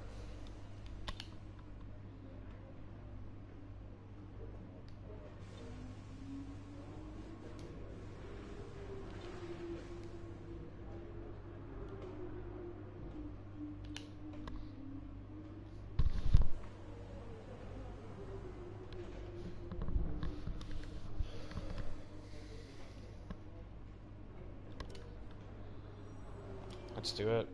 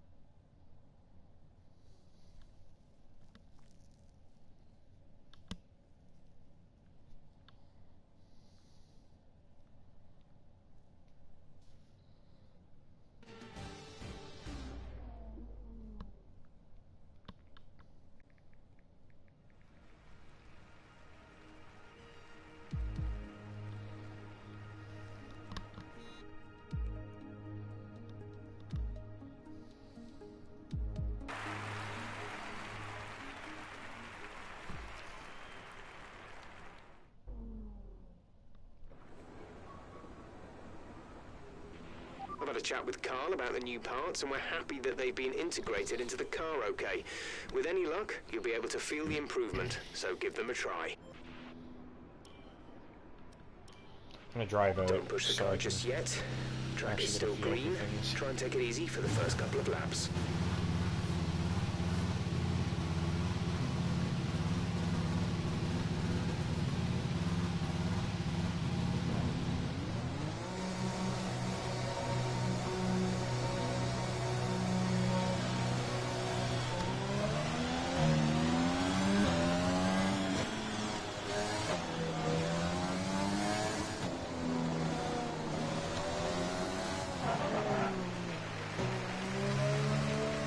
We're cheering.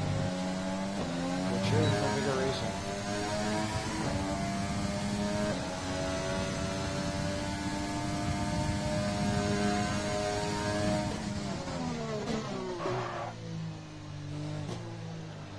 Oh, fuck. Okay, so that's a really wide turn.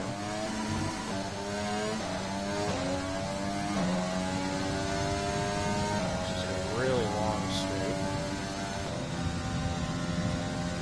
Kicks in it. Hard left again.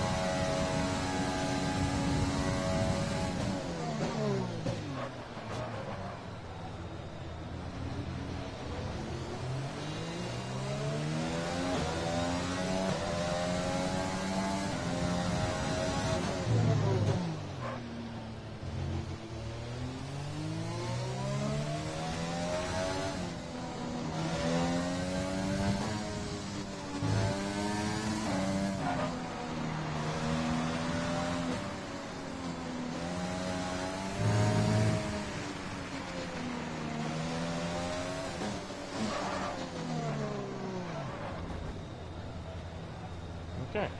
Your front wing is damaged. Expect a lot of understeer unless we replace it.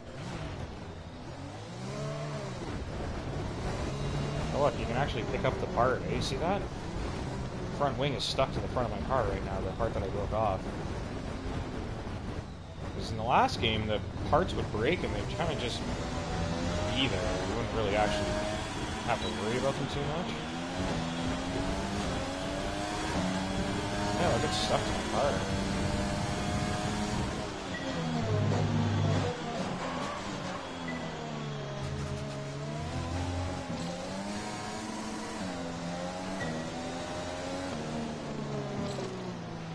DRS zone is coming up.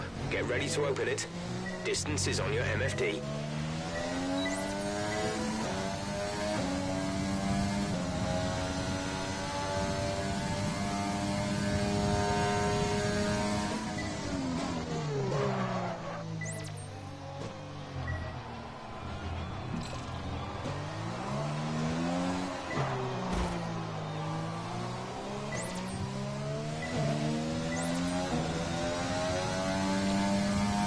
Box this lap. Right, come in at the end of this lap.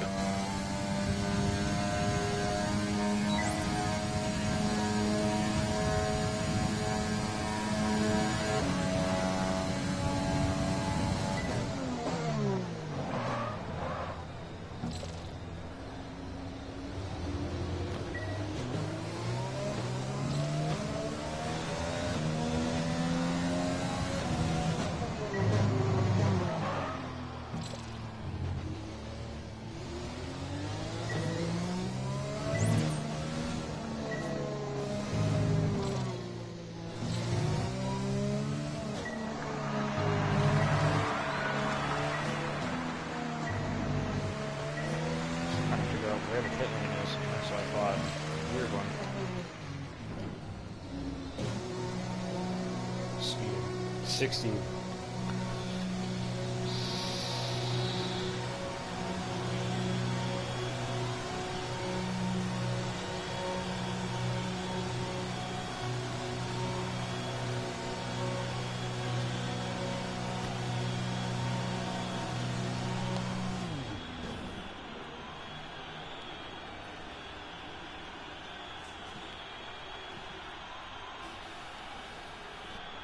So, I don't know if that Steve guy, Steve AWP,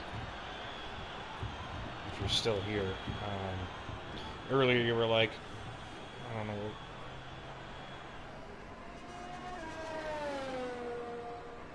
you said something about practice. You were like, oh, I always like to practice the tracks before I do set us back a little. qualifying or career or whatever. And I was like, well, I already know all the tracks. I don't really need to practice. But my God, that was horrendous. Like, it's just so difficult. A brand new circuit you've never driven before, and still kind of adjusting to the game itself with the gears and stuff like that as well. So how low do you put your wing? Well, right now I'm just running default. Let's get our track acclimatization program complete. It'll help us identify any specific problem areas on the circuit. I'm just running default right now because I don't know what the hell. Like, I don't even know the track, so there's really no point in me putting a setup in because I don't know how to go around the circuit at this point. But no, just what you were saying earlier about practicing before you jump in, like, you know what I mean? Like, I'm probably just gonna keep restarting this session over and over until I can figure it out and get around the circuit okay.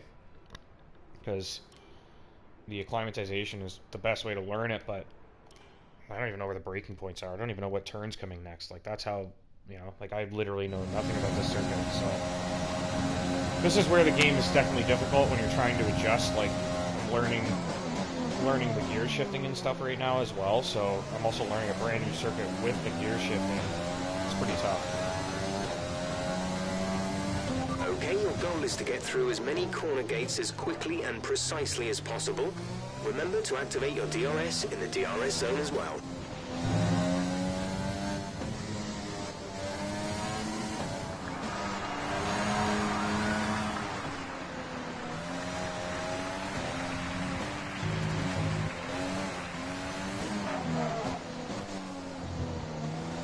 That part looks fun, just no idea how to take it yet.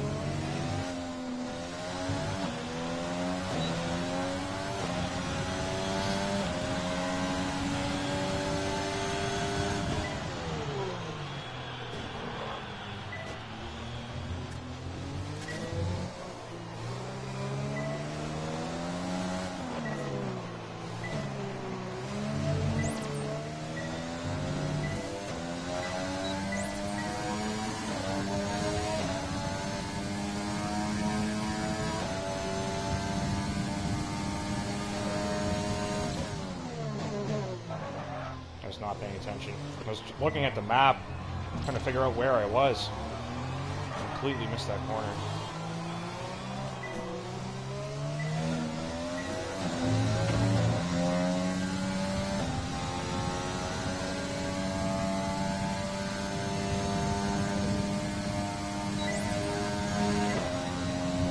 I'm not gonna lie to you, I was looking for the Red Bull marker, and I forgot my car was red.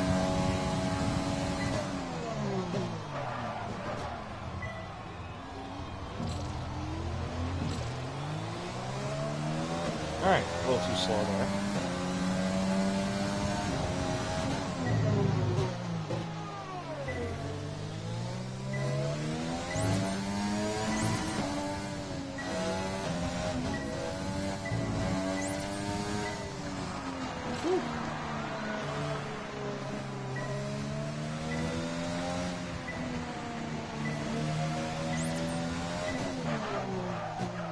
I swear I hurt my wing last time.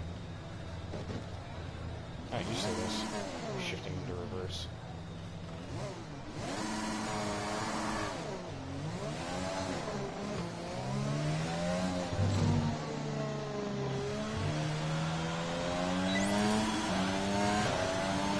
Seems like we're a bit slow in these corners. Turn 6, turn 7, turn 11, turn 12, turn 19, turn 22.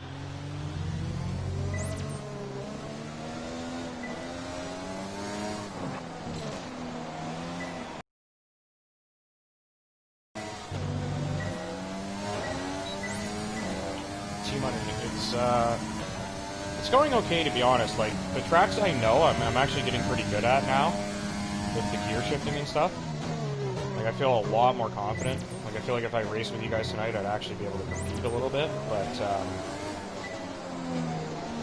as far as this track goes, fucking nightmare. Can't figure it out. like my third lap, I think, so kind of just starting to string it together a little bit at this point, but obviously a long way to go still.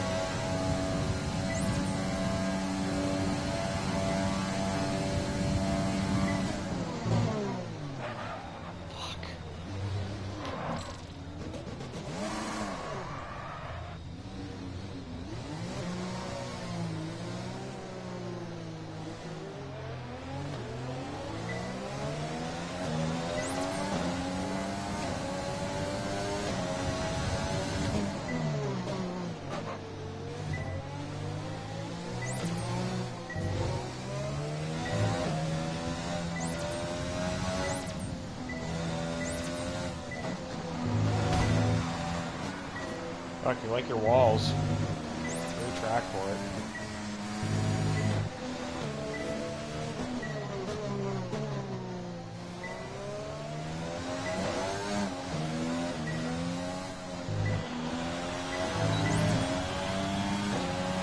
This is the last lap of the program, final lap of the program.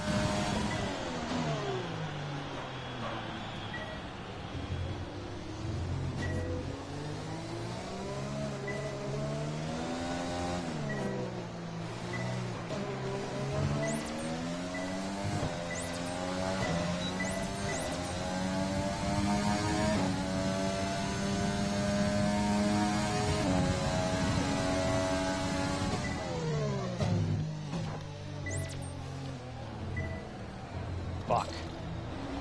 Gotta downshift a bit more. I'm just not getting that turn in.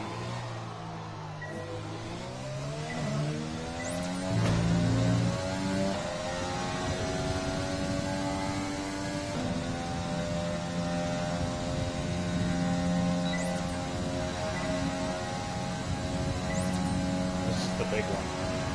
Very easy to walk up here.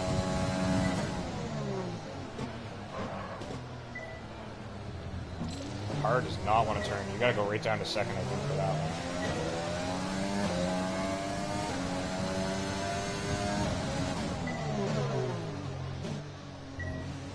Suggesting third through here.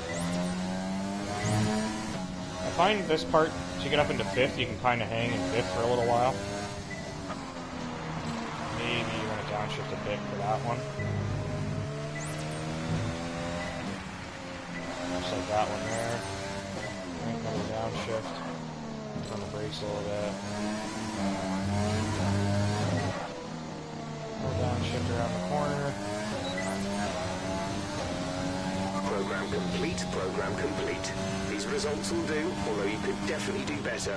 Consider giving it another shot. Oops.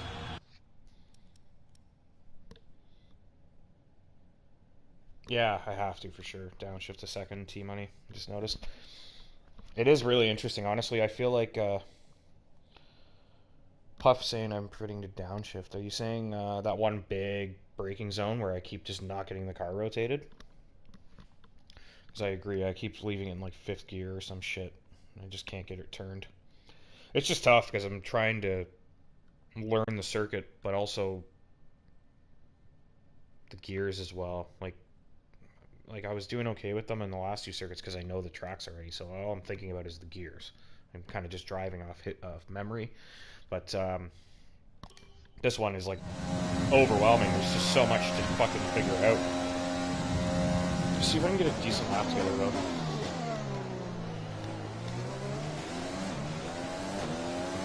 Looks nice though, the game. Like it's running smooth. Like I'm not seeing any like graphic issues. Right, try to nail as many corner gates as you can. The faster you get through each corner, the higher the score. You'll need to deploy your DRS in the DRS zone as well.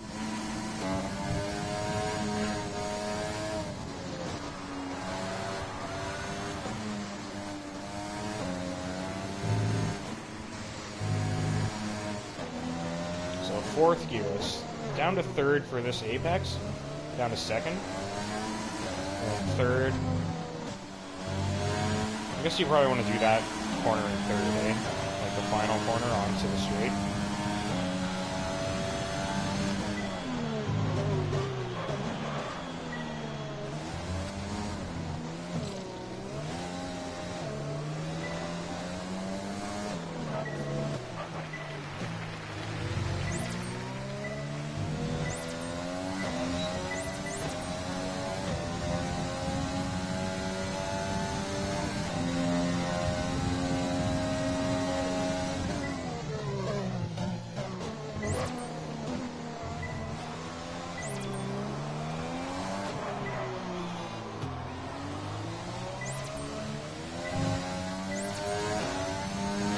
was alright.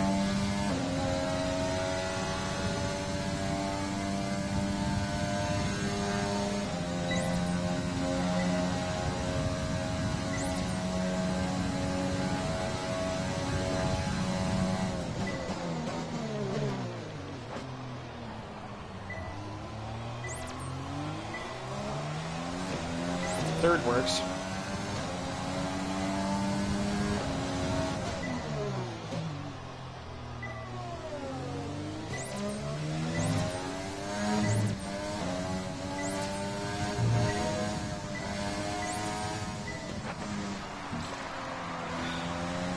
Very easy to fucking slip away there.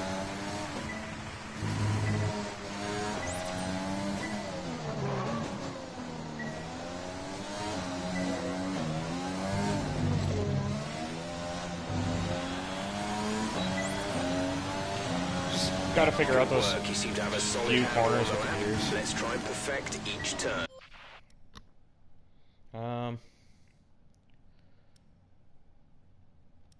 Did I get green? I'm just gonna go back to the garage just to make sure it saves. Then I'll. I think I got green, right? Yeah. At least I got something. I'm just gonna read these comments now.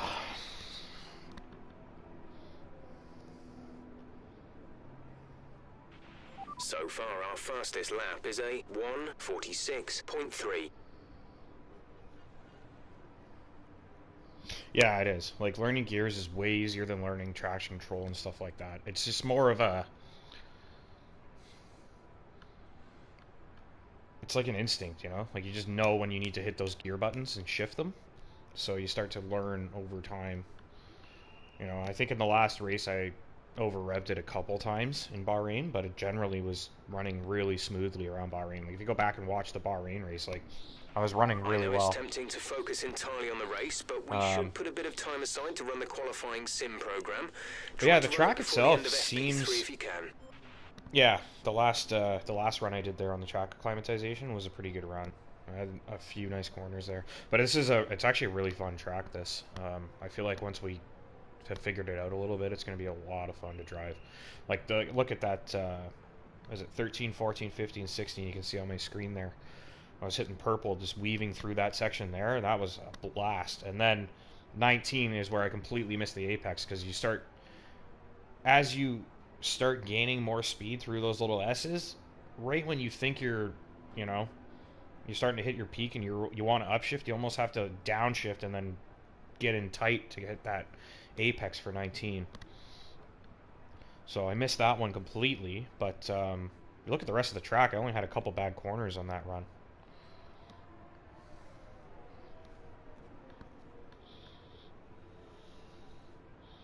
Obviously, it's not like there's no way I can race yet. Like, I'm not even close to that, but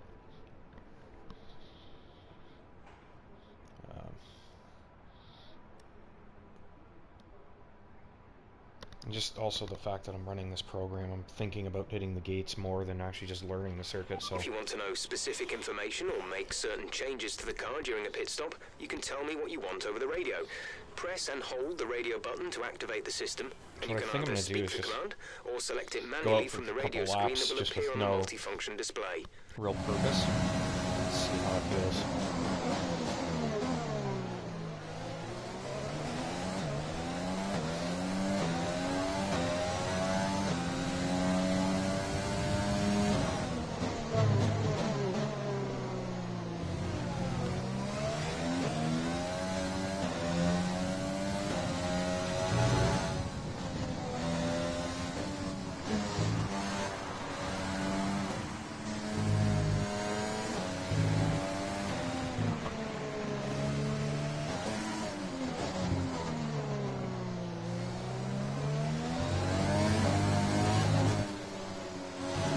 Okay, just want to remind you to keep an eye on your...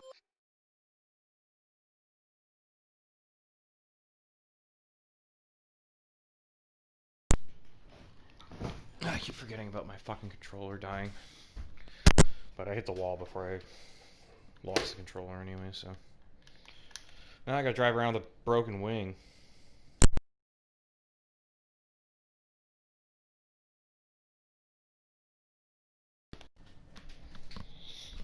It's not fun. Yeah. I busted my wing and then the controller died like a second later to some Okay, take it easy on the car. We can't sustain this level of damage.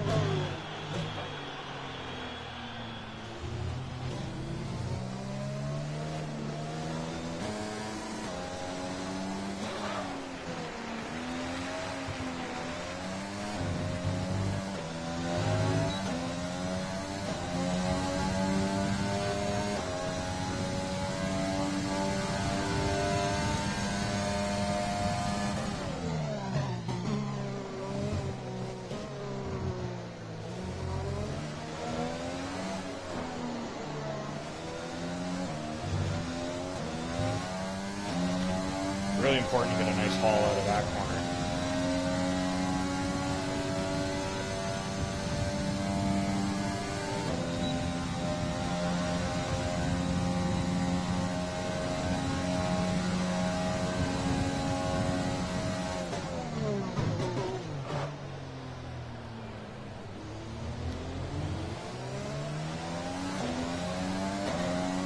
So third works, but it's a bit understeer. You probably do want to drop to second for that one, given that it is also probably the slowest corner on the circuit.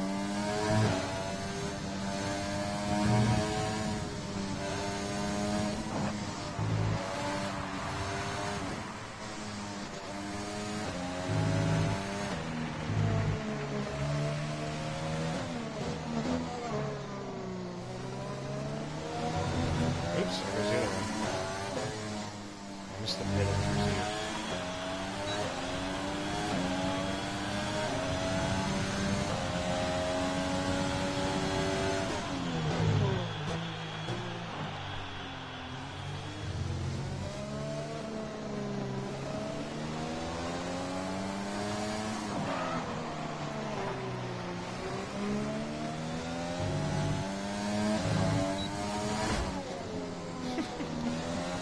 We have to replace that.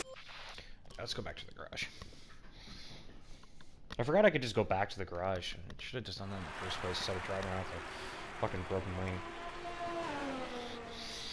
We've had to spend time repairing the damage to the car. Our best lap so far is a 1 minute 46.3.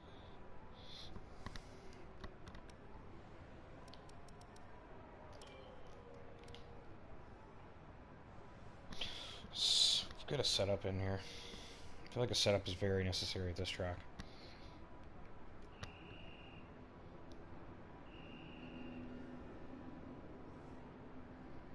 Come on.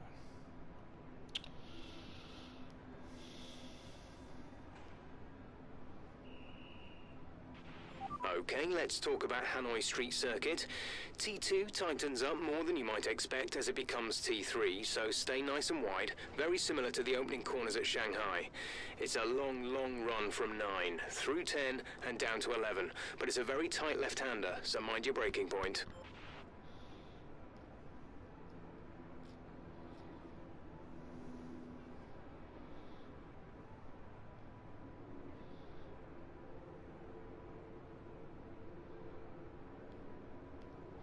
We got one setup on the website. Looks good though. All the values seem pretty decent, so I'm going to try it out. The car settings screen on your multi-function display will allow you to change various settings as you drive. Open the display with the MFD button. You can then navigate up and down to the setting you want to change. We're 22nd in the speed trap, 325.5 kilometers per hour.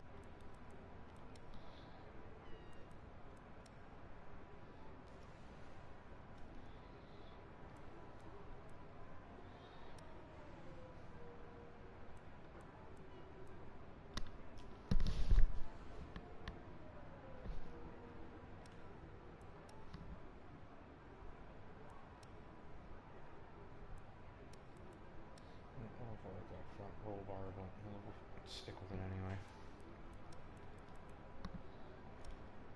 Not like I have anything else to go off anyway. 95's a bit high, but I'll drop that.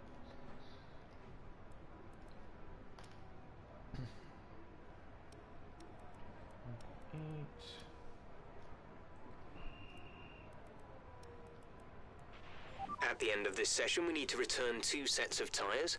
We'll give back the 2 most worn sets, so we may as well get the most out of them while we can.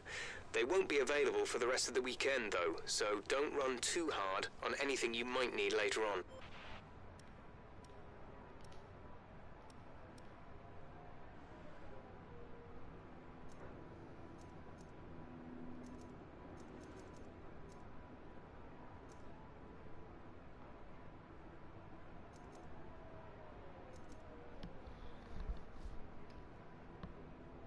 I wonder how this track is for overtaking.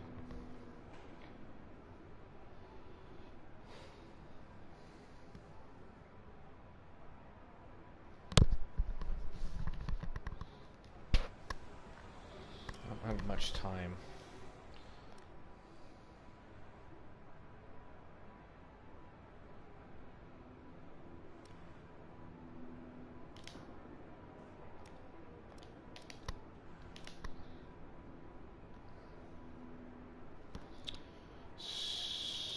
Better save that setup too.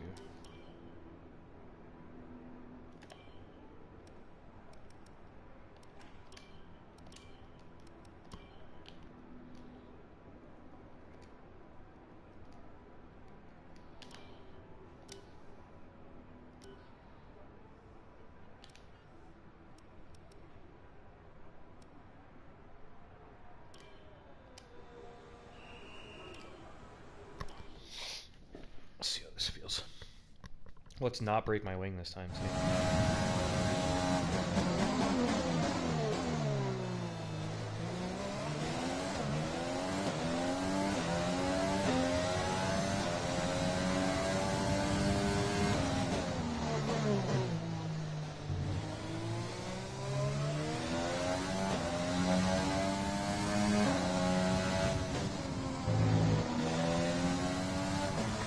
The setup actually feels pretty nice.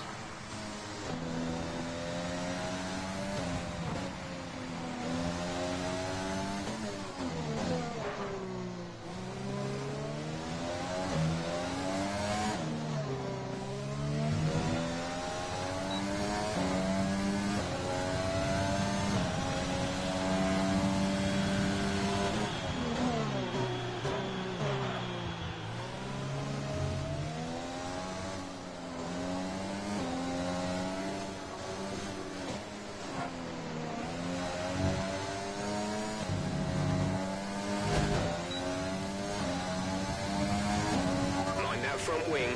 It'll need replacing if it takes too much damage. These walls come at you fast.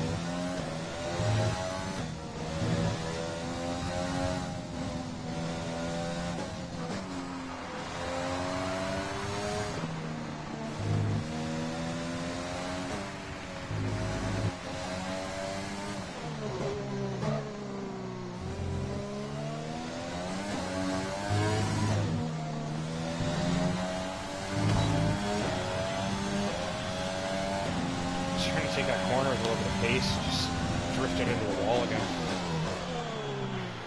It's going to be a rough weekend, I think. It's time to remind ourselves of our top 3, who are Leclerc, Verstappen and Lewis Hamilton. Sadly, it's time to say goodbye as free practice is over. However, we'll be back shortly for more Formula One action. Aiken carrying the banner today.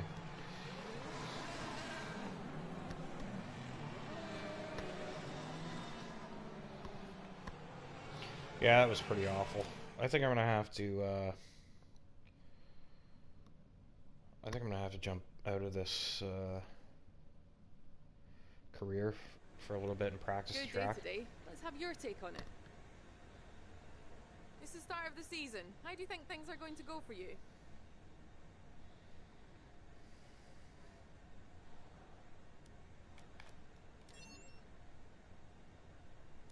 You left a lot of paint on the walls today. Were you struggling for grip, or did you just misjudge some corners? Shut up. Sounds like there's some work to do back at the factory. Ooh, she's getting spicy.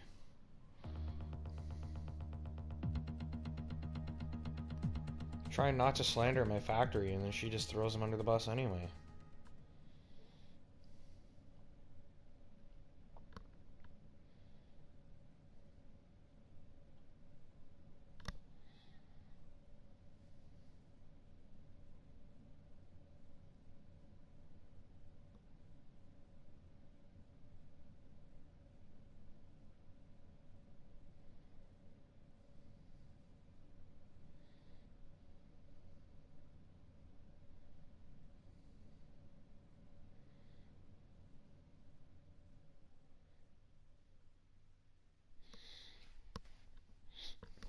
There we go.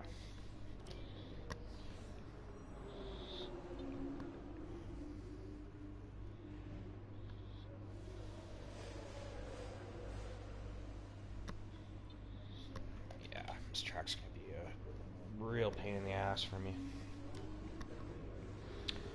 What am I doing here?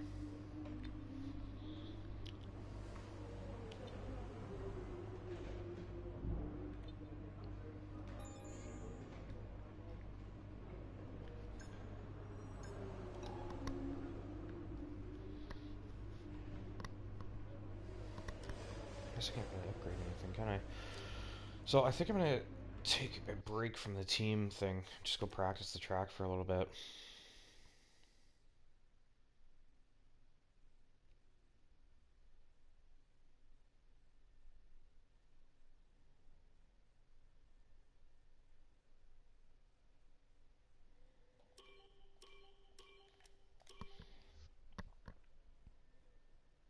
Pretty much have to. I don't think I can even complete those practice programs right now.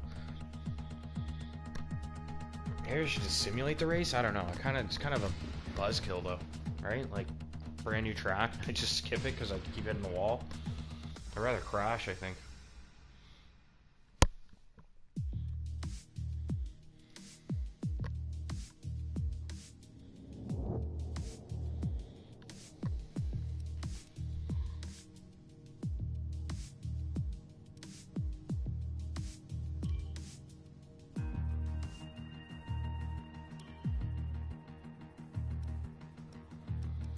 Which car should I take, do you think? Probably something that's closer to mine. Like Alpha, maybe?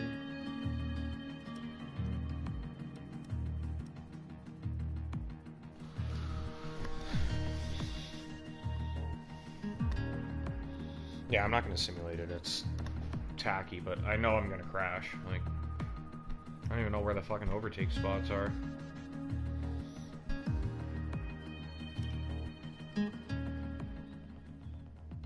I'm just gonna run time trial with the Alpha for a few minutes to kind of simulate my car. It's about closest to the Alpha. Just to get a feel for the track before I try to complete some of those programs.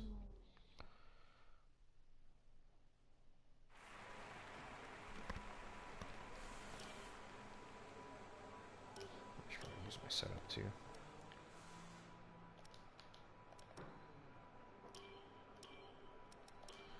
Vietnam.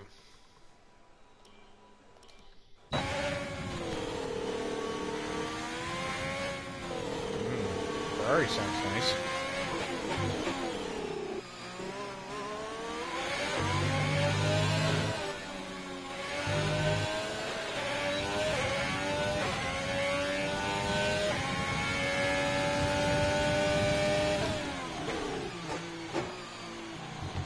guess I got used to that Honda growl.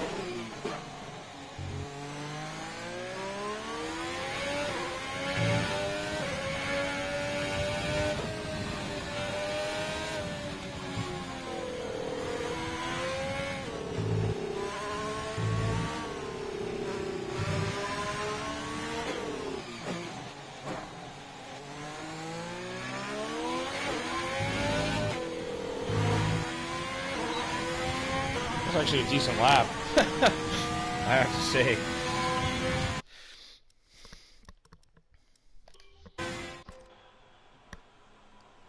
Much better than I would thought it would be, to be honest with you. I didn't feel like I didn't really make that many mistakes at all. Kind of went deep in turn 2, I guess. But I didn't hit the wall, I didn't go off. I had my gear points right. Maybe my car is just a dog in that career.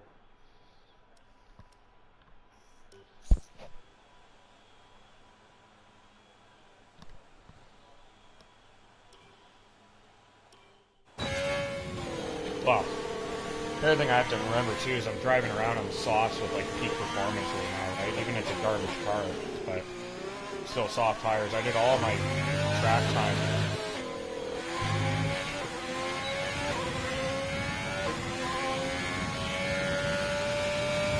All my track time so far was on the hard.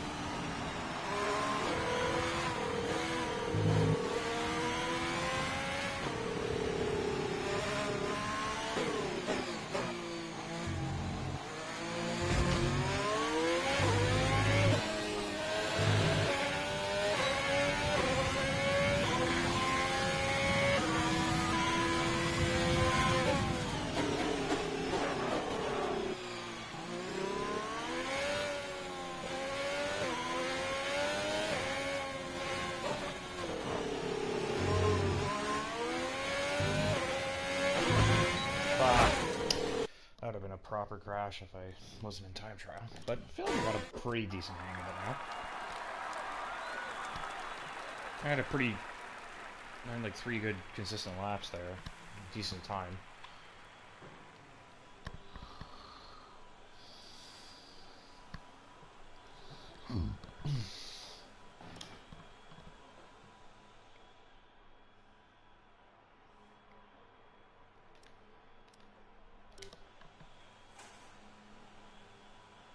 I have a better feel for it now.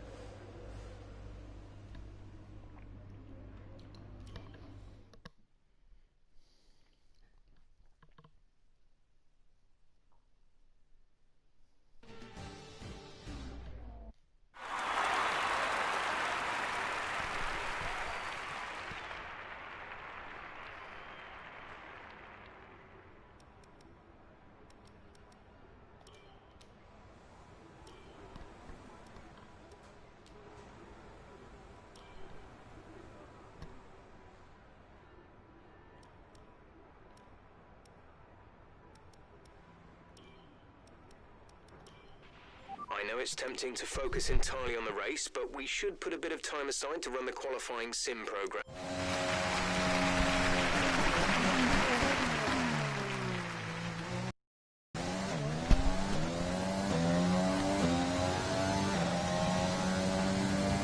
Okay, this is a quali sim. We've estimated the times our closest rivals will be doing, so that's what we need to beat.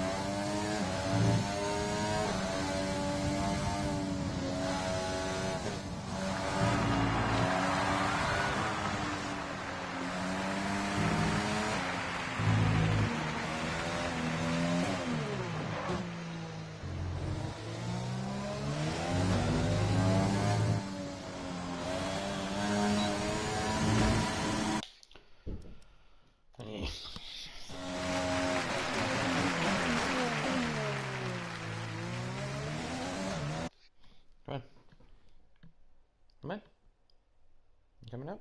Yeah. Let me sit here. No, you can't sit there. You sit there. Okay?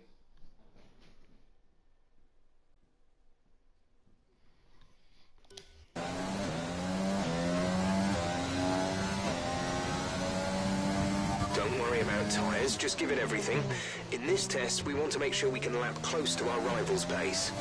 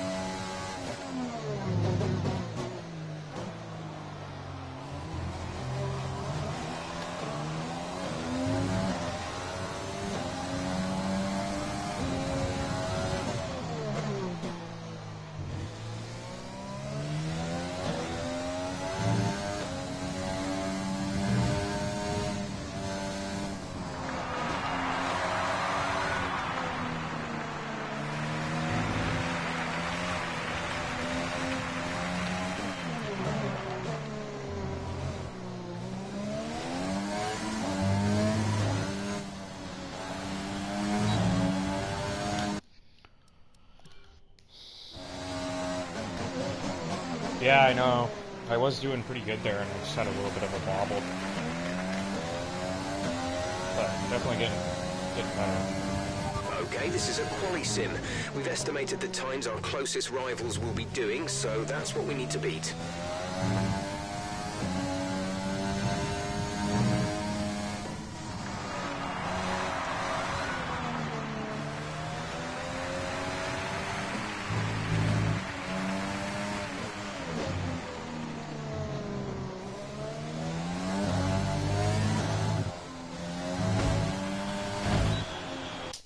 Son of a bitch.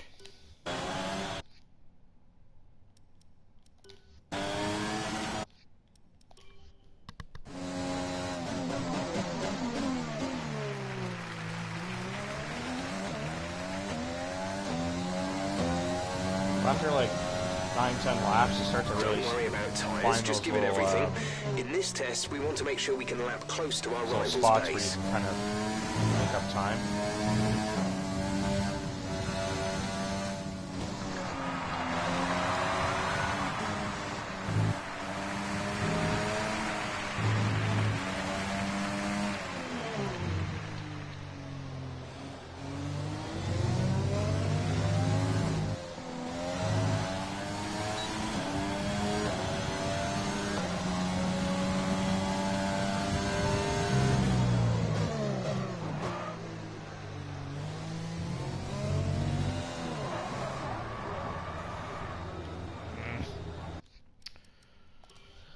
It's fucking frustrating.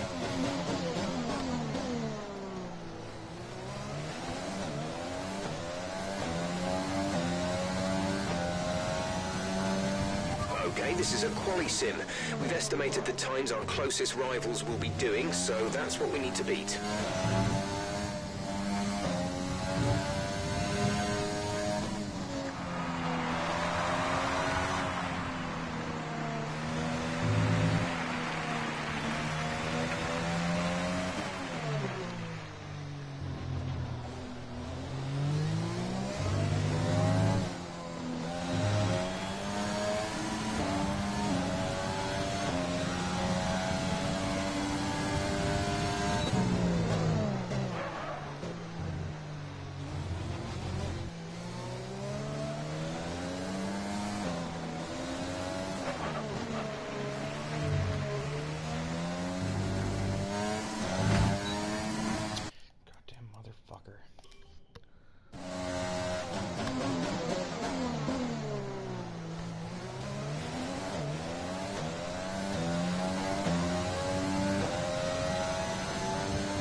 worry about tyres, just give it everything. In this test, we want to make sure we can lap close to our rival's pace.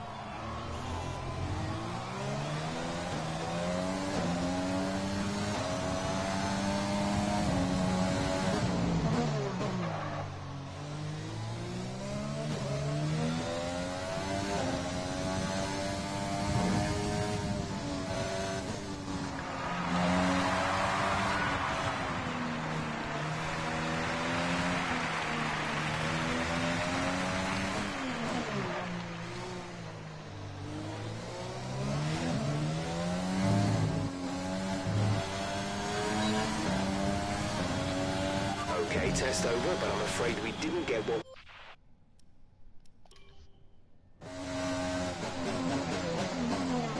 This track's fucking freaking out.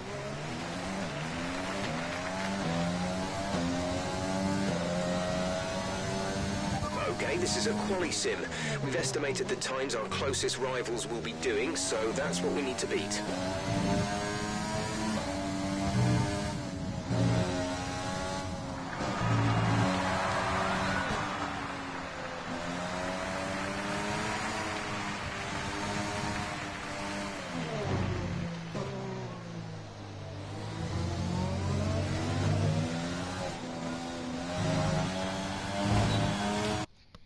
My God.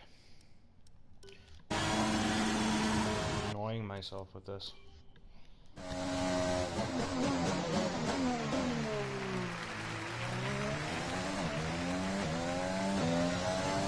I don't know what the best option is at this point, really. Don't worry about tyres, just give it everything. In this test, we want to make sure we can lap Maybe close just to our rival's pace. Forego the resource points and just... Like, I don't know the track well enough to, like, get every practice program properly, but... Maybe I just do qualifying race, just get on with it, and just be smart and safe, and see what happens.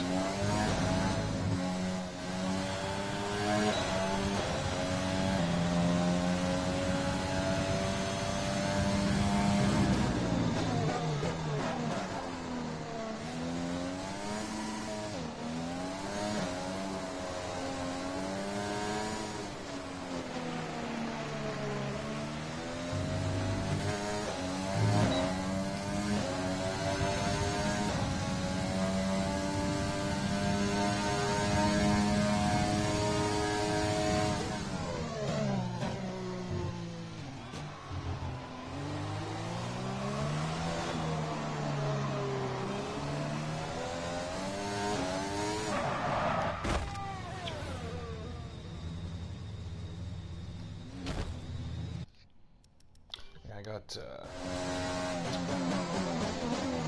happy on the throttle there.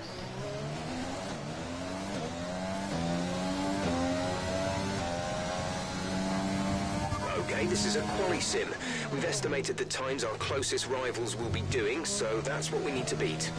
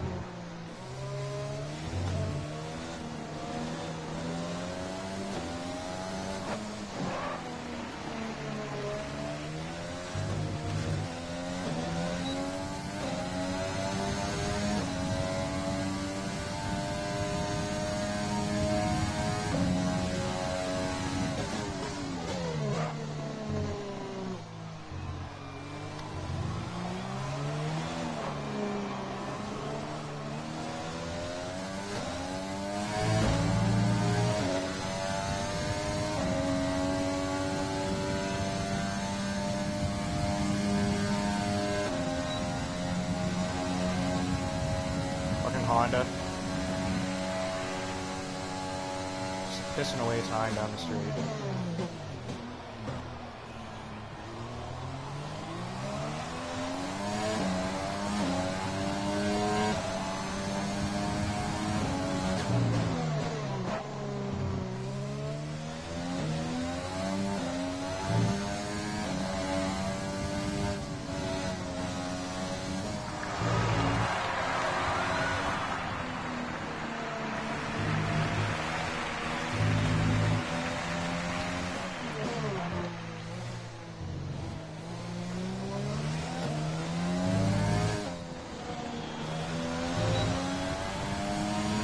Alright, that's the program. Fuck.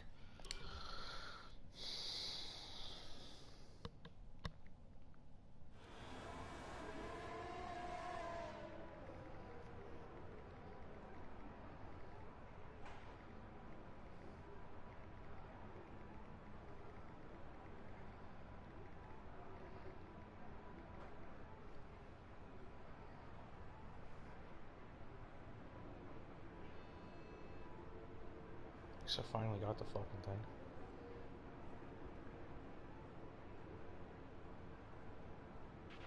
Our best lap so far is a 1:39.1.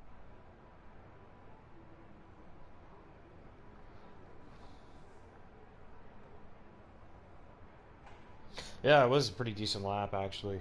I feel like I finally figured the track out. It's just a matter of actually, like, doing everything right, you know? Being in the right gear in the right corners and stuff like that.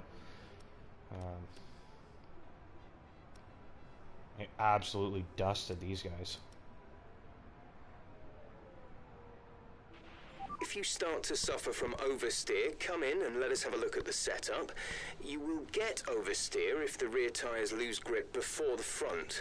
Usually this will be coming from a lack of rear downforce or an overly stiff rear suspension, but a little tweak with negative camber or toe-in can also help with this.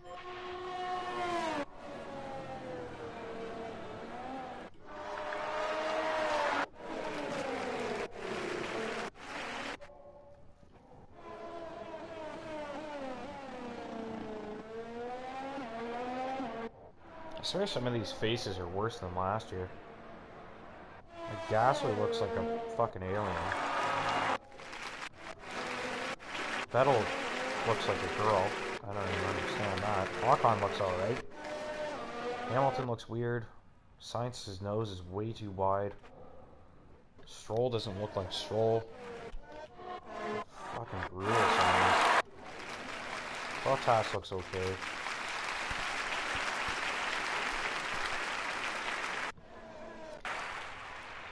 Whew. Man. Let's try this drive. See how I'm doing this one.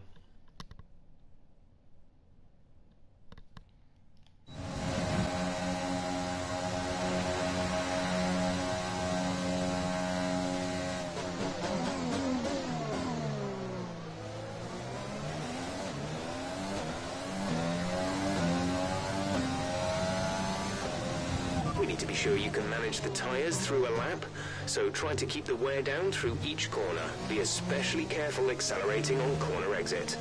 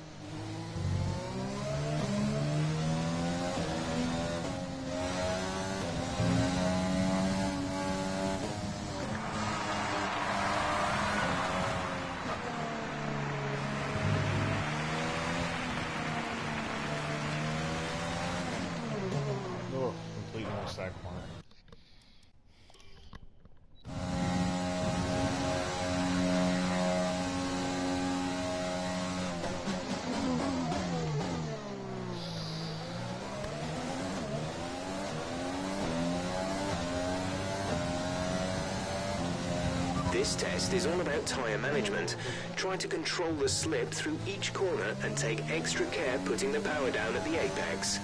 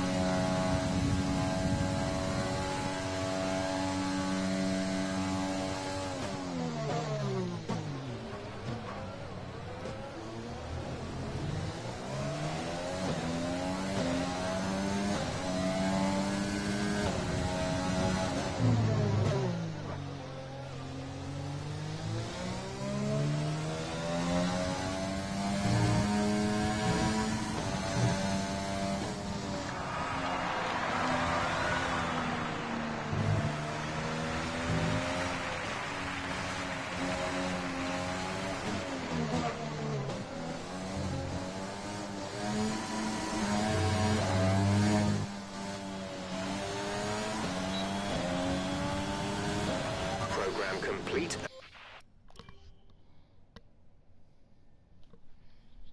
That was easy.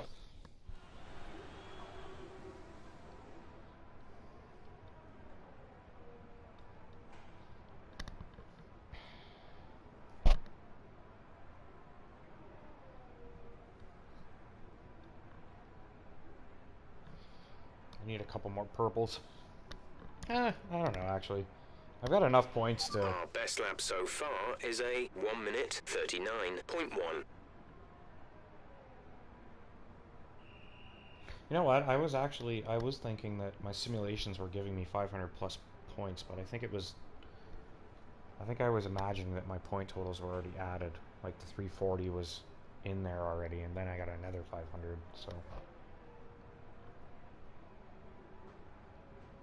But, I don't know. I don't know how much more time I'm going to spend messing We're around with ninth these in the speed programs. trap, 326.4 I feel like I got the track kilometers per sort of hour. figured out.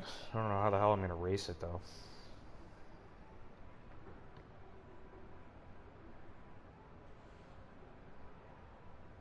Like, where are the overtaking points? They got to be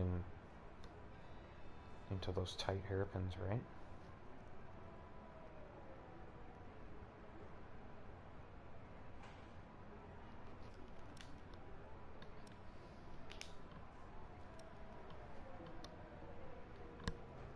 Basically. To view information on your current levels of tyre wear and Or else damage, you're gonna press complete the an MFD overtake here, button really. to open the multifunction display, and then again to cycle to the tyres and damage screen.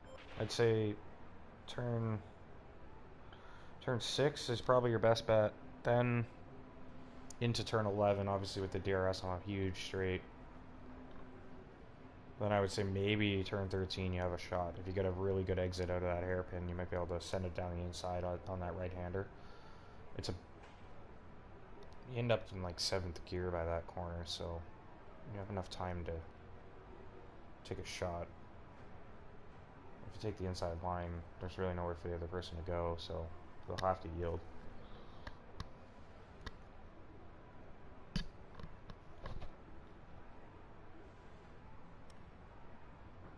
But yeah, I'm gonna call it for a few hours. I'll probably be on this evening around like 10:30 or so. But I'm gonna get some supper and have a shower and all that stuff, and Be busy for a couple hours.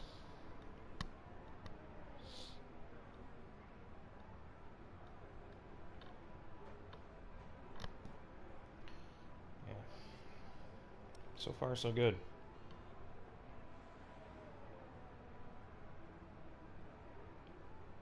I think Albon's going for the title this year.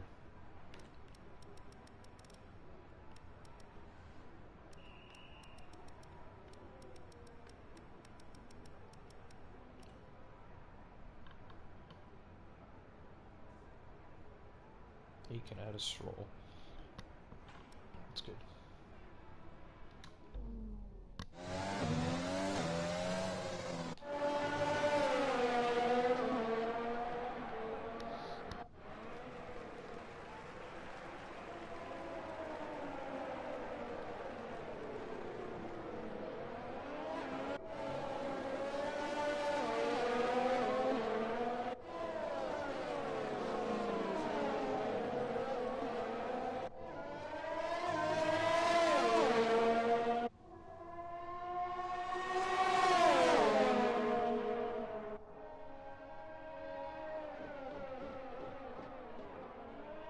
Come on, Eakin, you gotta send it.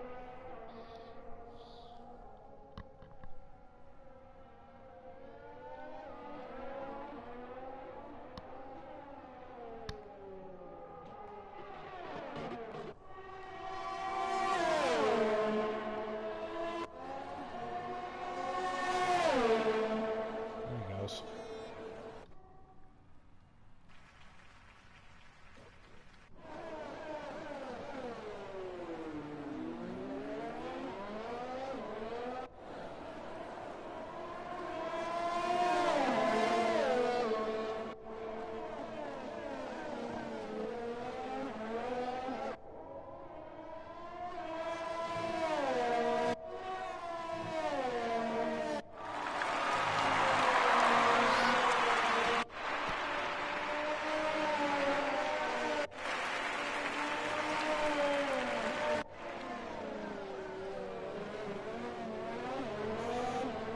Alright, that's it for part 2.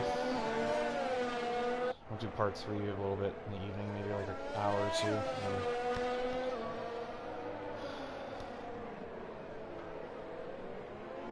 I'll see you guys later.